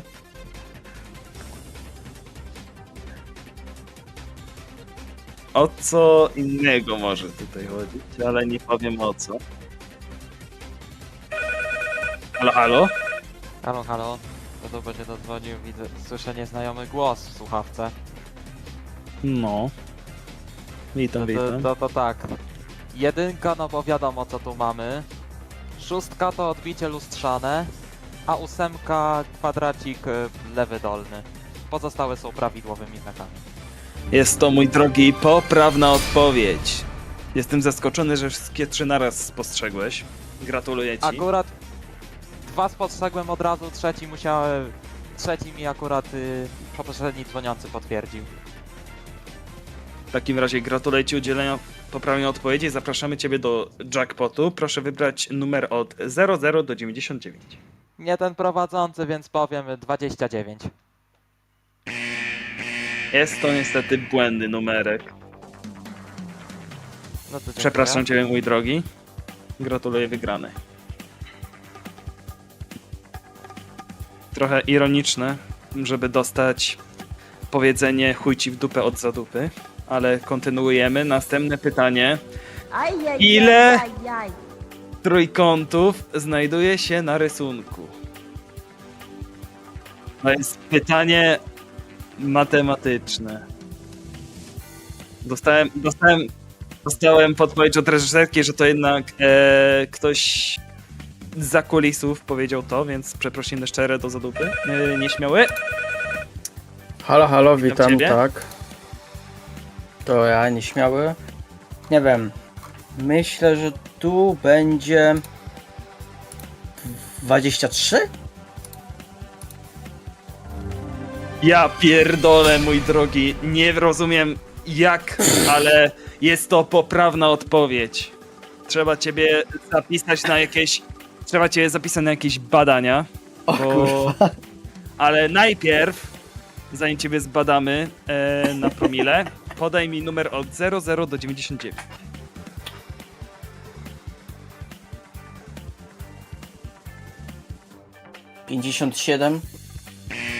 Jest to błędny, niestety, ale tak dobrze, nie ma w tym życiu, ale i tak gratuluję Ci tego pojebanego, poprawnego odpowiedzenia na pytanie.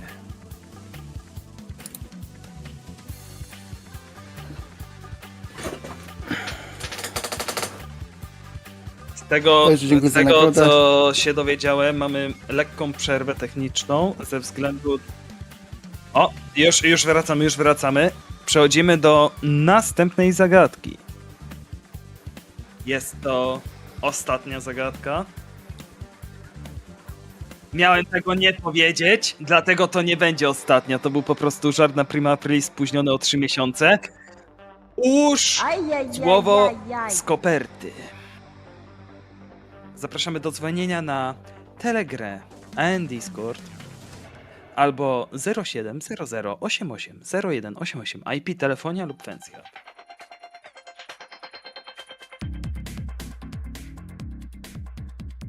Spokojnie.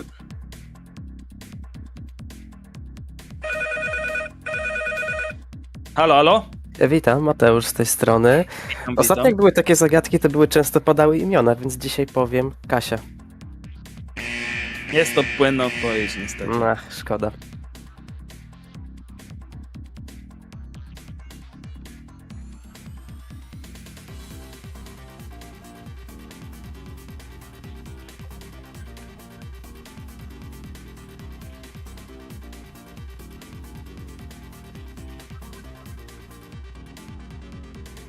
Zapraszamy. Halo, halo? Czytam z tej strony. Będę kontynuował linię imienną. I ja powiem Oktawia. Jest to błędna odpowiedź niestety.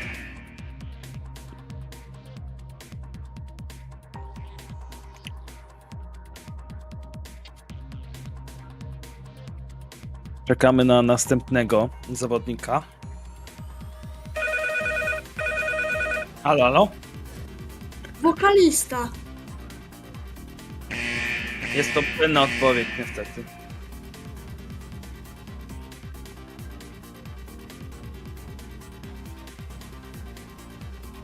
Ajajajajaj.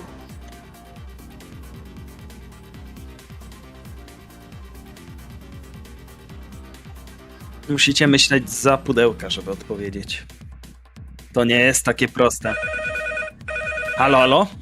Halo, Koza z tej strony. Czy to nie Witam, będzie witam. słowo kwiat? Niestety to nie jest poprawna odpowiedź.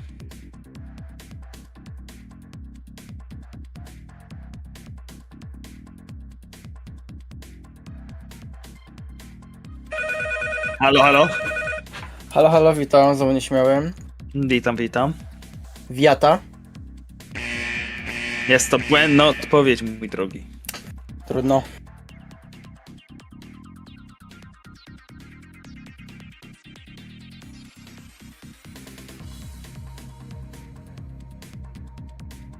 Czekamy za kolejnym osobnikiem do odgadnięcia.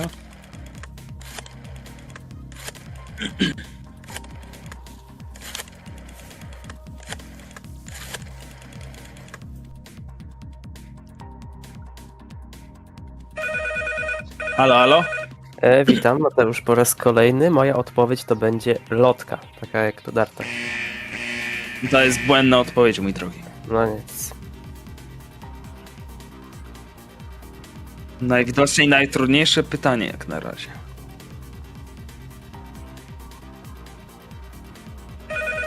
Halo, halo? Halo. No słyszałem te przeprosiny. Tak, faktycznie przeprosiny powinny były być, bo to nie był mój cytat. Odpowiedź to... Wina reżyserki. A wina reżyserki, no oczywiście. Pozdrawiamy serdecznie. Odpowiedź to będzie wasal. Jest to błędna odpowiedź, mój drogi, niestety. No to dziękuję za telefon. Pozdrawiam serdecznie cieplutko, całą moderację. Również.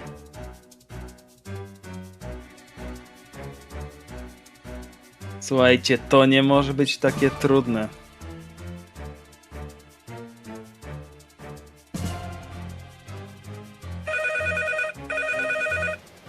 Słucham?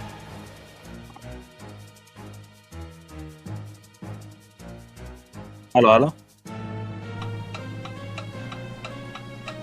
Halo? Jakiś głuchy telefon? Dzwonili pewnie z Albanii, jacyś z kamery?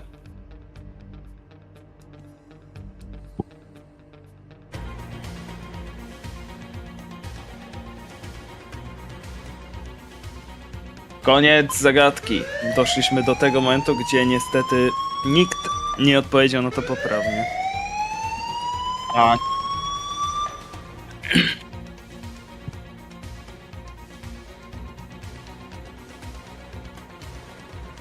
Za chwilę. Koniec zagadki, przepraszam, dostałem mi reżyserki. I Halo, witam halo? z tej strony ponownie. Atlas. Niestety nie. Jednak dostałem info od reżyserki, że za chwilę koniec zagadki, więc się streszczajcie, szybko, odpowiadajcie. To nie jest takie trudne, musicie po prostu myśleć za pudełka, a nie tak jak kolega, co po prostu myślał, że to jest oczywiste, a to nie jest oczywiste.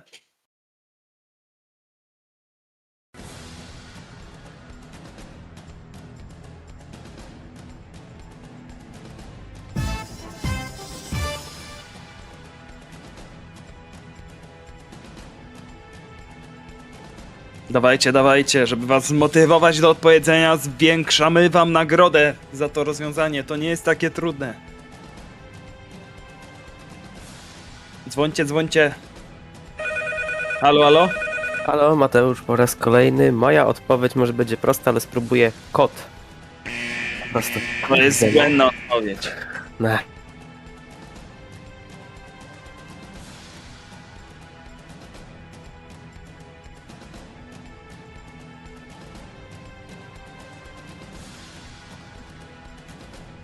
Dawajcie.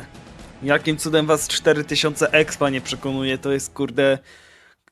Życie sobie na nowo ułożycie tą kwotą. Dawajcie.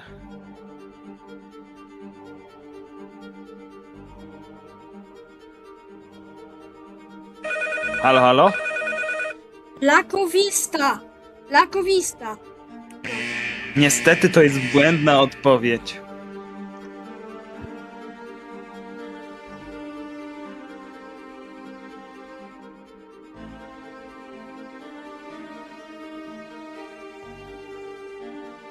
Zapraszamy do dzwonienia. Samych chętnych. Za chwilę koniec. Przetracicie 4000 expa. Chcecie, żeby te pieniądze poszły w błoto?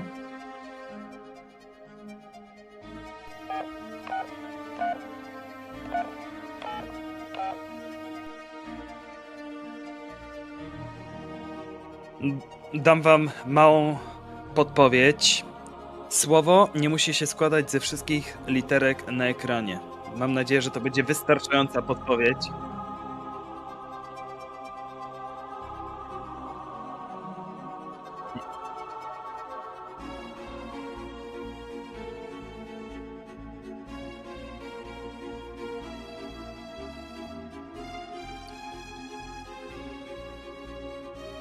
Niestety, dochodzimy do końca zagadki, niestety, ale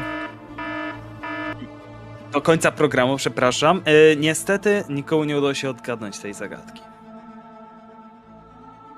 No to... Przepraszam, reżyserka mi tutaj wprowadza błąd, jestem tutaj pierwszy raz. Mówią mi, że kończymy program, a jednak nie kończymy. Już nie wiem, co się dzieje, ale no, niestety koniec zagadki. Ajajajajaj. Już niestety nie macie opcji odpowiedzieć. No to... Co tu się dzieje? Ja już serio zaczynam mieć demencję. Chwila, idę poszukać moich tabletek, czekajcie.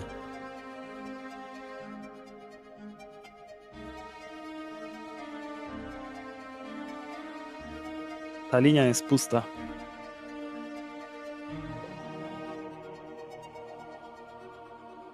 A teraz jestem zajęty szukaniem moich tabletek na demencję. Czekajcie.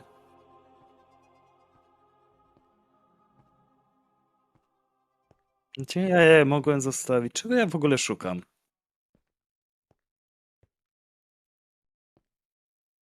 Ty, a co się stanie, jak się tego niebieskiego, zielonego soku napije? O kurwa.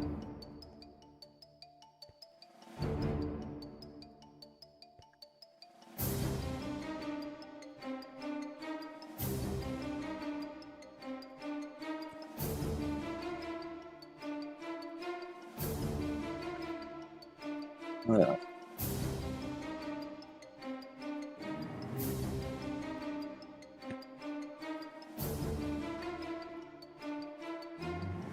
Gdzie są moje tabletki?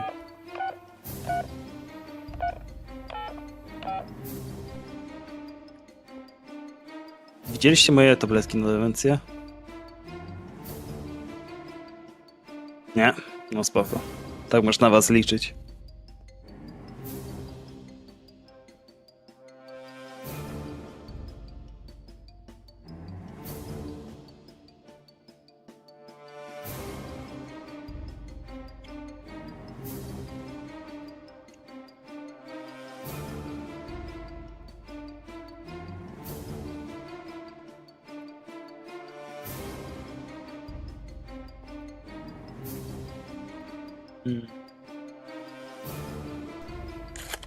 Gdzie są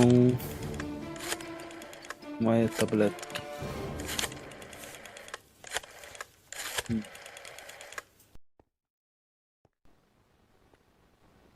Gdzie są moje tabletki?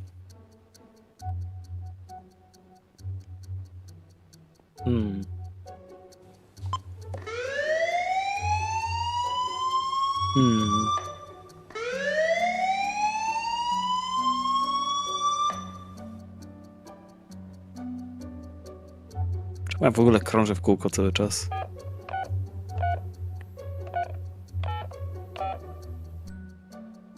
No.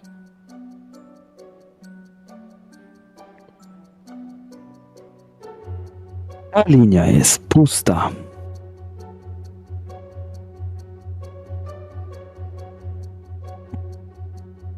Nikt nie dzwoni. Wszyscy zginiemy. To jest wszystko jedna wielka symulacja. Żyjemy w pustym świecie. Wszyscy to są AI. Przejął nas Elon Musk. Elon Musk wbił nam chipy. Kontroluje nami. Tak naprawdę nigdy nie było tych tabletek na demencję. Te tabletki nigdy nie istniały. To wszystko manipulacja. Wake up. Wake up. Dawaj. Mamy miasto do ocalenia.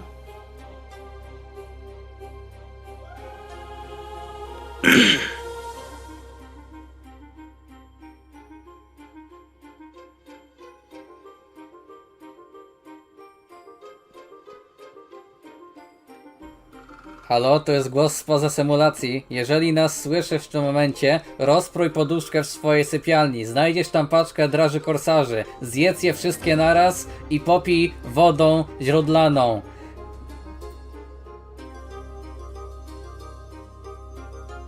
Kurwa, też to słyszeliście? Czy do tego moje głosy w głowie? Chyba idę to zrobić, czekajcie chwilę. Zapomniałem.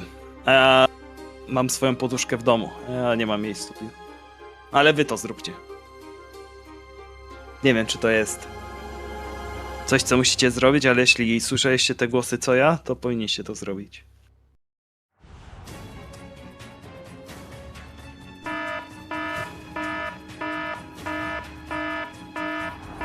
Trzeba było nie wpierdać tych tabletek na demencję. Czekaj, jakich tabletek?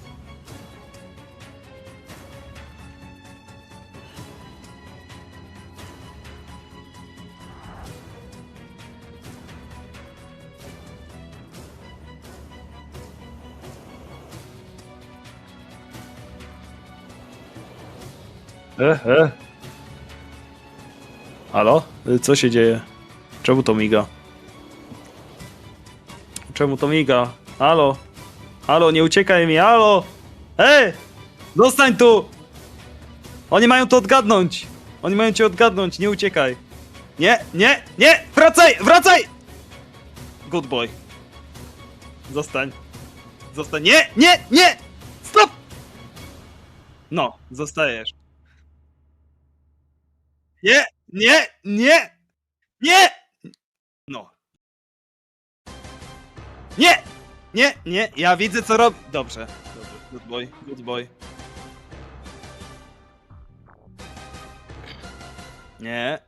Nie uciek... Nie, stój! Wracaj!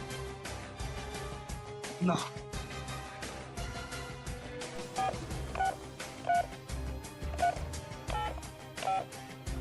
Na czym w ogóle polega ta cała Telegra? Co ja tutaj w ogóle robię? A powinienem, kurde, grać w Championshipie, a nie jestem od prowadzenia tej gry. Nie wiem, co sobie myślę. Jestem takim chujowym prowadzącym, że nawet, kurwa, zagadki ode mnie uciekają. Ale faza.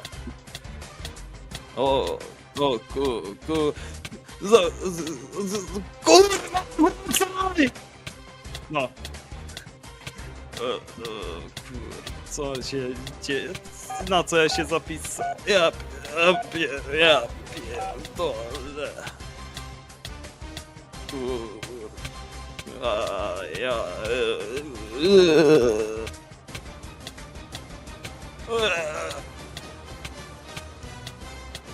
Kurwa mać. A pierdolę. Możemy wezwać jakiegoś medyka na Telegrę? Czy coś, kurwa?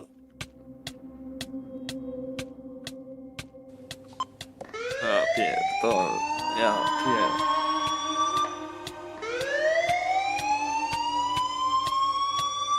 Kurwa mać.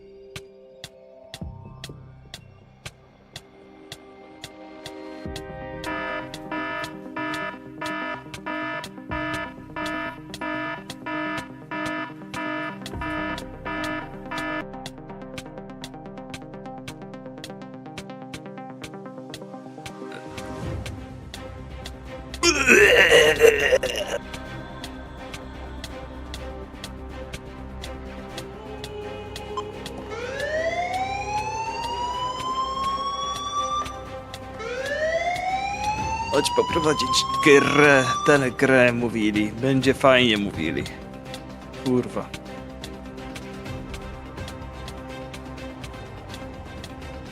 Mam nadzieję, że mi chociaż dobrze zapłacą za to.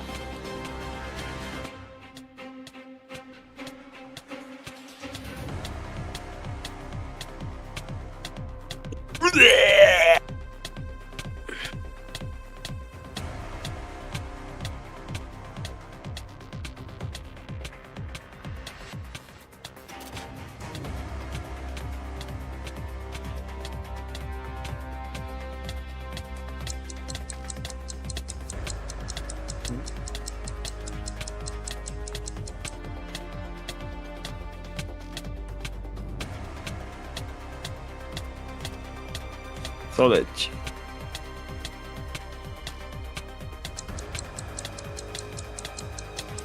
Ty kurwa, ty to kto? 4 minuty 30 sekund. Wy też to widzicie?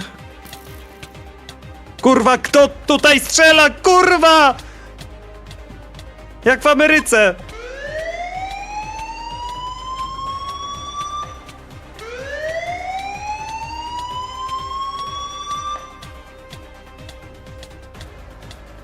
Dostałem informację od reżyserki, że jakiś użytkownik Syty 123 nie umył rąk po skorzystaniu z toalety. Zapraszam do wyśmiewania go za to na czacie.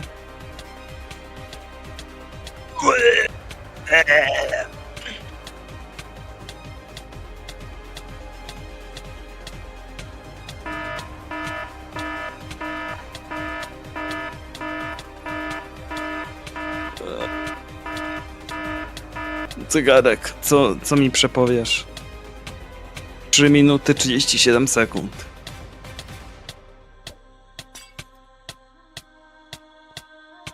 Kurwa!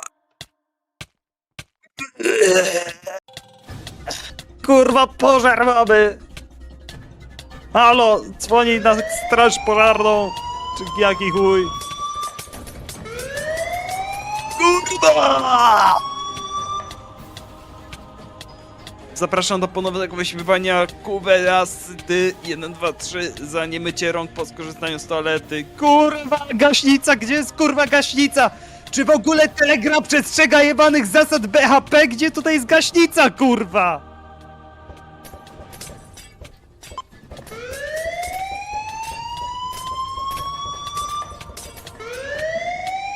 Bym powiedział, że się czuję jak w pewnych latach, ale nie chcę, żeby zdjęli tego z anteny, więc tego nie... O. Dobra. Już mi lepiej. Bo już odwróciłem do siebie, tak? Tak? Halo, halo, widzimy się na wizji.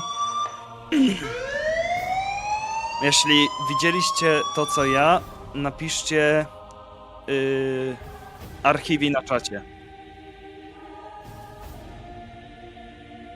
I wyślijcie tutaj proszę sanepid oraz kontrolę bezpieczeństwa, bo kurwa chyba tutaj nie ma gaśnicy w tym studiu.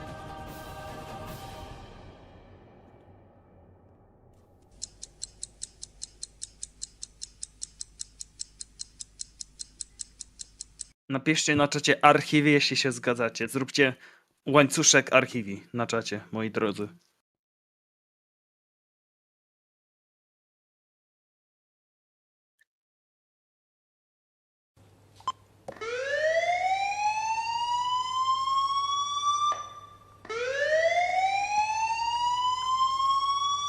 Dobra, koniec żartów. Ostatnia szansa na udzielenie odpowiedzi. Pomyślcie dobrze. Już więcej szans wam nie dam. To jest proste. Myślcie spoza pudełka. To nie jest takie oczywiste, ale to nie jest takie trudne.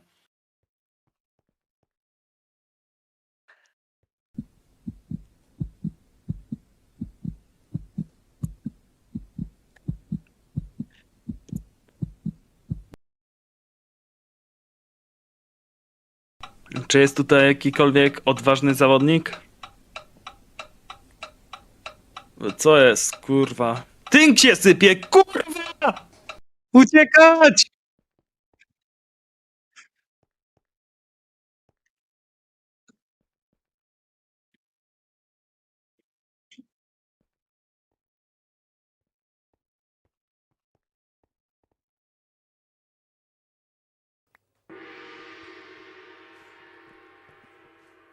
Trzeba wygła... O dobra, już naprawione. Dobra. Już się nie sypie.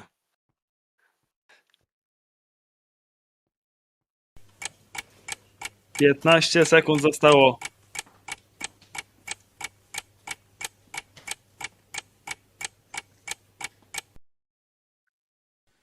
Halo, halo?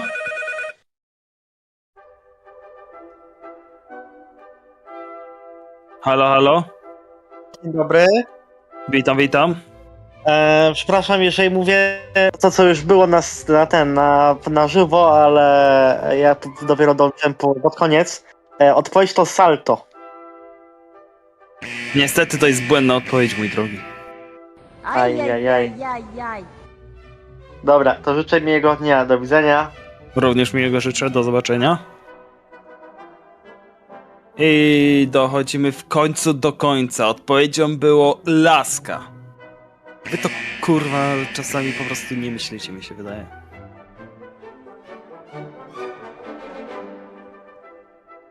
A więc co wy na to, żeby przejść do najlepszej części tego programu, czyli openingu?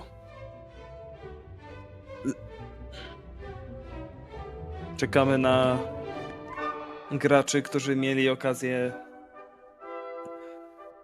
zabrać skrzyneczki, albo ich nie zabrać, tylko się sprzedać za ostatnie grosze. Halo. Witam ciebie, mój drogi. No. W takim razie zaczniemy może od twojej skrzyneczki. No dobra, halo. Halo, słyszymy się? Panie Rex? No tak. Halo, a więc zaczynamy od twojej skrzynki, żeby zobaczyć, co straciłeś. Otwieramy skrzyneczkę numer 3. A w środku mamy ogórek kiszony marki Lewiatan i mamy 3000 kryształów. Ajajajajaj. Niestety, ale przepadło ci to. Sprzedaje się za 1500 exp. Mogłeś mieć ogórek kiszony marki Lewiatan. Jedyny w swoim rodzaju. Unikatowy. Niestety. Przechodzimy w takim razie do skrzynki drugiej, czyli numerek 5, K03. Zobaczymy, co wygrałeś. Koza. 2250, jak dobrze pamiętam. 2250 zaoferowałem i teraz przechodzi pytanie do ciebie, mój drogi. Mamy tutaj do wyboru 3 koperty. Masz kopertę numer 1, kopertę numer 2, kopertę numer 3. Pomyśl dobrze i którą wybierasz. Myślę. Pętlicek, czerwony stolicek, na kogo wypadnie, na tego bęc. 1, 2, 3, 4, 5, 6, 7, 8, 9, 10, 11. Jedynka. Jesteś pewny? Tak, Na pewno. na pewno, ostatecznie, definitywnie. Dobra. To już wybrałem, kurwa. Więc w takim razie otwieramy kopertę numer 1. Trzeba nic się nie dzieje. Co tam będzie. O. Uwaga, uwaga. K03A. Wybierając kopertę numer 1, wygrałeś 100 000 expa! Nie wierzę! Wygrałeś 100 000 expa! Nie wierzę, że to się dzieje, naprawdę! Kurde! Gratuluję podjęcia słusznej decyzji. O mój Jesteś Boże! wielkim zwycięzcą na Telegrze. O matko jedyna! A Reżyserka, pomczuję się już dobrze? czy mogę powiedzieć, co było w pozostałych? Mów, śmiało. W kopercie numer 2, czyli tą, co miałeś obok jedynki, było minus 100%, Bardzo dobrze, że nie a wybrałem. w kopercie numer 3 było prywatne VC. Tak czy siak, najlepszy wybór. Dobry wybór. Zgadzam się z tobą. Wachowic.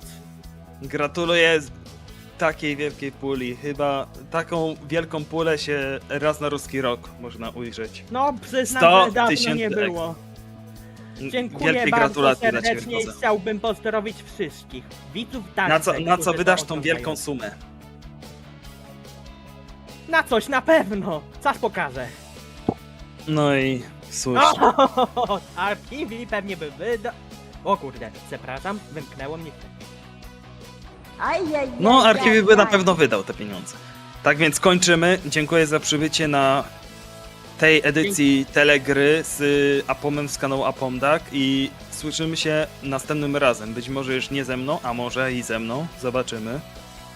Trzymajcie się, do zobaczenia. Cześć. Poza Jo. kanał K03. Cześć, do widzenia.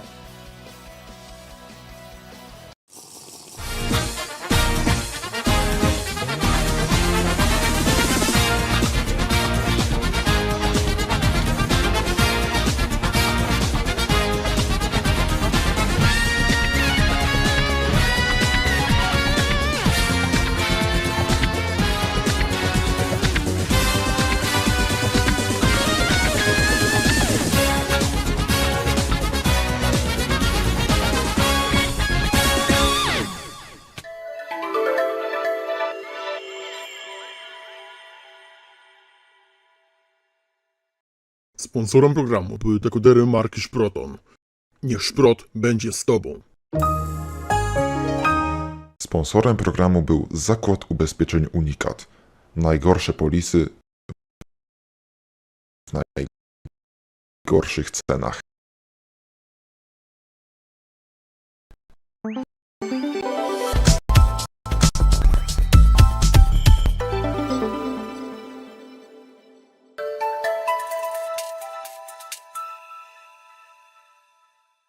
Zdychasz z upałów? Wpadaj do ceny. Tam klimatyzacja tak nakurwia, że produkty mrożone nie potrzebują zamrażarek skrzyniowych. W tym miesiącu cytryna magnezu, doskonały zamiennik Sprite'a czy 7-Upa o orzeźwiający smaku cytrynowym. Idealny do dzielenia się z rodziną i przyjaciółmi. Teraz tylko za 10 zaszatek smekty. Cena ostatnich 30 dni przed obniżką 15 tabletek DIH. Pendrive 128 megabitów renowowanej firmy Adata. Zmienicie partycję dysku C na format RAW. Posiada funkcję autodestrukcji. Tylko teraz w promocyjnej cenie 19 metrów kabla RJ45. Cena ostatnich 30 dni przed obniżką 19 m2 kabla RJ45. Frytkownica przemysłowa napędzana zaawansowanym AI. 40 litrów pojemności. Usmażysz w niej frytki, kurczaka oraz organy wewnętrzne. Zapłaci za nią 12 mężczyzn. Cena ostatnich 30 dni przed obniżką 6 smażonych dzieci. Niszczarka. Spełnia standard DIN P4.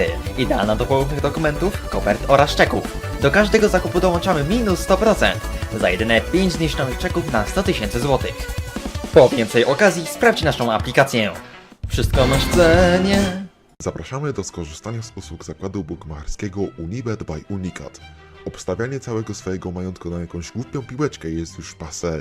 Prawdziwi hazardziści obstawiają teraz losy zwykłych szarych Kowalskich. W naszym zakładzie możesz wykupić kupon na każdą osobę, która posiada aktywną polisę w zakładzie ubezpieczeń Unikat. Wystarczy, że napiszesz, jakie wydarzenie obstawiasz, w jakim przedziale czasowym Twoim zdaniem do niego dojdzie i jaki wybierasz kurs dla swojego kuponu. Teściowa już wystarczająco mocno Cię wkurwiła? Wystarczy, że obstawisz u nas kupon z kursem razy 500 i przydarzy się jej wypadek. Oto najłatwiejszy sposób na zostanie miliarderem. Jakiś z***er uploaduje swoje filmy bez pozwolenia? Obstaw kupon na ewentualny takedown DMCA. A co jak myślisz, że przyp***lisz u nas wszystko co masz? Nie bój nic.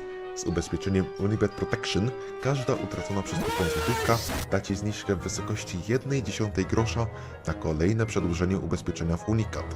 Ponadto każdy Twój kupon będzie miał cenę różniącą się aż o 50% od tej podstawowej. Na co czekasz?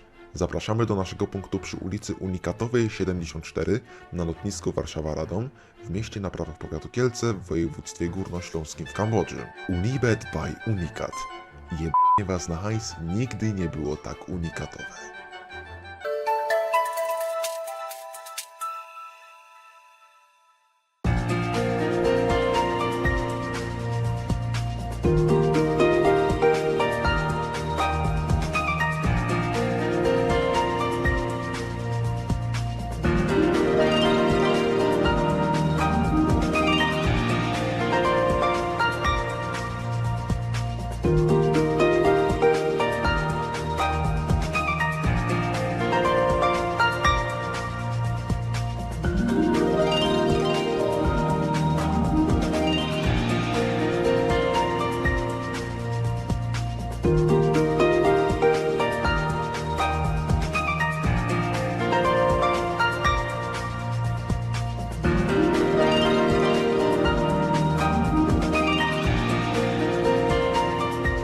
Najrzetelniejszy program informacyjny w internecie.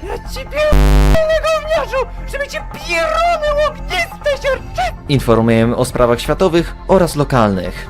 Zakład Przemysłu Trollowniczego to zakład z 36-letnią tradycją działania. Ujawniamy to, o czym inne serwisy milczą. Wysoki sądzie, z całym szacunkiem, ale zamknij mordę, bo ciebie tam nawet nie było. Dowiedz się więcej oglądając prawdziwe wiadomości. Już w niedzielę o 18:00 w ANHD.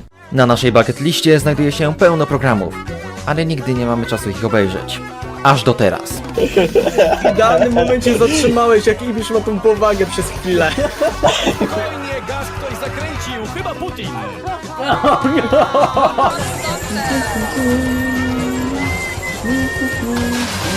Mayonnaise Reaction. Ten program wcale nie powstał tylko po to, by wypełnić ramówkę. Dołącz do nas w sobotę o 17:30 w ANHD. Tak rozbija zondy Łukaszem 600. Ochrona! Tak rzuca kasetami Kaks. A tak, analog broni swoich klientów w sądzie. Nie mogę escape'ować. Ale zapisałem, także... Niezależnie czy rozgrywka idzie zgodnie z planem, czy jest totalną katastrofą, musisz obejrzeć Granie. Bądź z nami w sobotę o 19:00. Tylko w ANHD.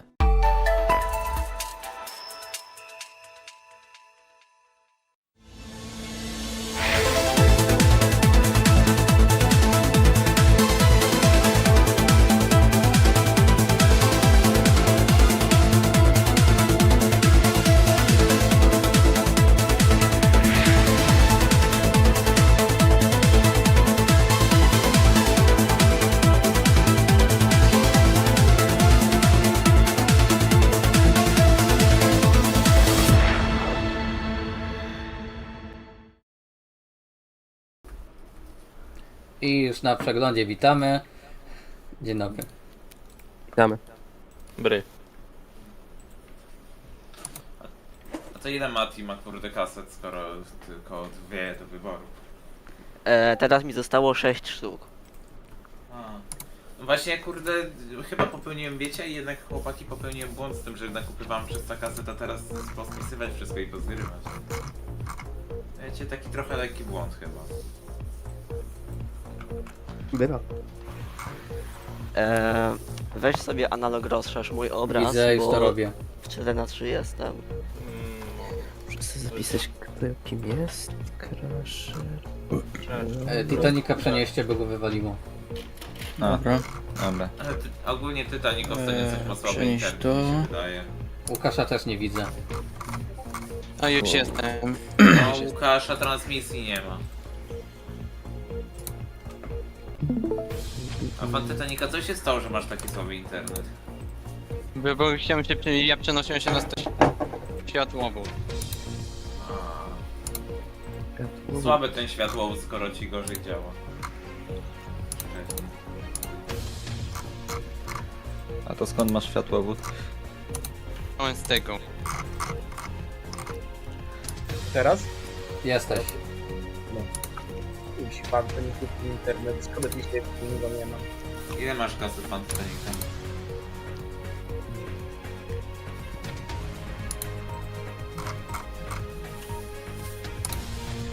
Już wiem, czemu przerwę cię słyszę. Okej. Dobra, nikt jeszcze nie czytał bingo, więc może dzisiaj zrobię to ja. Remis w głosowaniu, sekam, TVP3 regionalna, Tele5, brak teletekstu, okres wielkanocny, prywata, pogoda, bracia pierdolec, TVN, anime, bajki, dokument, OSD na nagraniu, okres bożonarodzeniowy, darmowe, Marcin Prokop, film dla dorosłych, teatr telewizji, kwadracik zaklejony, skin epicki, stacja bajkowa, TVP Polonia, telewizja zagraniczna pozaeuropejska i telewizja kablowa. No to u mnie już pierwsze pole, bo kasety, które dostałem od Hermesa, były za darmo. Rzeczywiście darmowe. No. Panie, ale ty mi nie przewijaj do tyłu.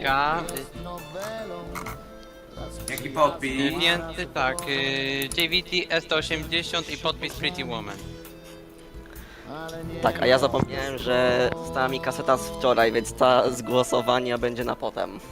Tak samo też i u mnie trwa kaseta w LP, gdzie skończyliśmy, a skończyliśmy na RTL 7. W trybie LP. Smacznego. Dobra, a to jak poprzednie, to może zrobimy tak. A za z poprzedniego przeglądu się liczy dzisiejszy bingo, czy nie? To co zostanie pokazane dzisiaj liczy się do dzisiaj. No i wracamy do filmu Między nami jest na scenie. Jest jakieś zwierzę, że brak teletekstu, to na razie nie wiem. Ej, czekajcie, jest tylko jedno pole very hard dzisiaj, to łatwo poradzić. Dzisiaj Row 2 jest łatwy w miarę. Row 2 jest... Row pierwszy też jest strasznie łatwy, poza telepięknie. No. Słuchaj, wczorajsze bingo było trochę łatwiejsze, a i tak nie zostało zrobione. Ej, ale środek, te pionowa linia środkowa jest bardzo łatwa. Dobra, u mnie nie ma teletekstu. Że między nami jaskiniowcami to jest okres bożonarodzeniowy, od razu mówię, bo z tego co Titanic obraz ci znowu znika. A, bożonarodzeniowy, tak? Mówisz, Łukasz? Titanic, bo nie ma właśnie Dobra. tego obrazu. Okej. Kuj datę wczoraj. Okej. Bo polecicie Ja nie- na tą kasetę 3 filmy. Ja nie zapisałem, bo mnie nie było akurat, to niestety. Ja bym Będziesz nie... miał od 10. Tego... Ma tego brak teletekstu był? No. Tak mówię. A.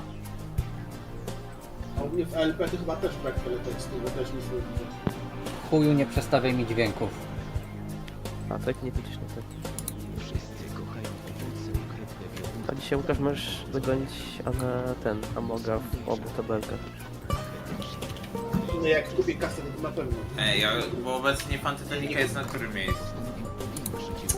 Titanic Na jest 6. Nie mamy jechane. A ja na 7. Szczerze, moim zdaniem powinna być rola dla topowego za topowe bingo 2026. Tylko na podstawie czyjej tabelki. No właśnie. No, najbardziej uczciwej podlaskiej tabelki. Mi się wydaje, że to uczciwe. Podlaskiego Środka Badawczego imienia Mateusza DC. Tak. No to kto pierwszy powie słynne? A, Nie widać, czekaj. czy tutaj? Już wiem czemu nie widać. Moim zdaniem obie są wiarygodne. To, że czasami może punkta brakować, czy dwóch, to już kwestia tego, kto się jak pomylił. Widzę rollsat. Lolsat. O, tak idzie wygodnie. To bardzo dobrej jakości. Smakowitej. No to co? Uwaga, otwieram puszkę i teraz proszę o hasło. Uwaga. Panie Zdzisławie. Jeszcze nie. Jeszcze nie. To już czas. Ale klop.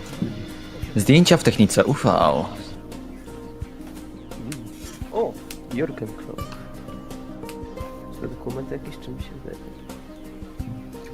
Co to za nadpis? Ogólnie kontynuuję taśmę z wczoraj. To właściwie to my kontynuujemy, bo wszyscy... Coś u mnie zniknęło logo chyba. Nie wiem. Co? Już. Nagrywarka się pierdoli jak A ty Titanic, jaki to był film u ciebie? Film się kończy. Okej, dobra. Nie no, logo na Żadna reklamę. kobita. This is for real. Żadna kobita. Day for gore. Tak. Ktoś nie nacisnął przycisku off. Zajebiście. To komicznie wygląda. Tak. Aha, no tak, ty się pisze przez 2T. Dobra. I co, mamy PSO? Mamy PSO. chyba jakiś teleturniej. Minął cały blok reklamowy z logiem włączonym. Chyba komuś się przysnęło. No i teraz pytanie, czy to jest dalej tryb LP? Tak, nadal LP mamy. To jest jakiś dokument u Crashera? Chyba tak. Już sobie popatrzymy. Ła. Czołówka Fort Boyard. Kamera start! Co to za teleturniej? To czyżby kochamy polskie seriale, taka wersja polsatowa wersja? Teleturniej. Nie ma pola dzisiaj. Było wczoraj. A, byłoby Lost Media. Teleturniej filmowy, kamera, start. Kiedy start jest Wygląda na to, że dalej jest to 9 lipca. Po 27. Coś tam jest, no. Czy to u mnie to nie są jacyś piraki z Karaibów? No chyba, że już to Adam zgrywą. To się zgrywą, że już jest na kanale Modern Watching. A zaraz zobaczę, czekaj. Muszę tutaj ogarnąć. Może jest, ale nie wrzucone, nie wiem. 58, okej. Tutaj Martin miał brak teletekstu do 53 i Crusher 55, dobra. Crusher się dogoni Jolasa. Dobra, może reklamy zweryfikują, co to za data. Reklamy, propozycje. Kamera. Dobra. Kamera start. Akt. Bajeczka. O. Okej, staw. Dobra. To Titanic powinien mieć Ale kolor szczerze dziwne jest to, że kurde Polsat próbował robić ten turniej 16/9 moim zdaniem. No właśnie, takie pseudo to jest 16/9, powiem wam szczerze. Nie tylko ten program robili z kaszetą. To jest prawda, bo Disco Polo Live też te odcinki w tym okresie, kiedy było to logo właśnie, to też było tak. No. To Disco Relax Strasznie też. Strasznie to dziwne jest według mnie, że po co niektóre właśnie filmy czy seriale w latach wczesnych 2000 czy późnych 90 właśnie w takim letterboxie coś, ale... No, to prawda. Muszę Matejgo wyciszyć, a nie, to jak będę miał Matejgo wyciszyć, to i tak będę jakoś smutno. Kurwa, co to za film? Oj, ja bym tu dał ten, Blura u Titanica, bo tak trochę brzmi to, wygląda to tak niebezpiecznie. Ja tymczasem mam dobrą wiadomość, dostałem przelew od szefa. Brawo, wypłata? No. Napisy. Ojej! Nie! Prosimy nie tego. Prosimy bez takich. Żeby się nie nakażować. Już nie ma. To za tą wypłatę bym puścił jackpot, nie? W tle. No tak, 10 już jutro. Ale że w Polsce były takie audiotele? Kurde, w sensie dobre, nie Audiotele! Kurwa, Audiotele. No, Kurwa, 0700 normalnie, no. Były takie, ale że normalnie mogli pokazywać erotykę? No, w tych czasach, no to To tak. jest normalne, to jest normalne. Bo wiem o tym, że w Niemczech tak on masowo dawali, ale w Polsce mi się wydawało, że to najwyżej mocno sugestywne to było, a nie, że to straight up porn. To jest Jakiś taki... Aha. Coś. Nie wygląda to dobrze. Ciekawe też, czy trafił Łukasz. No.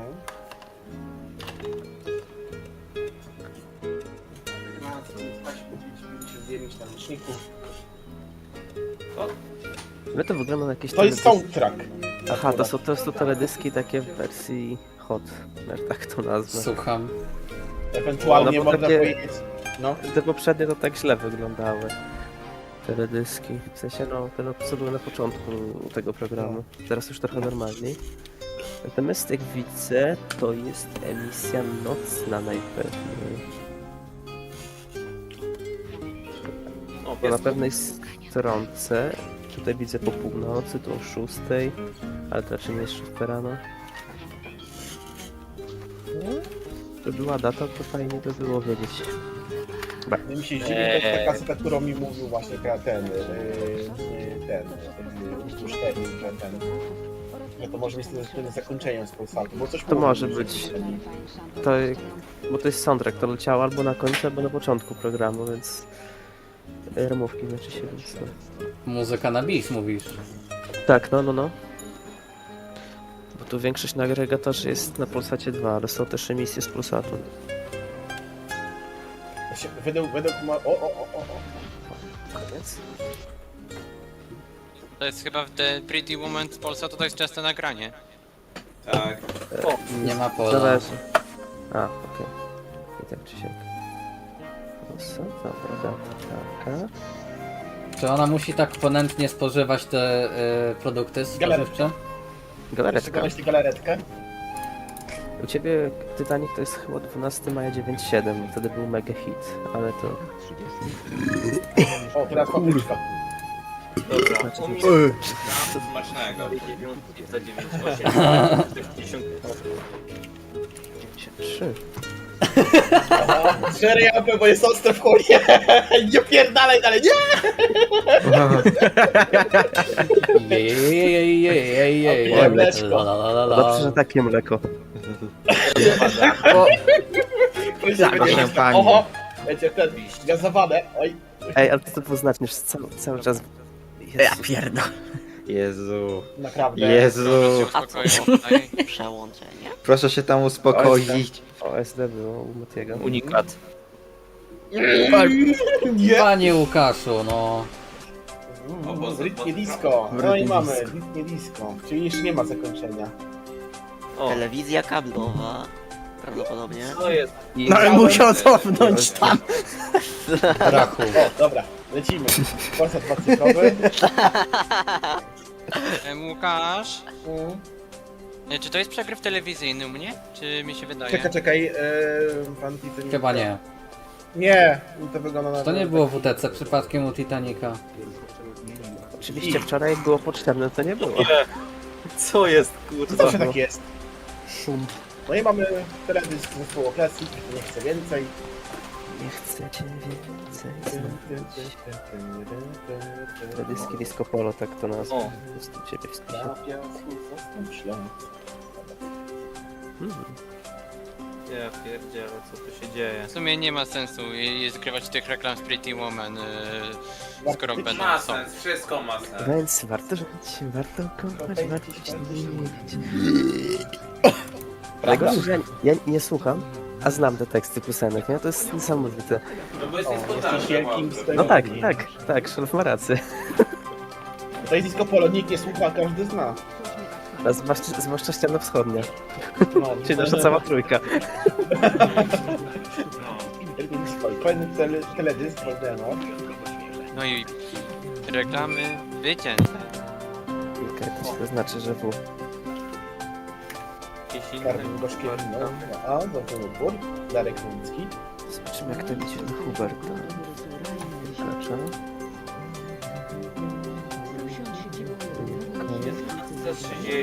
No co tam dalej? O! A, tu już koniec taśmy? Ale szybko. No widzisz. Głosowanie. Bez czwórki, bo jest 1-3. Bo zostaje 3 kasetki jeszcze od Tomasa, od Rafała. Teledyski do zgrania oczywiście. Ale daty nie mam, to niestety ci nie No pomogę. to jest smutek, no bo tu nie ma pozycji. Aczkolwiek możliwe, że w disco to była ostatnia pozycja. Mogło być, tak. Żeby nie pomylić kasety.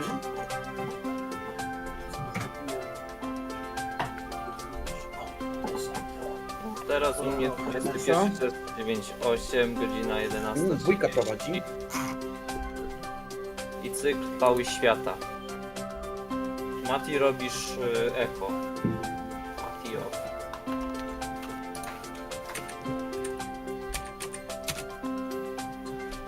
Nie wiem, wczoraj było normalnie. Załóż se słuchawki czy coś. Jestem na słuchawkach. Tak robisz echo. Nie wiem. Wejdź w ustawienia Discorda, ale nie, to wchodziłeś już.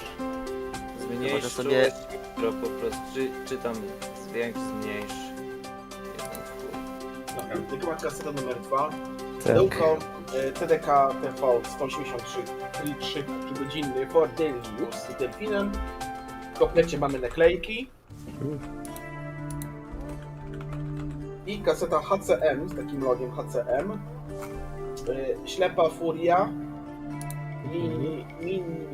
Maniak, czyli Mini-OU Maniak i w nawiasie jest Disco Relax Lut 96.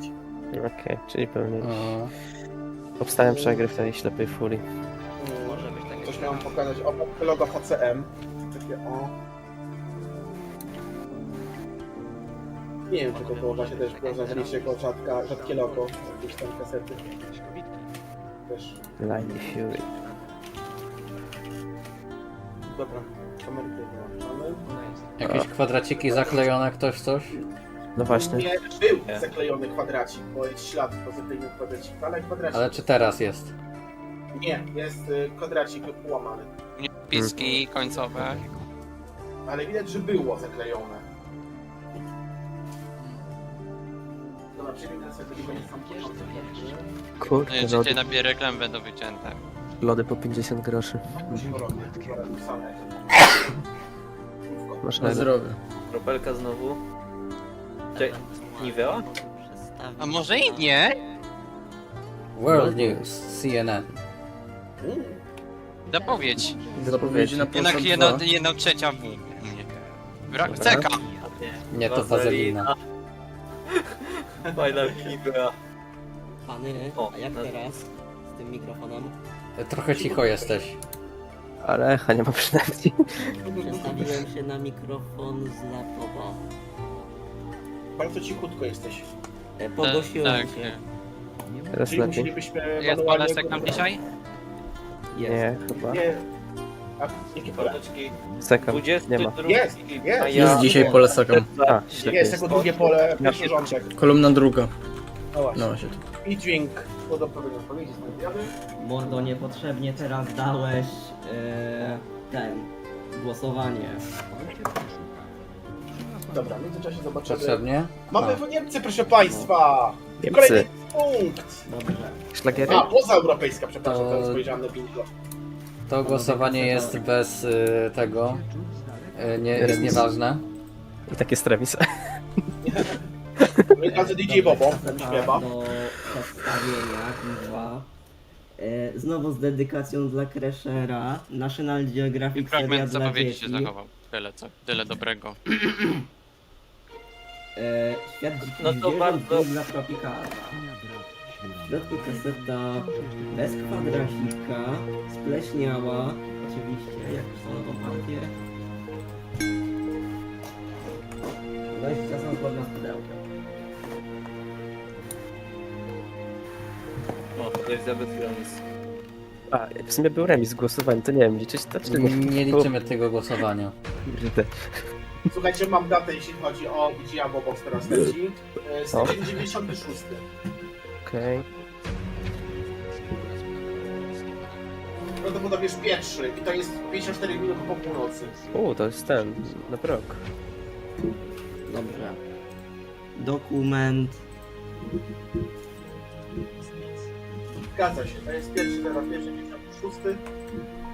54 minuty po północy, więc świeżo po nowym roku. U mnie, kochani, jest szansa na zakończenie programu. Ha. Ostatnia pozycja. Słyszeć?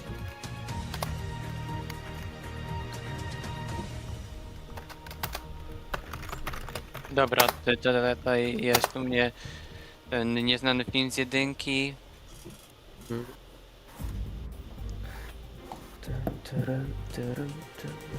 Warto wspomnieć, że te pudełko tej kasety to była podróba JVC, Cometron. Disco polo mamy? Nie ma pola. To jest ta pewnie gala, która była na jedynce w Nowy Rok, czy jakoś tak ostatnio miałeś, pamiętam. No to po pozycjach to było akurat. Sobie muszę przewinąć, bo nie było momentu przejścia. Jest. Takie są momenty. Dobrze, jako że kaseta jest oryginalna i jest bez kontentu, no to skip.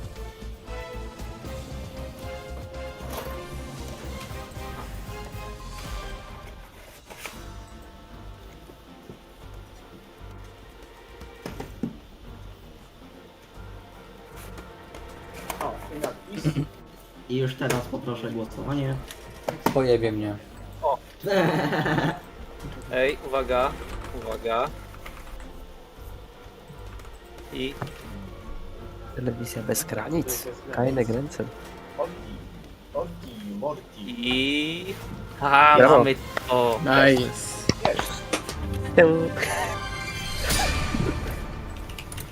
100 tysięcy Dobra. expa i 10 kryształów ląduje do pana konta. Jednak Mateusz ma rację, Mateusz Aha. ma rację. Jest to 1.01 poniedziałek, Okej. ale godzinie nie widzę. 9-5 niepewnie. U mnie kolejne głosowanie poproszę. Jedno trwa. Tak. Godziny nie widzę w ogóle w teletekście, ale mam poniedziałek 1.01. To było, czekaj, zaraz ci powiem. To było jakoś druga, trzecia chyba. Ej, Super Mario Bros. O kurwa. ale zanim, kurde. Odcinek O, pierwszy. Odcinek. A kto trafił? Odcinek drugi. Film fabularny produkcji USA. A. Coś Film. kojarzę ten film właśnie, coś kojarzę. Dzieciaka. No właśnie z ogrodu A nie. zoologicznego. O kurde, Łukasz, wiesz co ty masz? Ty masz emis 7:10. 10 minut wcześniej było rozpoczęcie programu. Kurwa. Ała. że tak powiedziałem. Titanic, ile numerków? To jest jednak inna data, Nikogo. którą myślałem. Ile numerków? 3 mówiłem. 1, 2, 3. O, i znowu WDR. Tak, za to u mnie kolejne gówno. Mam nadzieję, że ostatnie. Tak, oryginałka Hayden Agenda. Szwedzka, rzecz jasna. W środku kaseta zgodna z pudełkiem, bez kwadracika. Spleśniała. I przebiegła. O, skinek, epicki. Nie, już był. Dobra, zegarek jest, to już chyba można zaliczyć jako pełne, nie? No, Tak, ja bym tak. to zaliczył, tak. Jako bonus. Dobra, teraz do pełnej minuty. I data. Jaka ciekawa. Nie no, to będzie 21-22 czerwca. Aha. 9-8. Bo nie słyszałem. Już po teletekście ustaliłem datę. 9-8, dobra, to cię zapisuję i masz bonusik. Warning. O! Test stereofoniczny. Kanał lewy, kanał Ale prawy. jazda. Prawy. Znowu, mówisz, to jest... Szkoda tylko, że nagranie nie jest w hi-fi. Jakby było w hi-fi, to byłoby zajebiście.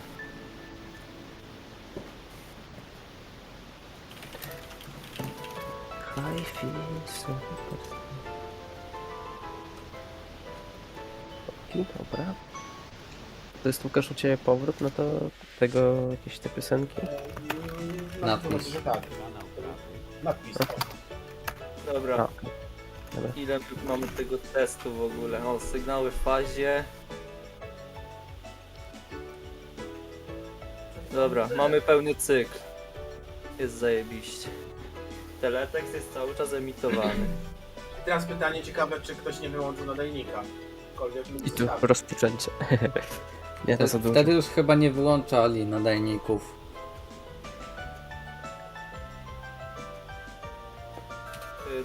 Druga pięć zakończenia, to dopiero o 7 rozpoczęcie. No to nie. Nie zmieści się coś. A może korki wysiadły na przykład o 4 i wrócą o 7. No to i dalej będzie pamiętał, żeby nagrywać. Cuda się zdarzają. Cuda przecież się zdarzają. Się spełniają. Dobra, wiecie co? Chyba do końca taśmy to będzie. Ale ta No partia kurde, też była u mnie darmowa. Co ty cały czas, kurde, disco polujesz? Ja podejrzewam, że już twoja teoria o to, że nie słuchasz, powoli zostaje obalana. Dobra, wybraliście więc dwójkę, więc pudełko to jest Bass EQ 300, w środku Bient SE 300. Jest nieprzewinięta. BTS 300 w LP. BTS 300 w LP. BTS 300 w XP. To będzie coś. Jeremiaszu, co ty pierdol... W XP, nie, czy jak to się nazywał? Ten najdłuższy tryb 5-krotny. Amerykański ten jakiś. I nadpis. Majówka. Jak nic... A nie, może nie. Natura. Makówka. Makówka. O. No, 22 czerwca, czyli kolejny dzień, 10:10. Już patrzę, co tam było. Mamy tu ramóweczkę. Arktyka. Dokument. Okej. Dokumencik. No ja akurat nie ma czubówny dzisiaj, no. Dawaj, pan Titanica. Co widzisz? RTL7. Ej, późny RTL7, co? O, fajnie. SP czy LP? LP. Jak na złość dzisiaj nie ma LP. Nie, ale może być jakieś z późnego RTL-a, bo już jest nowe logo. Tylko nie ma oznaczeń wiekowych, cholera. No jak było RTL 7 to nie było znaczeń, no. Były chyba. Nie. W późnym były. No właśnie. Ja mam Panie, ja mam przecież nagranie ze 2 dni przed końcem RTL-a, to już były, kurde. O kurwa. Na dokumencie koniec stoi. Mam nagranie RTL 7 z tym spotem, że zapowiadającym TVN7, nie? I z ostatnią zapowiedzią 52 minut. A to nie wiem, czy to nie było na tym przeglądzie kiedyś. Coś takim się kojarzy. Może było na przeglądzie, a może to było prywatnie, nie pamiętam. Tak, coś Składam kojarzy. wniosek formalny o kolejne głosowanie. Pokurwi mnie. Związek... Prośba zostaje odrzucona, zapraszamy na poproszenie innym razem. A ja składam wniosek formalny o przedstawienie kolejnej taśmy, a mianowicie jest to jakiś no-name z podpisem Królowa Śniegu. Powrót na to samo nagranie. Second perhaps?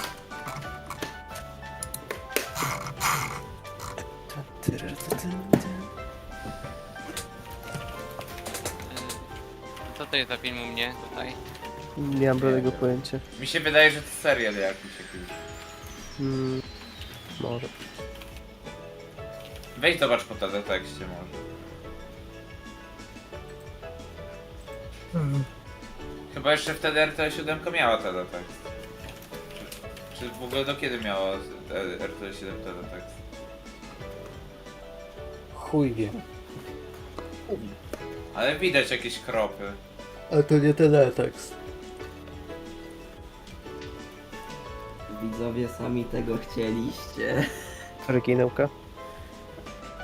Jest takie prawdopodobieństwo. Pudełko TDK HS bez oznaczenia czasu Jak dwo lecisz. W środku... kaseta, tak jak mówię, zapewne oryginalna. To pewnie jakiś bug. Spleśniała. Chyba 60. Z kwadracikiem i ma podpis 0789 Lady Lovely Locks 2. O. I podpis jest chyba gotowane. Zobacz. Dałbym blura. Szczerze, Ale- brzmi fascynująco. Co pole przynajmniej będzie. Wtedy. No. Znaczy już Zelda mi napisała co to jest, nie? Przewijaj się, chuju. To musi być banger, nie? And I know bangers, I know bangers. Ej, w sumie patrzcie, jak ktoś trafi na przykład muminki, to od razu jest bingo. Będzie i anime, i bajki. A jeszcze stacja bajkowa jest. No, niezła jakość. Hi-fi. To 17 minut? To będzie oryginałka jak hifi. Prywata. Oryginał. Temu magnetowi dobi czasami odwala i podaje remain z dupy. Ale ładny gradiencik, No. THX. Reklamy są u mnie. Okej. A jaka oprawa? Pomarańczowa. Pomarańczowa. To które lata były? Czekaj. No 2000 do 02. A, nie, bo mi się wydawało, czy oni dawali inne kolory w innych dniach, czy coś takiego. Tak, słyszałem. tak było. Jednak jest content w sumie. To pomarańczowa był to w jakim dniu? Kolory. Szczerze, nie mam kurwa pojęcia. Zapytaj się wujka Godłem. Tyle zakupy manką, nie? Tyle co wiem, to chyba czerwony był w czwartki. To widzę w coś sumie było taki źle? żółty jest, widzę. To może to sobota jakaś. A czemu w ogóle właśnie fan Titanica nie słuchasz tytułów filmów itp., a po prostu przewijasz? Bo sobie jakbym miał włączone audio, to by pierdział dźwięk. Aha. No to trudno, no to... Ale i tak nie było słychać. ze I tak nie słychać dźwięku na streamie, bo go nie udostępniasz. Dobra, ja mogę popierdzić najwyżej. Ty nie jesteś tłumaczem. Ale nie aż tak. Hej! Co to się kurwa dzieje? Robisz to ustami. Pranie w banie. Tak zwane. No teraz to pachą, no. No. No, teraz Humor na już- poziomie, nie? Humor na poziomie. Ja to Kurna. Chyba na mam poziomie kolejną gleby. Stację. No. NTR. No kurde, ale no żeby pocieszyć fana Titanica, że opierdzące audio, no. Ja tak powiem. Rękuma.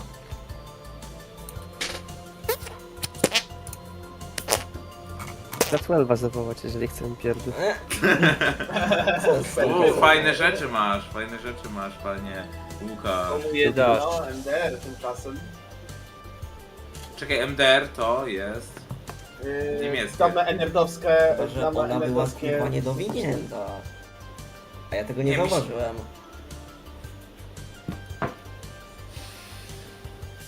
A no właśnie. A ja tu się zachowuję jak debil. Mam tylko LP niestety. Normalniejszy stream Łamoga, co nie? Jeśli będzie przez cały czas LP, to kaseta będzie miała 10 godzin czasu trwania. A co to dla Zeldy, czy co?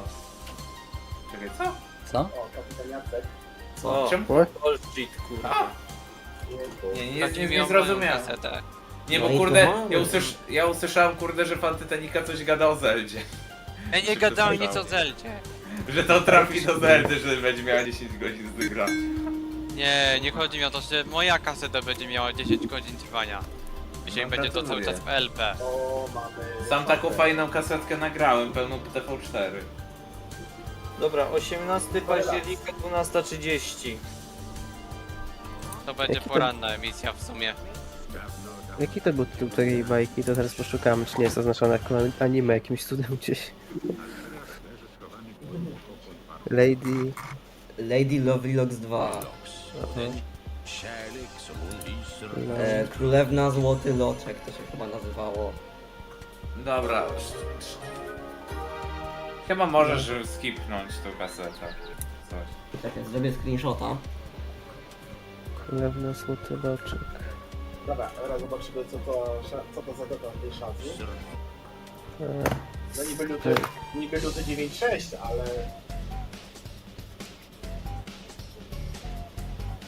Najpewniej znający cię to nagranie z TVP, które trafiłem w Sekamie, to będzie 1990. Albo 91. Albo wczesny 9.2. Okej, to chyba nie...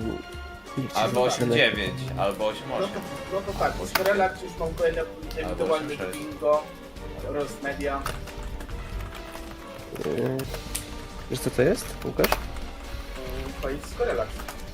Okej. Ale daty jeszcze nie mam akurat.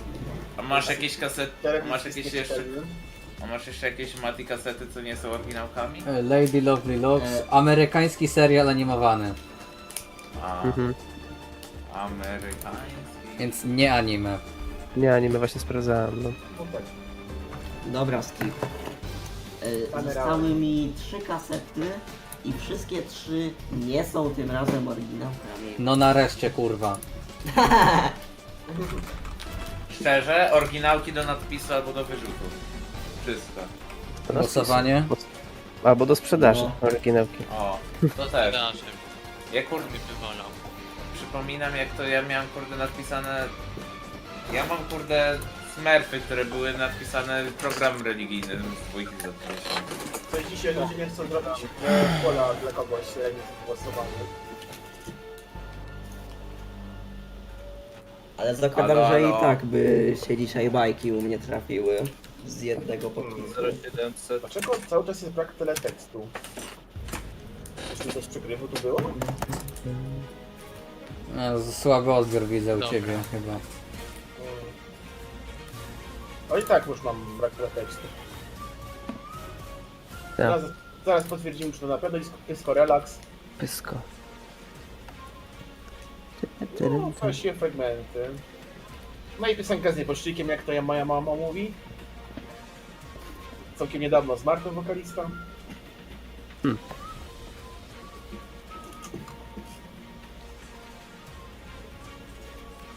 Ale dobra, uznajmy, że to jest luty 96. No dobra, mówię. Uznajmy, że to jest luty 96, tak jak było w opisie. Dobra. 160... 310... I Zenuś? Pelta? Ten ogień i ten lód, to ja, to właśnie ja, dotykam swoje gwiazdy. To nie mógł się tak pierwszy odcinek z po live. Który już powtórka, bo ja już miałem fragmenty pierwszego odcinka.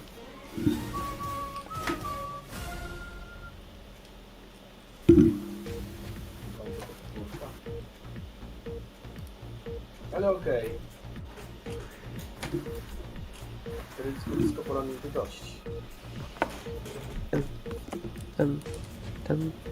To jest słynny kontrowersyjny teledysk zespół Voice. O, tak jest. Relax to był ten... Ta ankieta to się dzisiaj zakończy? O, no. Kurwa, zakończ ankietę. To jest. Podwójnie się u mnie wyświetliło. Też. U mnie też. Jedynka wygrała. Sony S180 CDC. W środku natomiast Sony S180. No i co? Nieprzewinięta z kwadracikiem i ma bardzo zabawny podpis. Tom and Jerry. Jary. Nadpis u mnie. To mi słoiki. To mi słoiki. Aha, i jest bardzo. Czekaj, a jaka stacja? A jedynka. Stary Kwowadis. Jeszcze mogę wam powiedzieć A nadal coś ci bardzo konwajasz. zabawnego. Ej, ale to jest, nie, to jest Quo Vadis w odcinkach to co ma Tytanic. A coś to takiego mamy napisać. Ej, mogę wam coś śmiesznego powiedzieć. Kaseta ma w zestawie naklejki. Zgadnijcie kuźwa ile arkuszy. 5. 7. 6. 4. Musisz policzyć sam. Muszę powiedzieć, że masz wszystkie. Mieszkańców. I jak to jest do mojego kwawati? Ciężko powiedzieć. Która jest powyższy? Kanał bajkowy. Może 15 sierpnia, może 15 sierpnia 9.6, ale to pewny nie jestem, raczej nie. Muszę sobie wybrać To był nadpis. RTL było 7 było za 2000-2002. Okej. Mati, daj playa. Może być 22 kwietnia 2001. Polski CN to jest. W końcu. Jebany. Dobra, Zależy ta od ciebie, to jest który oryginał. odcinek jest u ciebie, Titanic, bo Pierwszy. tytuł jest pierwszy, to jest 22 kwietnia 2001. 6 to pierwszy dzień nadawania Polsatu drugiej mocy. 9806. Tyle lat, kurde, prawie 30 lat nadawali. Kurde, sam chciałem odruchowo napisać Tom i Jerry. W sumie jeżeli to jest O, polskie, areomik, ale trochę smutek, bo nie ma. to jest to polskie, no to rzadka stacja. No areomik, no play. Teraz dzisiaj Mati mnie przebił. No, Ty masz całe jedno pole. Ojej, ej. O kurde, ale fan Titanica się stresuje, nie? Fan Titanica czuje ten Ja nie oddech na stresuję karku. się. O! Ej, ładnie tam narysowany, szczerze. Czy on Ale co, narysował u mnie? włosa Hitlera na tym tomie? Tak, tak, Tak. i fryzurę również, fryzurę również. To O by Boże, to dzisiaj te nie są odcinki, przeszło. dobra. Areomik. To są te odcinki Toma i Jerry'ego. Tymczasem u mnie areomik, którego nie ma dzisiaj na tym. No niestety. Na bingo. Ale w końcu jakaś kaseta z contentem. Nie wiem, czy to odcinki Toma i Jerry'ego to jest content, ale ten tego. No, ale Czy nie, to no jest dla taki tego. level. Może to jest Fizzle ona Play albo ktoś przegry. screenshota.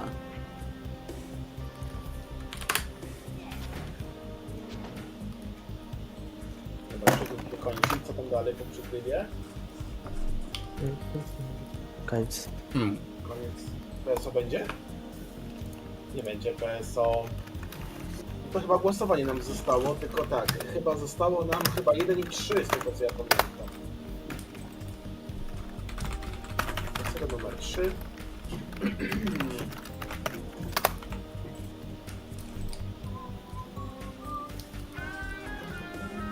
A tu jeb, nagle taka kosmiczna rodzinka wlatuje u mnie, nie?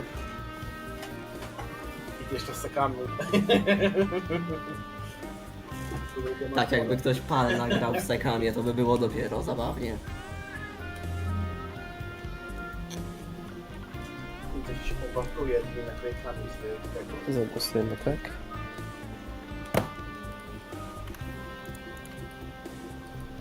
Ludzie chyba dzisiaj nie robią Potem specjalnie- będzie lista przebojów czy magazyn muzyczny.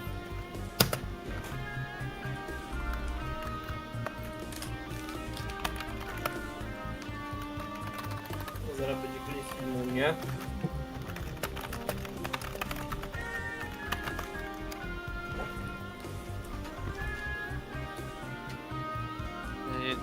Widzę, że to był czasem powrót na RTL 7.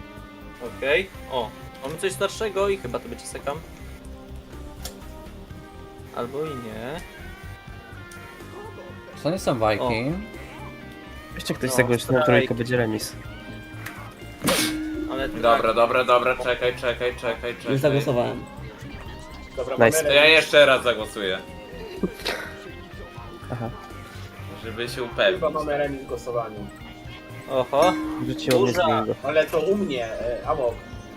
Aha, A. Nie ten kolor. znaczy... Something went wrong. Dobra, słuchajcie. Sniper, mam podpis. I to jest po oryginalce. Oryginalnie to było film Air America. Napisane jest Sniper, a na etykiecie tak, gwiazd, gliniarz przy szkole, przepraszam. I teledyski. Zapowiedź kolejna. teledyski to wiadomo, co to może być, ale gliniarz w szkole, jak zobaczycie, kaseta nie jest przewinięta i ma cały kwadracik oraz ślady Chyba to był dubbing u mnie. zaklejonym. Idziemy na początek.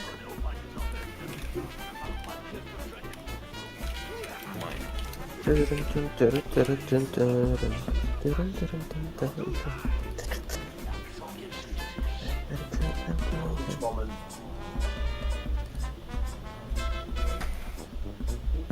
Biała mysz.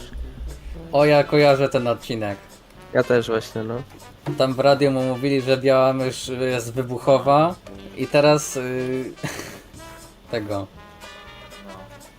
z jakiegoś laboratorium uciekła i teraz Jerry jest impostorem takim, nie? Znaleziono impostorka. Co my tu mamy za chmureczkę? Impostor O. wyeliminowany. No to pauza. I teraz przyszła ta rzeczywista mysz. O nie. Ja pierdolę. Poszło z gruzem. Mouse O, clean. 9.5 albo 9.6. Pokocham. O kurwa, ale leje mnie. Chwila. Będę. O, leje. Mnie też podobno leje, bo... O, nie, jeszcze. Planuję Disco Polo Live. O, też. O.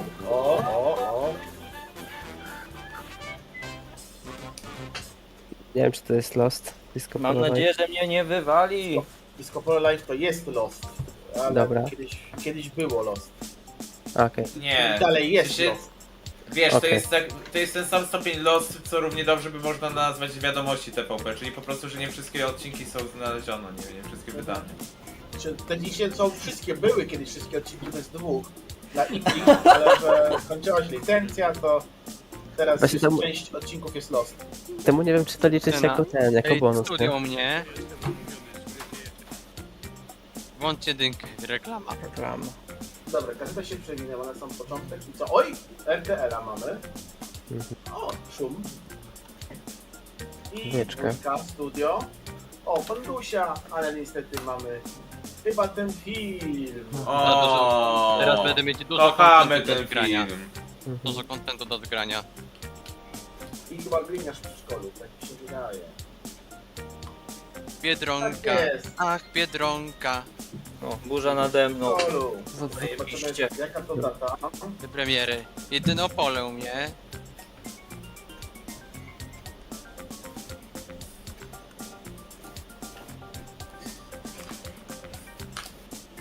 Tak. U mnie Opole 2001. Tak, właśnie chciałem powiedzieć, to właśnie 2001. Mamy teraz okres, nie, to okres narodzeniowy. Wtorek 26-12. A jakieś mam bonusowe pola? Bo nie wiem, czy to było Disco Polo Live wcześniej. No właśnie też nie wiem, czy to liczyć jako Lost, bo tak samo, znaczy tak Szalk trochę ma rację z tym, że to jest tak jak z wiadomościami, że tego i tak jest pełno odcinków. A czy tego, czy aż tak ktoś tego szuka? Ja chyba kojarzę skąd. Nie, no właśnie tak. Nie wiem, dla mnie właśnie czasem idiotyczne jest oznaczenie Lost Media właśnie w przypadku niektórych programów. Polonia? Okresera. A ta jedynka to jest 20 maja 95. Powtórzę jeszcze raz datę tego gliniarza w szkole. 26, wtorek 26-12. 26-12, na razie muszę tak zapisać. Wtorek. Okej. Dla Łukasza zaraz zabierze. Dobra, to skończę na... Będzie uczciwie. Nie wierzę. Okej. O, Lublin. No, Polonia Lublin, właśnie to było dziwne. Nie no, No dobra. Gliniarz w przedszkolu pewnie chyba z godzinę trwał. Przewiniemy. Gliniarz w przedszkolu. 26-12-9-5. Godzina 45 ramówkowo, potem było niecodzienne święta Natalii Kol i zakończenie. To chyba tego nie będzie. Prędzej teledyski, bo mówił mi, że Rafał, że to są Disco Polo głównie, jeśli chodzi o jakieś tam piosenki czy coś. Dobra, Polonia u mnie 19 maja 96. Dobra, już jestem z powrotem. Okej. No, więc tak. Muszę znaleźć tutaj. Chciało się. To jest 8 czerwca chyba 2001. U Crasher, przepraszam, u Titanica. To 6 słyszę, muzyce. Pewnie tak.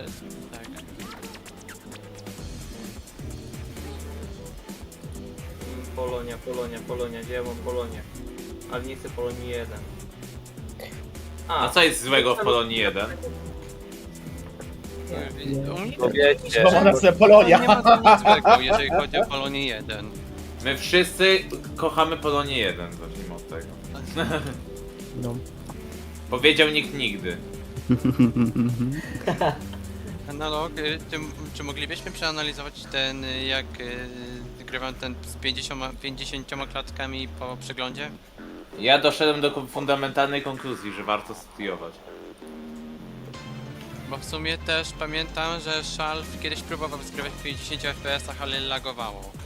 Nie, że były takie lekkie przeskoki na A ona przykład. napisuje, no i mamy powrót na coś na disco polowego. Voice'a widzę. Jeszcze no przewijaj. O, Beam 40. Dobra, jestem. Dzięki. No dobra, film się kończy i tu PSO z tego co ja widziałem. A to jest ten. No nie, myślałem. Który by to był czerwiec? 3 czerwca 2001? 8. Tak, dzięki. Już czas. Dobra, sprawdźmy tego. Zelda to też jest po polsku, to widzę. Premiery trwały po 15 minut, więc... 21.01.95 po pierwszej w nocy, 1.50. Czyli drabówkowo, 20. 01.95. Mhm. Dobra, to już szukamy. Right Friday. Hej, to nie A. jest Potem Łukasz, będzie potem kabareton tego pola 2001. Łukasz, potem jest zakończenie. Niestety. O której? 2:10. Wow. Chyba, że to może jednak ten. Ta szansa na zakończenie, no nie wiem. No ale to zmienimy na A normalne. ty tą galę chyba trafiłeś ostatnio. A, nasza szkapa! Bo jest konik Tak. był. Aha. Ale nie ma pola z powtórką. Dobra, przyjedziemy teledyski. No i Zenek wspomnienie śpiewa. W ogóle 40-latek z tymi z napisami po angielsku. Ciekawe. Dwójka u mnie kuda. I raczej nie. Raczej PSO to będzie. Skaner tęcza. To jest PSO jak nic. Ej, to jest start. Ej, nadpis był. Co to jest u mnie? Dokument mi się wydaje. Jak Teleexpress? Coś? Albo? Teleexpress. Tak. Albo wiadomości. Nie no, za bogaty content też ta nauczycielka z WF-u mi podarowała. Za bogaty. Jaroś albo Lech. Ej, dokument to jest. To jest dokument? Tak. A, już policja. Oj, co ja zrobiłem? To jest regionalna! Wow. Nie ma zakończenia. Przejście. Relaks. Gdzie, co? Z Gdańska na 2 chyba było. Time to get roasted. Musiałem to zacytować jednego bossa w Super Mario Advance. Nie mogłem się powstrzymać tego. Ej, co to jest? Puls! Puls! Puls! Nie po kolano puls! Nie, zwykły puls. Ten jest wrogu. A. Dobra, sprawdźmy tego A to i Polsatu. tak już puls jest zwykły. Znaczy no to tak. Jest okej tej szatki? To jest początkowy okres. Ale i tak ma swoje pole, Owen, więc nie gdzie? jest jako rzadka stacja. Fakty! O! Radio, muzyka, fakty! RMF FM. Prawdopodobnie jest to ten sam rok, 95 i dzień chyba 19, chyba z tego co widzę. Skoro było widać tego przejście z Gdańska, no to... A, też się liczy, okej. Zaliczamy, bo było, rzeczywiście, no. Dobra.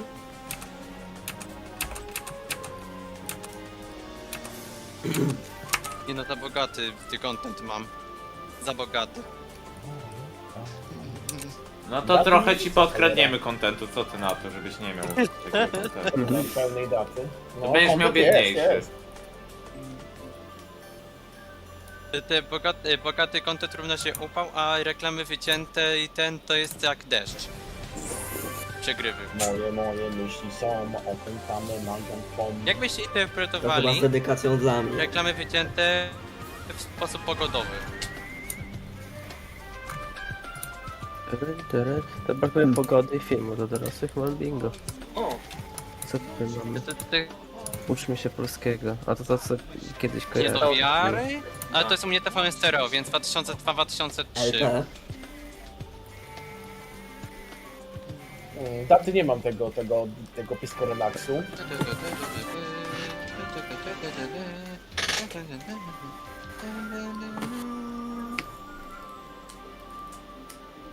No i nam Maj? 4 maja?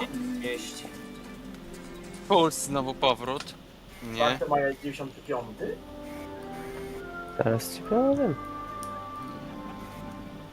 Masz godzinę? Albo czy coś 9 takiego? maj. Żadnej godziny nie mam. Czeczki. Ale w tym zgraniem reklam Pulsu to jest trochę dla mnie pytanie, bo pamiętam, że Puls usuwało wszystko z YouTube'a. Nie wszystko, nowsze usuwało. Czyli starsze mogą przejść bez problemu, jakby się trafiły reklamy. Starsze tak. Prawdopodobnie, że godzina 10. Okej. 9. Dobra, koniec. 9, ewentualnie 4. Okej. 10, 10 nie pasuje, 4. Dobra, kolejna taśma. TDK... Alo, przedstawiam taśmę. Kolejną. TDK TV 195. Kwadracik jest i taki podpis. Tance 5,6 lajków 1999.x z podkreśleniem. Dobra, prawdopodobnie jest to Mati, 4. Co? Czy Puls 2001 można uznać za rzadką stację u ciebie? Nie. Nie. A. Dobra, prawdopodobnie jest to 4.05, 10.05, 8 albo 9. To mi nie pasuje od tej daty w ogóle. Chyba, że to jest jakiś przerywnik, nie wiem. Albo 1 w nocy? Tak, 1 w tylko, nocy? tylko inne pytanie. Czy Puls przerwał reklamami? U mnie jest końcówka. Proszę. Zapowiedział mnie reklamy. O kurde, jaki ma content! 1 w nocy, nie wiem czy Łukasz może być, tam już jest napisane pożegnanie, ale kto wie. Dobra. Mówiłem, że po diskorelaksie może gdzie. Dobra, to przyjmijmy to. Aha, prywata. Prywata? Za bank nastolatka. O, zielono widzę, u Łukasza znowu. Ja sobie muszę okno ale ciemno się zrobiło, co jest? No, u Co mnie to też jest? zaczęło, u mnie już grzmotek coś co Łukasz. A, więc no w wiesz. sumie dobra, jesteśmy z podobnych Tak. okolic, w sumie temu. Bo ty mieszkasz w Białymstoku, czy ty jesteś z Białegostoku? Nie, no mieszkam. No właśnie, no to, no ja też mieszkam w Białymstoku, więc wiesz, od nas parę kilometrów nas dzieli. No, takie trochę bym powiedział jeszcze niespokojne na razie. No. Białystok. No to co, Marcin Tewo. Prokop i bingo. Może. Dalej te pierdy. Tańce tymczasem jedynki. Dobra, zobaczymy nas dodatek tych Poza tańcem chyba nie było mnie przez chwilę. Kraków. Jest Krakowa. 9-5. A tu się skończyło. Ale jaja. Aha. U mnie ten był urywek tego TVN-u, Albo nie? nie. Jakaś sobota 4.03 coś miałem. Sobota 4. Chyba PSO. Albo już koniec taśmy. Gdzie koniec taśmy? Albo już jest szum. Bo... Licznik idzie? Licznik stoi, oho. Titanica nie ma teletekstu, nie ma danych VBI. Łukasz, wiesz, że Łukasz, nie chcę cię zmartwić, nie? Ale po tym możliwe, że było zakończenie po tych tańcach. O, ale u mnie zaczęło lać. No jak nawrót na niemiecką RTL. O, kierunie. Żyg. A, no. Dobra, idziemy sprawdzić, co to za data tego RTL-a. O, coś z Ameryki, content. RTL. Przedstawię kolejną taśmę. Pudełeczko konica S180. A rzeczywista kaseta, chuj wie co to jest. Być może to będzie to, może nie. Może 180, może nie 180, bez podpisów, lootbox czysty. Łukasz, straciłeś 2 szanse na zakończenie.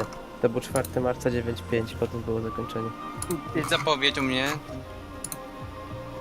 Teraz u mnie coś wariuje. Bo u mnie jest brak sygnału w telewizorze, ale natomiast widzę na podglądzie na komputerze, na mechaniku. Mamy chyba jakieś wyłączenie magnetowidu chyba. PSO. Teda gazeta. Ajajajajaj, nadpisane zakończenie z TD. Dobra, mamy datę. Dobra, więc teraz jak to sklasyfikować? U ciebie... Nie wiem, Larry Lost? Nie, Lost po prostu, nie wiem jak to sklasyfikować. TD kablowe nie było, nie? No i kolejne PSO? Albo może No to w sumie rzadka stacja to jest w sumie? No, ja bym zaliczył. Dobra, okej. O! Ej, sekam chyba. Ty, sekam jak nic. Nie miałeś Sukamu. Ale zaraz zobaczymy. Poczemny obraz dostaję. O kurde, normalnie burza jak Fort Boyard się czuje teraz. I znowu RTL powrót. I Crusher miał... Aha, sekam. Mamy to. Siekam.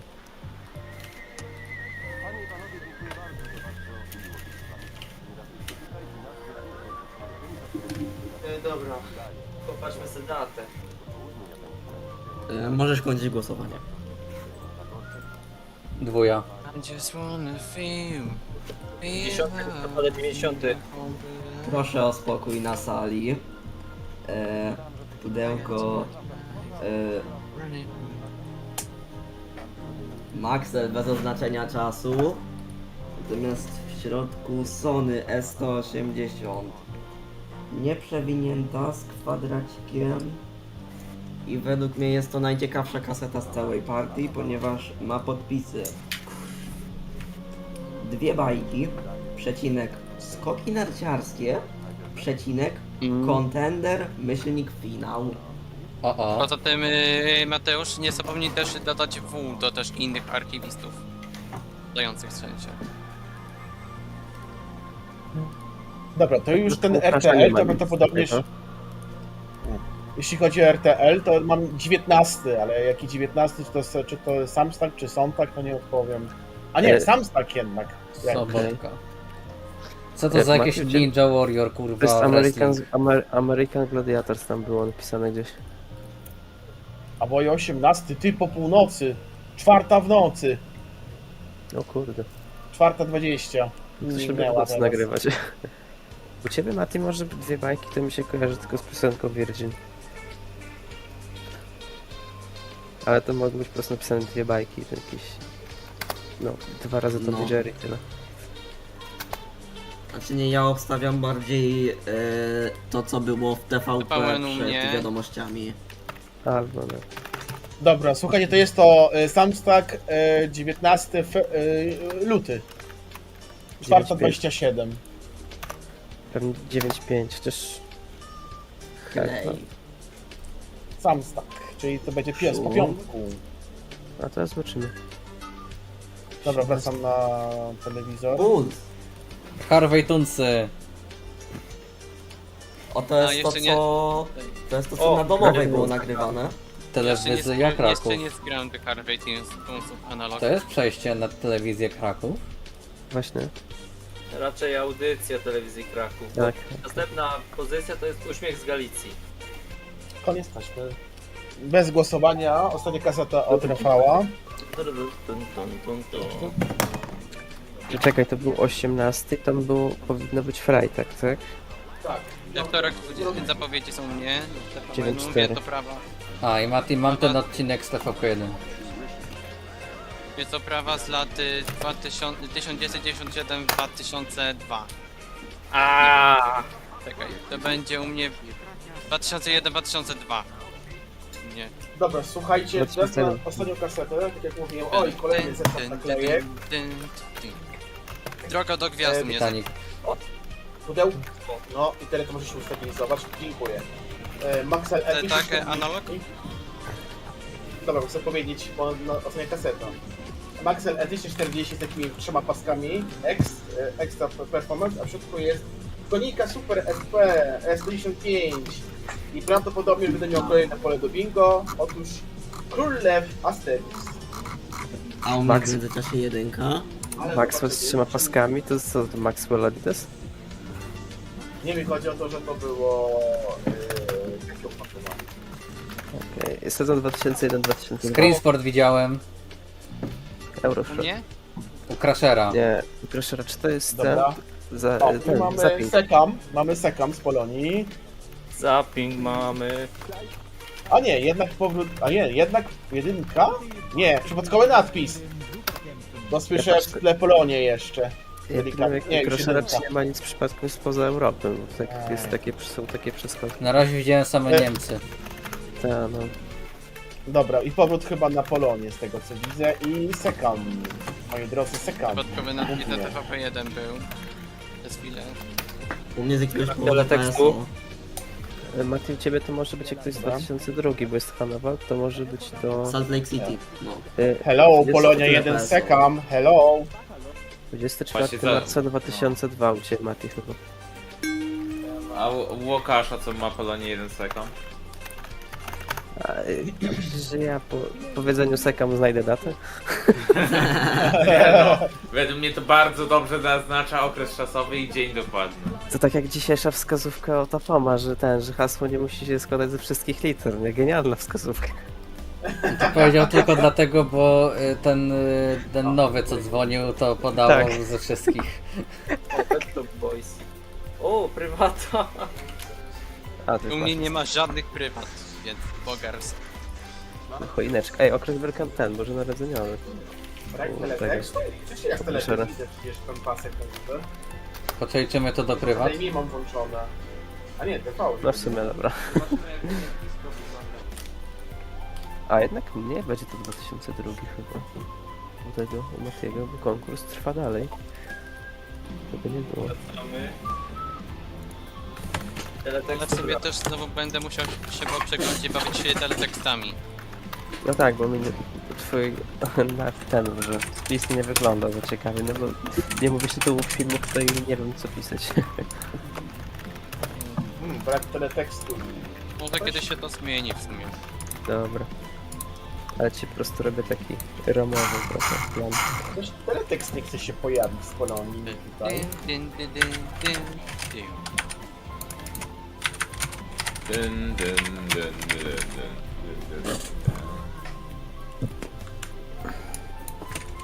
Oj, tutaj. O. To jest ten nauka jazdy.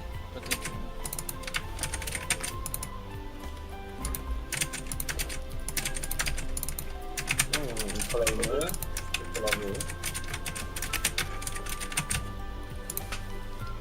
Ile zazwyczaj trwały te transmisje ze skoku?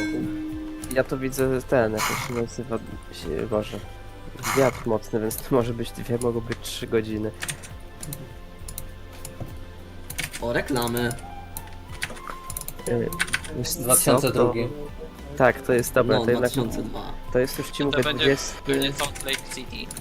Jaki Salt Lake City, jak tam była plonica? 24 marca 2002. To nie igrzyska. Żeby pomyliło mi się. Spoko, spoko. Wiesz co? Zostajesz skazany Ale za w to, że ci się końcu, pomyliło. kurwa, jakiś polski content. A po co Polska? Polska to jest Czy to nie są golce w studiu? Właśnie, oni przecież mieli śpiewać, wtedy pamiętam. Oni mieli śpiewać jakoś na się. Pokaż taj. A Tak, no, to są tak, golce. Pole, pole, ja pierdolę. Co tam się dzieje? Pierwszy raz chyba się trafili. Nareszcie, po ilu miesiącach? Nie wiem, czy poszedł dźwięk. Teraz już poszedł. Nie, cały czas rydycki. Z Kamia, z Polonii. Ja nie później będę chyba śpiewać w studiu, pamiętam, tam jest z tego pamiętam nagranie. To jest 20, jeszcze raz mówię, 24 marca 2002, bo pewnie ten konkurs się nie skończy. Jeszcze się mógł To jest mały taki trafić. Mhm. No więc, o, mamy echo. Ale jazda. Dalej jest Polo. Echo to jest lokal. Lokalna. czy nie? Lokalna. Dobra. Dobra. O której godzinie to leciało? Jakoś pewnie w planie. O, właśnie o tym O, mówiłem, że śpiewają. śpiewają. No to jest na YouTubie. To leciało jakoś pewnie gdzieś 10-12 zawsze te konkursy w planicy na koniec tych są. Mały Teraz był wcześniej, tak wiem, że był, tylko... Pola nie ma. No nie ma pola. To leciało od 10 do 12. Aha. No ale że jest wiatr, to pewnie się mogło przedłużyć. A oni się tu śpiewają. Właśnie kojarzę, że to jest właśnie tak wklejone na green screenie, oni śpiewali właśnie w studiu. Kochani, kolejna taśma. PSik 120. Zupełny lootbox. Nie do końca. Teletekst niby jest, w sensie, że jest taki napis, ale to są to tak teleteksty, się przełącza. Ja ogólnie wnoszę o pole brak teletekstu, bo tutaj na wątku przesłałem zdjęcie. Proszę bardzo.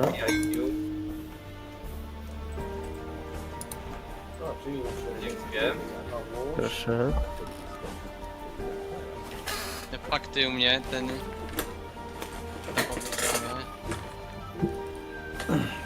Desperat. O!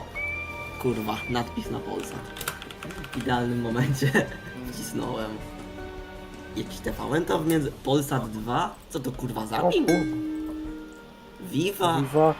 Polsat? Stykawka tak zwana. Polsat nowszy już. O kurwa nie! Co ty to mówisz? Discovery Science! Ja pierdolę. Ty może Brainiaka trafisz. Śmiesznie by było. Logo z takim okresem to jest szansa. W takim okresie takie logo, to no. Discovery Science to jest rzadka stacja. Chyba już nie, bo tam parę razy się trafiała u mnie. Raz, dwa razy, no to jeszcze mogę zaraz zaliczyć. Ostatni raz. Chyba taśma z kinem. Napis zapowiedzi podczas filmu. Napis... No i promo Polonii 1. Jak się ten... przepraszam, jak się ten... Ej, Kanal cześć. Plus u mnie. Ej, szczerze kocham ten promo, bo jednak... Nie wiem, kocham te promo... Te promo jest w Polonii jedno tyle fajne, że jest jednocześnie kiczowate i jednocześnie mówi o tym, jak to tylko będzie się rozwijać stacja. Bez świadomości tego, co się stanie niedługo. Dobra, u mnie był zapis. I ogółem gratuluję ci Crasher. Pewnie film z napisami w Kanal Plus. Przydziłeś Jonasa w statystykach już. Propozycje. I powrót. Co? A nie, to myślałem, że to jest jakieś nieustraszenie? Co A to Kanal jest? Plus przerwało reklamami? Nie. Tak. No jakoś nie przerywała. Czy nie wiem, czemu powiedziałem tak. No i to wkład teraz śpiewa. Nadpis. Oj, nie ma Discovery Science. Irek Wielenijnik mentioned.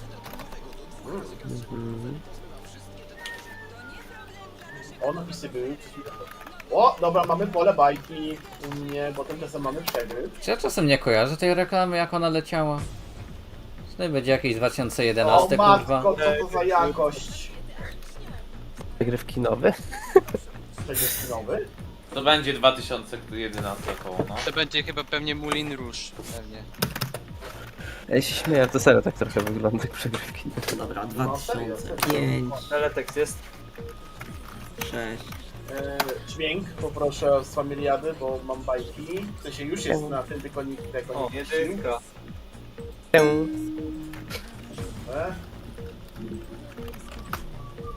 No, ten król...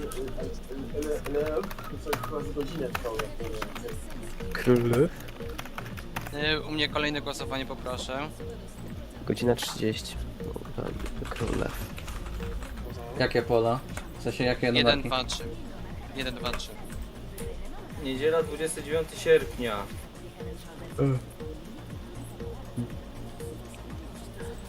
Nie będzie to 11. 12? O, tak! 10. Bajki u mnie. Kurwa, ale to ma... Zapowiedzi u mnie. Bogostwo. Tydzień w Kanał Plus u mnie. No to wszyscy trafili. 10. Bajki i teleteksty, super. To jest 2010. I tylko nie trafiłem Sekama. Niech żyje. O nie.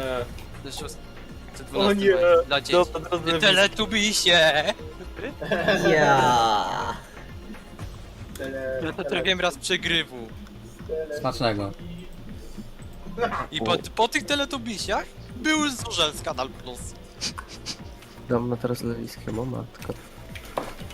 Nie wierzę, no ja kurwa w to nie wierzę.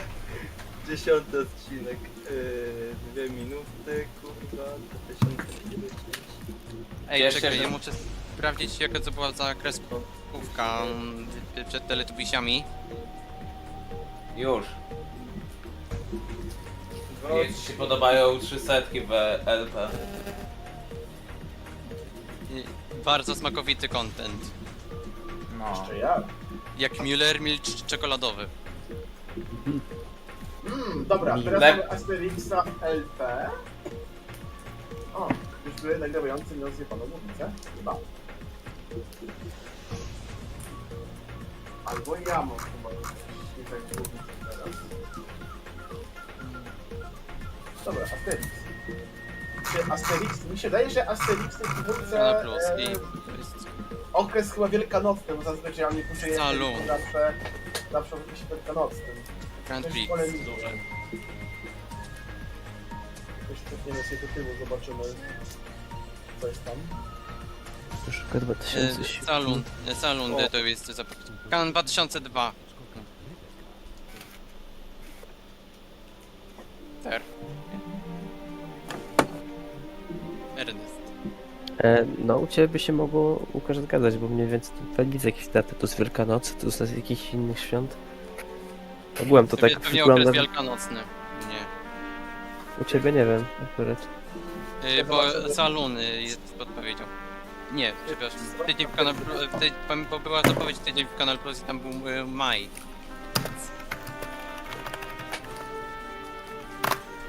Dobra, u mnie reklamy. 12 maja, więc...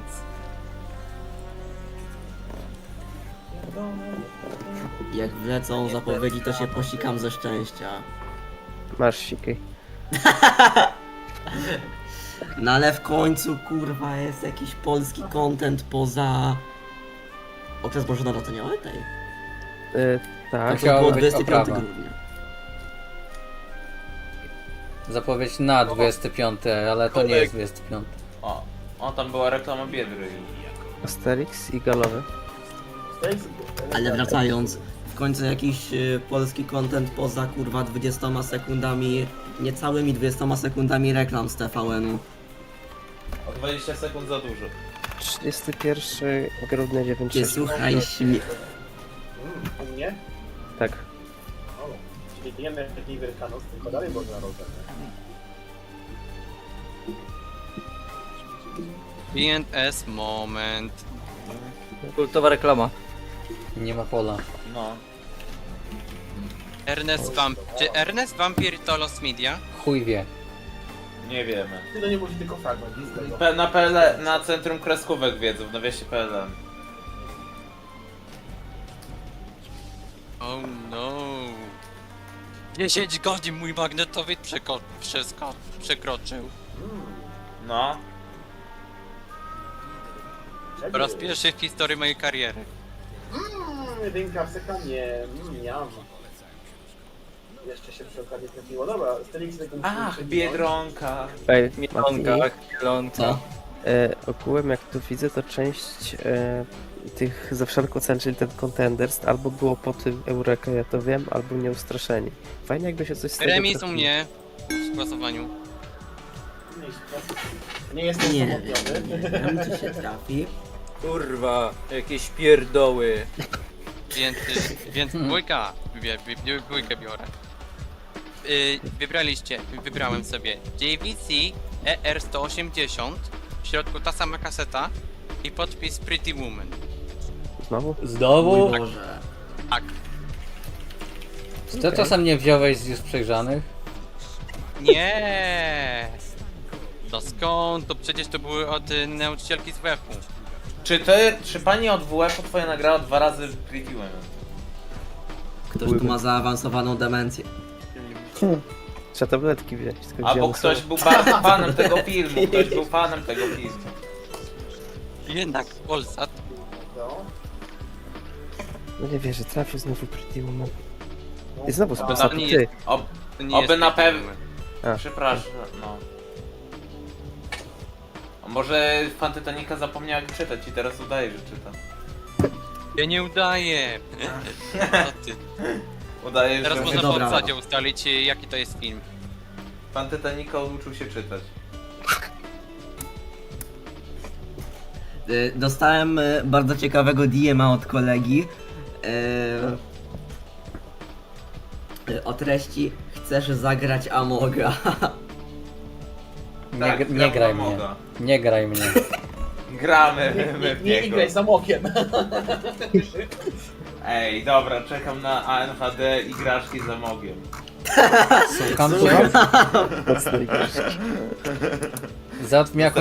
Załatw mi jakąś kobietę rocznik 03, to pogadamy. Czemu akurat 03? No właśnie. A może, dobra, a może być Znaczy, taką wiesz, 2 lata co starszy, mamy 2 lata na młodsze czy coś? Jak już to starsze. A może być rocznik Czasem 88? monitoruję, czy reklamy czasem nie są wycięte, a ja szukam tego filmu. Amog. Ja ostatnio gram Fortnite'a z osobą rocznik 88. Lecz się. Kobietą. Tak. Wiesz co, Szalw? Powiem ci tak. Mój kolega mi się chwalił, że kurwa jego stary gra w Fortnite'a. Ej, on taki kraj. Stary, który ma... Stalowe magnolie. Stalowe 40 magnolie lat. w sumie. On tak krakuje pewnie 90. Panie Szalwie. No cranky 90s, nie? Ładuj, to jest określenie z Fortnite'a. 9 marca 9.6. Tenik. Pewnie. A tak, który? 9.6? 9.6 najpewniej. Najpewniej. I jak z reklamami sytuacja? Jeszcze raz? Jak z reklamami sytuacja? Z reklam na razie nie było jeszcze żadnych, więc opisałem, że są wycięte. Albo jeszcze nie było. Jeszcze nie było, bo po 20 minutach zawsze były. A, no okej.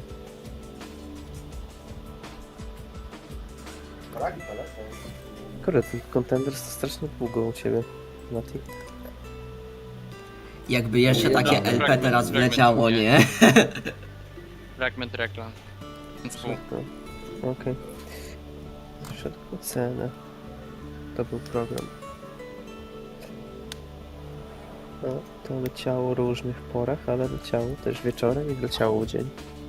To jest w sumie jest dziwne 10 taki program, żeby leciało na tej.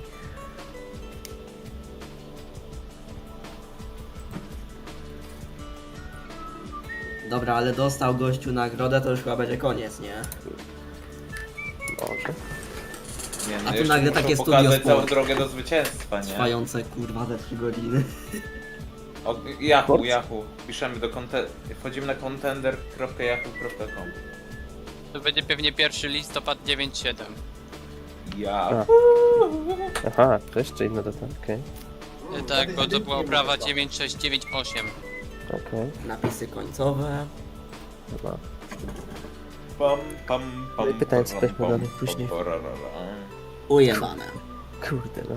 Ujebała misia pszczoła. RMF. FM. Ale czy coś jest dalej? Mam nadzieję, Mati, że to kiedyś trafisz ten dżingiel. Nie kupowałem nowych kaset magnetofonowych od listopada 2024. Szanuję. Based. Baset. Jestem dużo większym hazardzistą i kupuję VHS, bo są tańsze i lepsze. Kurde, Maciek, nie mogę Nie, takiego no, tekstu. prawdziwi hazardziści to kupują... Nie wiesz jaki jest najwyższy poziom hazardu? Betakamy. Kupywanie masowo dysków twardych laptopowych. ADD. To jest taki gambling, nie? Tak, w sumie mam wrażenie, że jeżeli są reklamy wycięte, to jest taki przeskok w czasie. Taki. Michael do przegrywu. Dobra. Ale jakby... Już więcej nie ma. Tak, wydać te parę tysięcy na magnetowid do betakamów i przesiąść się z VHS-ów na betakamy. Za drogo.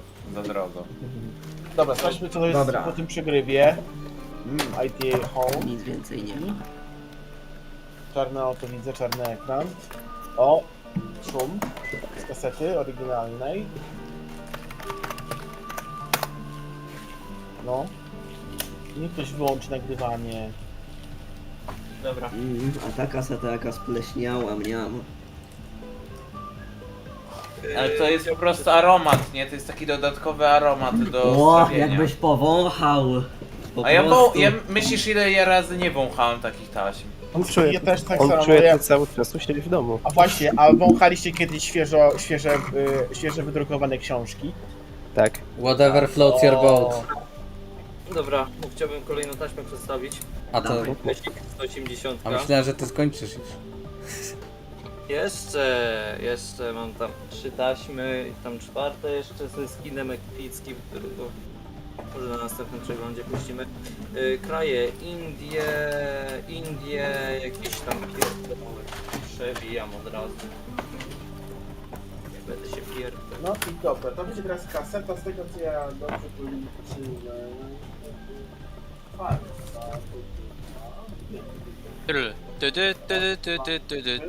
Cztery, jest kaseta teraz, to jest ta kaseta numer 5. Tym razem uwaga z partii, której ostatnio skończyłem, w sensie, że od Adama. Zobaczymy, sprawdzimy czy tam nie ma. Wybrałem te kasety, które oczywiście nie są przejrzane. Więc kaseta numer 4. Jest numer 5. Głosowanie od 1 do 4. O, mamy kadłubeczkę. Dobra, to ja bym teraz przedstawił ostatnią kasetę w partii. Pudełeczko to jest Sony. Rozpędziłem się Fuji E240 Super HG. Sklejone przeze mnie. W środku Maxell E240. Tak, nieprzewinięta, ma kwadracik, jest w chuj spleśniała. I ma podpisy, których nie mogę rozczytać. Ej, proponuję, żebyśmy zamiast spleśniałe nazywali kasety wykwintnymi. Dobrze, kaseta jest wykwinta. W każdym razie podpis jest po polsku, bo jedyny wyraz jaki mogę z niego odczytać to jest gatunek. Dokumencik jakiś? Czy główna? Myślę, że nie. Chodzi tutaj bardziej o gatunek filmowy. Z tego ja to słyszę u Matiofa, synu mam prawdopodobnie z Kingu, więc pewnie też chyba no, ile już ma. Jesteś strasznie daleko od mikrofonu. A, teraz jestem blisko, to teraz słuchajcie. A Mati już ma już ten skin epicki na tym? Tak, na on ma kasetę miał. A, miał już. No i znowu mamy remis w głosowaniu. Ale z tego co widziałem, prowadziła kasetę numer 1. Ej, Więc wybierzemy kasetę numer 1. Moi drodzy, pudełko TTK 240 TV for daily use. I w środku... w środku jest Emertek E300. I lootboxik, moi drodzy, bo nie ma żadnych naklejek. Ta nie jest przewinięta, więc powinien sobie sam porządek.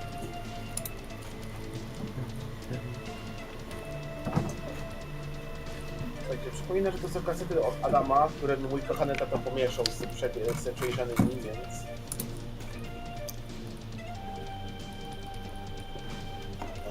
I to kobra wskakuje.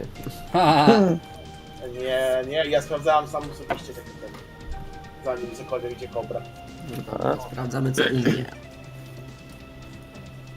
U mnie taka pozycja. TVN-ik, nowszy. Kurdowie. Czy starszy? Na pewno nowszy? Nie, dobra, przewidziało mi się. Stare lata. U Crashera to wygląda tak, na taki dokument, który by leciał 3 nad ranem, nie?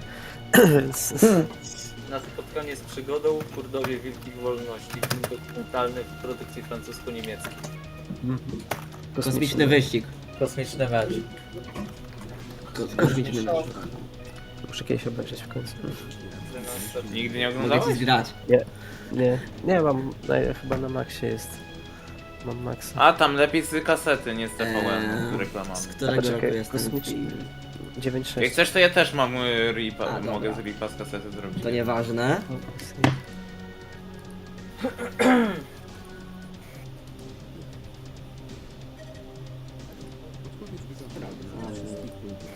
Właśnie nie wiem, jak jakiś film oglądam, to wolę właśnie w VHS Ripa, jakoś to taki wygląda tak jakoś, nie wiem, klimat. Inaczej. Fajnie, No też tak samo wolę. 2000 albo 2001. Czekaj, teraz cię znajdę, tylko wpadło mi coś pod monitor. A kurde, dobra. Albo 23.04.2000, albo 17.10.2001. A, czyli 7.10.2001. Już sprawdzałeś, okej, dobra. Obstałem raczej ten 2000 roku emisję chociaż. Kosmiczny miecz. Kosmiczny miecz. U mnie koniec filmu. U mnie... Bez polotu, ten Polsat jest. Lecimy indeksem. No, już się kaseta hamuje, że tak powiem.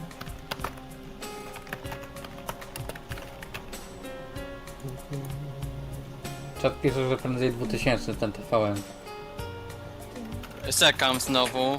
Chińska gimnastyka. Słucham. O, Chińska gimnastyka. Ja tak podpisuję to? Chińska. O matko, ale to szumi. Qigong. To już nie szumi. Sekam, czyli to jest... Jedynka albo dwójka. No. Niedziela 7 stycznia. Tyle dobrze, że ta 14. poprzednia kaseta obfitowała. Czy 7 stycznia to jeszcze jest okres bożonarodzeniowy? Zależy do jakiego rejonu Polski. Czy była oprawa Bo tu- świąteczna? 7 stycznia 96. Tak jeszcze wracając do chińska gimnastyka, to jaka data, Mati? A ja tam wiem. Czekaj, jest piszenie, ale nie wiem czy znajdzie mi chińska gimnastyka. Tyle tekstów se zgrasz. Chińska gimnastyka nie szuka mi niestety, to ci nie powiem. Quick. Quick on. Też mi nie szuka. Nie, tyle tekstów wchodzi w grę. No. Przewiniesz się już do końca? No nic dziwnego, że to jest E300. Weźcie jakieś tyle 5 animce trafcie, żeby znowu bingo było. Familia. O, dobra, nareszcie. Co to było u Matiego? I już mamy... Kurczaczek Polonię u mnie. O, Polonia. Na złe i na gorsze. Kurczaczek. Okres wielkanocny. Cóż to jest? Anime będzie podwójny. Nadpisane. Ciekawe, który to odcinek? To zaraz ci znajdę, tylko muszę ci zaznaczyć to, że trafiłeś. Tego, Polonię. Niestety. Ty. O kurde, chuj się ze 2006. Aha. I 257, porzucam. Polonia, tak? Babsa. 10 listopada 2006 albo 11 listopada 2006. Dobrze, chyba nie ma nic z tego w internecie, z tego Qigong albo chińskiej gimnastyki. Może nie ma. Dobra, spróbujemy załapać datę. I to jest 9.3. To jest TVP1. Kwiecień czy tam... Dobra, a oddaj biura, bo stwierdzam teletekst. Masz. Dzięki. Nie, to kwiecień, przepraszam, czy luty, nie pamiętam. Zapowiedź faktów. A, czyli to jest ten z 2000 roku, bo potem były fakty. No. Ale słaby ten teletekst, ja pierdzielę. Strasznie obraz się trzęsie, więc możliwe, że teletekst się nie pojawi. Czwartek, 9 kwietnia? Czwartek, 9 kwietnia to... Ojoj, licznik stanął. To mówisz, który? 9-6, tak? 9-6. Zaraz zobaczymy, kiedy była Wielkanoc wtedy.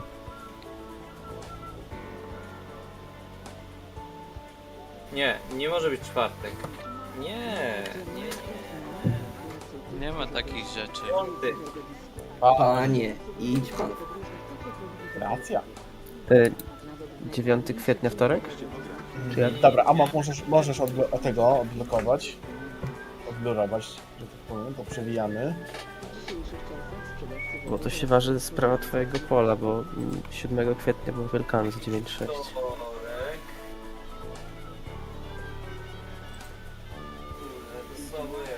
Na dobre i złe pewnie za 40 minut, nie?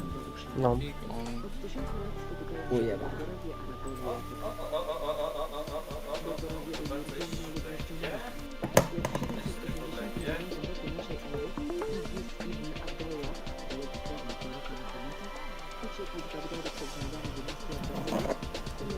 No, zaraz sprawdzimy, czy to jest ciągiem cała kaseta nagrywana na dobre i złe. Bo też tak może być. O.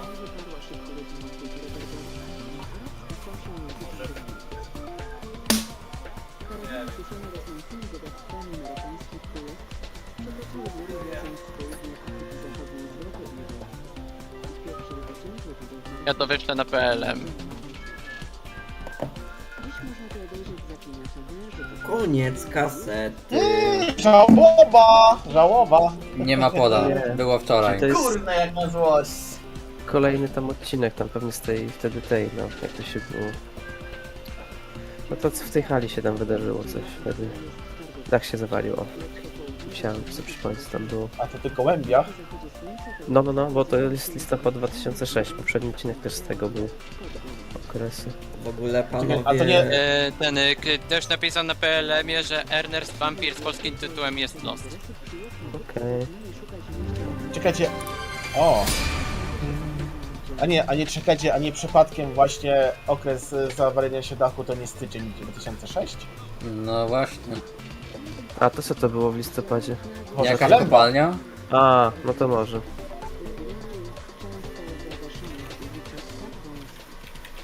W ogóle panowie, mam pytanie. No. Na którejś z tych kaset, co dzisiaj przeglądałem... no to tam Kolejny była... jakiś teleturniej, czy jak coś? U mnie? Nie tam przerywaj. była taka... ta plansza, nie, że... dowi się do końca. Tam była taka plansza, że tam coś tam cable TV, nie? No i co, zaliczyć to? Bo takich plansz się normalnie nie spotyka w telewizji, nie? Ale gdzie, co? 9 kwietnia 9-6. Na którejś z tych kaset mówiłem o tym. Ale dzisiejszych? Tak. Kolejny odcinek. Czyli cała kaseta pewnie w tym serialu. Telewizja kablowa to w sensie stacja z telewizji kablowej. Hej, czyli ten poprzedni odcinek u Ciebie, Łukasz, to był 24 listopada 2006 najpewniej? Tak, K03 pisze, czy to nie randka w ciemno. Tak, to jest randka w ciemno. Jest Lost? Już i tak masz raz lost, to nie dostaniesz kolejny raz.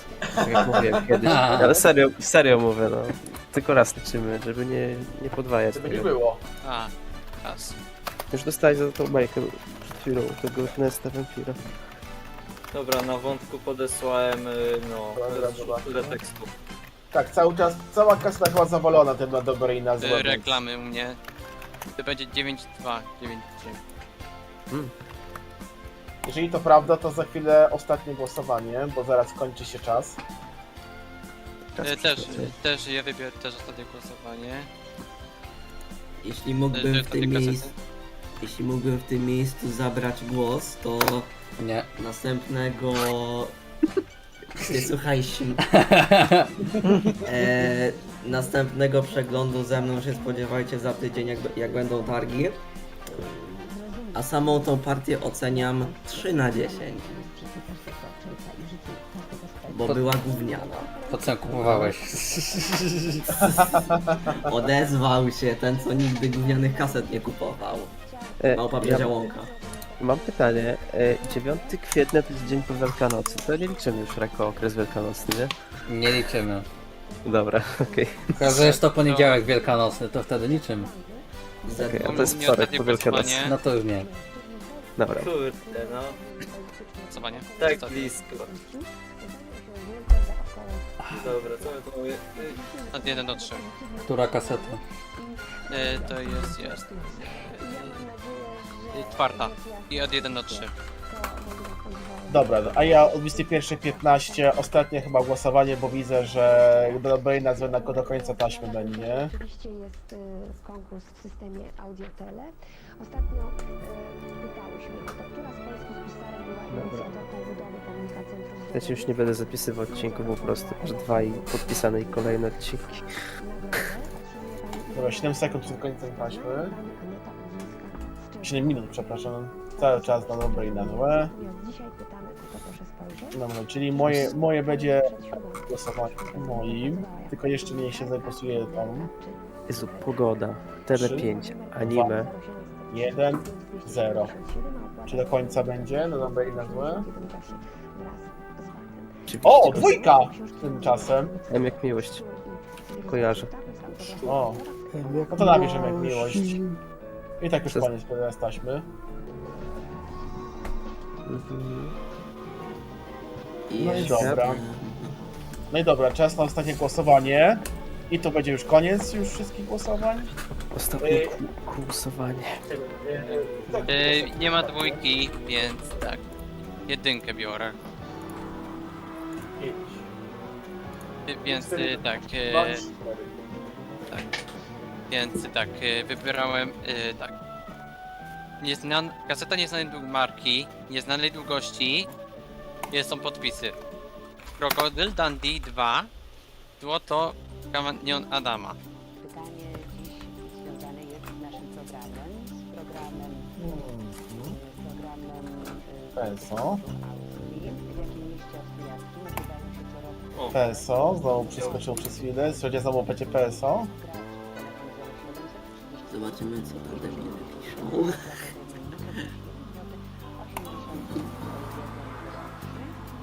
Poniedziałek 10 marca. Polsatu nie. To może być powtórka. U mnie? Tak. Dlaczego? Bo ja to mam chyba. To jest tylko jedna emisja, 25 września 2000. Tylko mi to pokazuje. Ty to czytałeś te reklamy? Czekaj, sprawdzę. Że jest to Krokodyl Dundee. 2. 2? Dobra, koniec taśmy. Druga część mówię. A to nieważne, mam tylko z jedynki emisję. Dobra, czy głosuje... A! Głosowanie, chciałem powiedzieć. Jakie numerki? No to 24, już masz już nawet gotowe. Jest to podpis błędem jak coś. Nie ma pola. Chyba. Dobra. Po tej pozycji to teraz do mnie leci. Może 14-latków. Może być, ale zapewne to będzie napisane.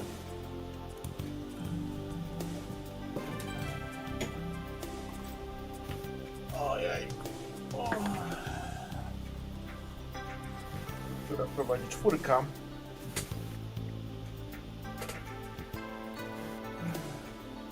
No to jak wygra kaseta numer 4, to będzie kolejne pole do bingo. Jakie? No jakie? Kwadracik zaklejony. No i wygrało. Delta Force 2, moi drodzy. Podpis i zaklejony kwadracik. Na 100% że to jest prawda, że to jest zaklejony kwadracik. Pokazuję na kamerce. Ale jumpscare. Zadanie. To nie WLP to jest. Dosłownie ja se przeglądam DM-y, a tu nagle twarz Łukasza jumpscare. To jeszcze raz jumpscare. Zaklejona. Zaklejona, tak. To kryło. O, BSF to jeszcze patrzcie jako fajna czerwoniutka.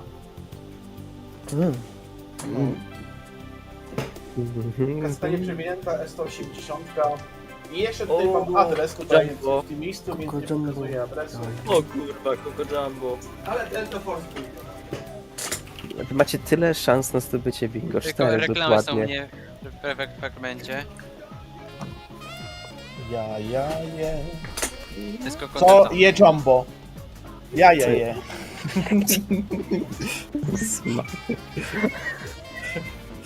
Jezu. Skoro Amok zaczął w sobotę z sucharem, to ja zakończę sucharem. Dzisiaj jak 12 zaczął To pierdol, jest to ten dzisiaj 25 września 2000. No, zgadza się. Jak 12 dzisiaj zaczął pierdem, to dzisiaj kończy pierdem. Ło, aż mi nie przypominaj, bo aż poczułem w pokoju. No i wiedzą, że te reklamy są wycięte, więc... A jednak wycięte, dobra.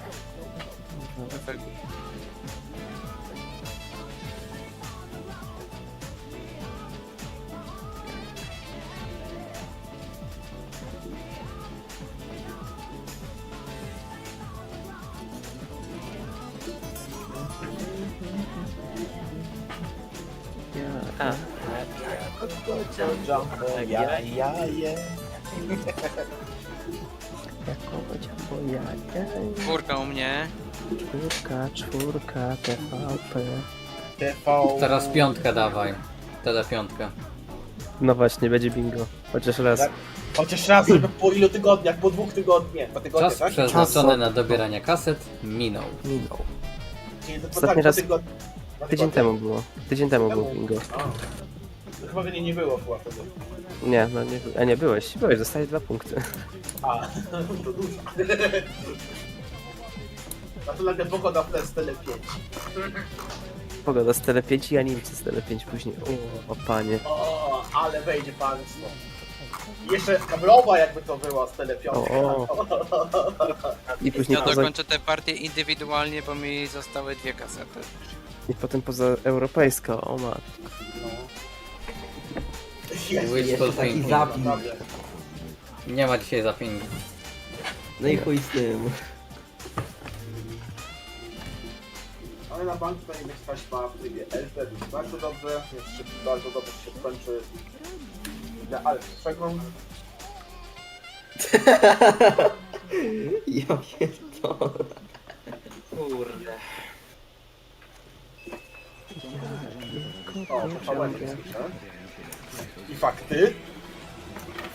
Ty. Dobra. Unmuted widzę. Już niektóre osoby są.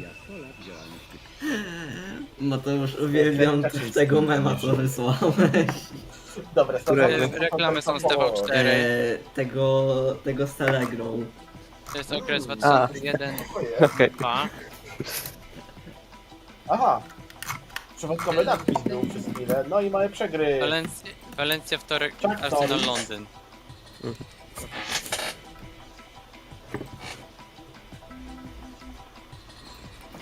2001, jak coś. Delta Force 2 i się zgadza. Przewinij sobie. Super 1. O kur... Titanic. Super 1. Tak, Czy to przypadkiem nie są filmy dla dorosłych? tak. To są. No i pole do bingo. Ale kurwa, Super 1 jeszcze. Rzadka stacja. Kurde, jesteśmy delikatnie. Bo Super 1 to późniejsze Tele 5. Aj.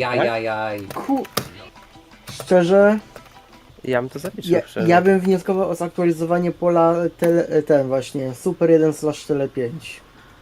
No bo skoro na przykład mamy niepokalanów i puls. No właśnie. Szczerze nawet nie wiedziałem, że Super 1 to jest Tele 5.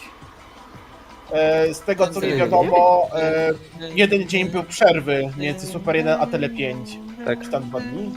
2 dni, Łukasz ma rację, 2 dni. 2 dni. To sprawdziłem. Bo wtedy przygotowa było, że tak powiem, przeprowadzka do innej siedziby. Więc uznajemy te pole Tele 5, czy nie? Na razie nie. Na razie nie, ale trzeba zaktualizować akurat to pole. Ale to zaliczę jako rzadkostacja najwyżej po prostu. Tyle.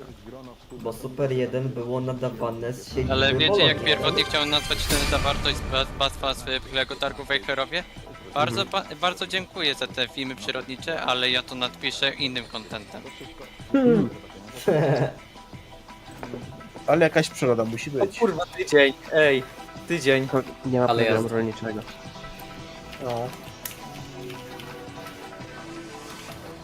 Super 1 z tego co mi wiadomo to też była jej telewizja kablowa, ale czy to też zaliczyć? Chyba nie. Super 1 to nadawane coś na satelicie była nadawane, więc... No, a pole jest dla tylko kablowych. Tylko na kablówki, więc... No chyba, że jakby ktoś prześledził historię Super 1, to może. Czy ty słyszałeś Baltazara Gąbkę? Możliwe, bo to jest O. jakiś w reklamie. Marykaryna. Okej, zmieniamy. Dobra, czyli od następnego przeglądu pole Tele 5 jako Super 1, zajebiście. To chyba drugi przegryw, jak mi się wydaje na tej kasecie, bo to już nie jest Delta Force 2. Także 2 przegrywy na tej jednej taśmie. W sumie to i dobrze, bo to chociaż... zaktualizowało na streamie. W sumie to i dobrze. Dlaczego? Bo jak w sobotę będzie przegląd, to zaczniemy od zera, można powiedzieć praktycznie listę. Czy już się skończyli u ciebie kochać? Kończyli. Teraz jest TV4. Miłość rośnie wokół nas. Teraz u Łukasza się kochają. Teraz się nie kochają. Tak, kocha To się jest chyba reakcja tylko łańcuchowa. filma. No nie, już się skończyli kochać. Szybki numer i tyle. No to co? Jak szybki numer? Dobra, pogodę. Pogoda. Jakiś an. Dosłownie 2 minuty pogody tutaj tylko są nam potrzebne, nie? Nie, minuta pogody trwa, nie wiem ile pogoda trwa w różnych telewizjach. Pozostało Minuta, nie? 4 minuty. Znaczy, z technicznego punktu widzenia pogoda zawsze zazwyczaj trwała do 5 minut, w zależności jaki to jest rodzaj pogody. Ja, a nie. 14 marca albo 18. 30 minuty do końca taśmy. Nie. NBA. O, Action, koszykówka ukochana. Już liczyłem na sport Telegra. Widziałem przez chwilę niknęła plansza. Wątpię, żebyś trafił plansza do Titanica na dziennik. Na pogodę tym bardziej. Plansza mam na myśli piracką. To się film leci, se. Uwaga, i teraz jest jumpscare, plansza. O, uwaga. O nie, tu szachownica, to nie. O, teraz. Jumpscare, plansza. Rzeczywiście. I powrót. A dziennik wynotowany w przerwie podczas filmów, czy po filmach? Po filmach. Po filmach. W trakcie filmów był flash.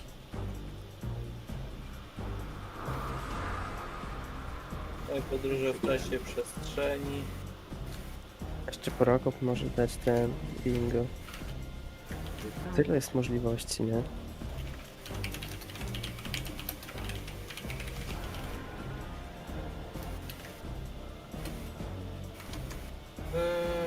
Powrót na Polsat, stary. Stary jeszcze. Do końca taśmy nam zostało 18 minut. A do końca przeglądu 3. No szybko przeleci. Jeśli chodzi o przeglądy. 15.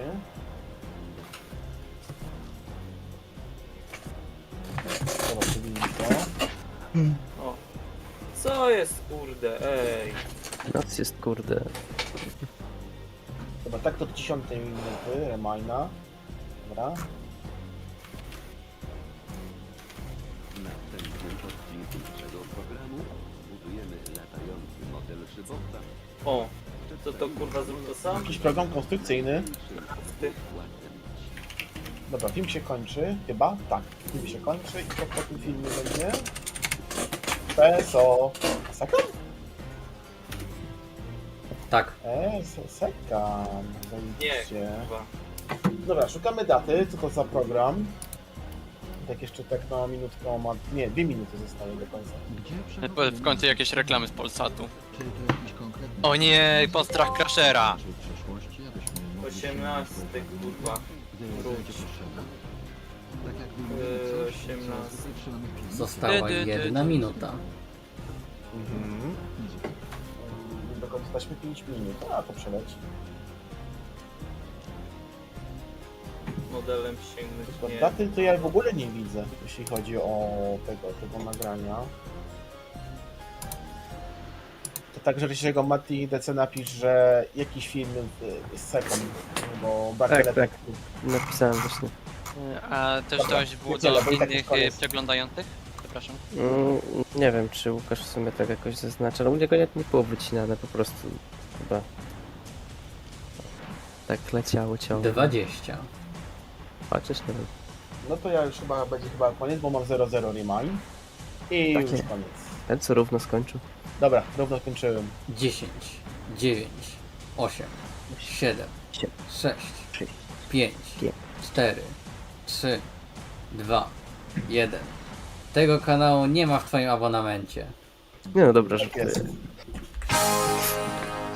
A więc na dzisiaj kończymy z przeglądem. Niestety znowu nie udało się zrobić bingo, ale w przyszłym tygodniu. Anyway. W przyszłym tygodniu wracam do gry, jeżeli będą kasety na targu. O ile ci wszystkich nie zabiorę. Nie zabierzesz, nie masz na to funduszy. Jak to Albo nie? się jak to mówi, nie masz psychy. Tak więc żegnamy się z Państwem. Za chwilę program dnia. Dobranoc. Dobranoc. Dobranoc, widzimy się w sobotę. Dobranoc.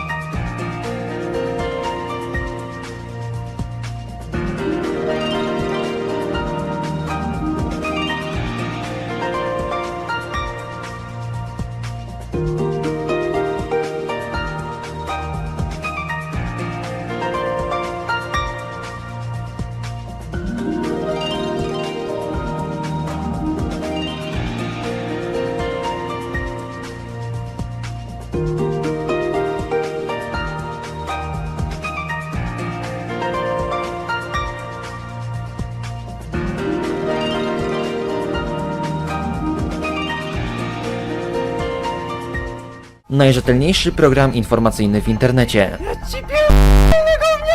Żeby cię pierony ogniste sierczy! Informujemy o sprawach światowych oraz lokalnych. Zakład Przemysłu Trollowniczego to zakład z 36-letnią tradycją działania. Ujawniamy to, o czym inne serwisy milczą. Wysoki sądzie, z całym szacunkiem, ale zamknij mordę, bo ciebie tam nawet nie było. Dowiedz się więcej oglądając prawdziwe wiadomości. Już w niedzielę o 18:00 w ANHD. Na naszej bucket liście znajduje się pełno programów, ale nigdy nie mamy czasu ich obejrzeć. Aż do teraz. W idealnym momencie zatrzymałeś, jak Ibisz ma tą powagę przez chwilę. Spokojnie, gaz ktoś zakręcił, chyba Putin!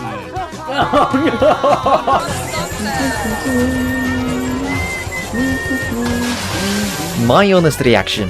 Ten program wcale nie powstał tylko po to, by wypełnić ramówkę. Dołącz do nas w sobotę o 17:30 w ANHD. Taśmy prawdy czekają na odkrycie.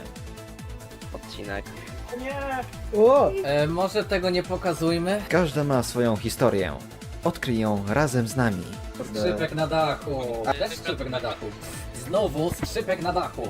Nie musisz wyciągać magnetowidu z piwnicy. Ze slotu można rowery zdobyć, światem. I tajemniczy myśli sprzęt. Co znajdzie się na kasetach? Tego dowie się na przeglądzie w ANHD. Następny już w sobotę o 16:00.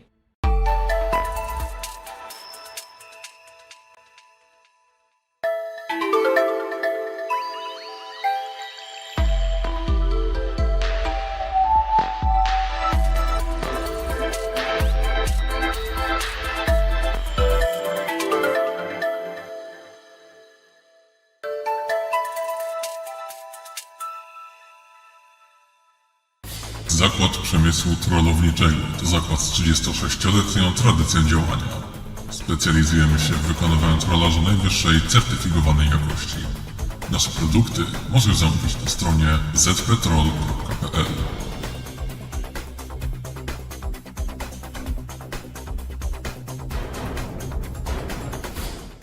Zagubiony w przestrzeni publicznej, nie wiesz czy dziewczyna, z którą się spotykasz, czasami cię nie katwiczuje? Twoje problemy rozwiąże aplikacja ZPT Anti-Femboy, dostępna w Google Play, App Store, sklepie Microsoft, Aptoide, Amazon App Store, The Pirate Bay, najlepszych księgarniach oraz sieci sklepów Biedronka. Jest ona również zainstalowana w każdym telefonie marki Zajebix. Jak działa nasza aplikacja? Skieruj kamerę swojego urządzenia na osobę, z którą się spotykasz. Nasze zaawansowane systemy rozpoznawania twarzy od razu powiedzą ci, czy spotykasz się z fembojem, czy faktyczną kobietą. Najnowsza aktualizacja dodaje szereg nowych funkcjonalności, takich jak funkcja Smart GPS, zapamiętywanie twarzy, czy grabber kodów do KFC. Aplikacja ZPT Anti-Femboy jest dostępna do pobrania za darmo, jednak darmowi użytkownicy mają tylko 3 użycia tygodniowo. Już zużyłeś wszystkie? Z subskrypcją Anti-Femboy Premium za 12,99 zł miesięcznie otrzymasz nielimitowane użycia, odblokowane wszystkie typy produktów w grabberze kodów KFC oraz funkcję Smart GPS, dzięki której nie spotkasz 2 razy tego samego Femboya. To tylko 12,99 miesięcznie, a daje tak wiele. Nie czekaj i kup teraz.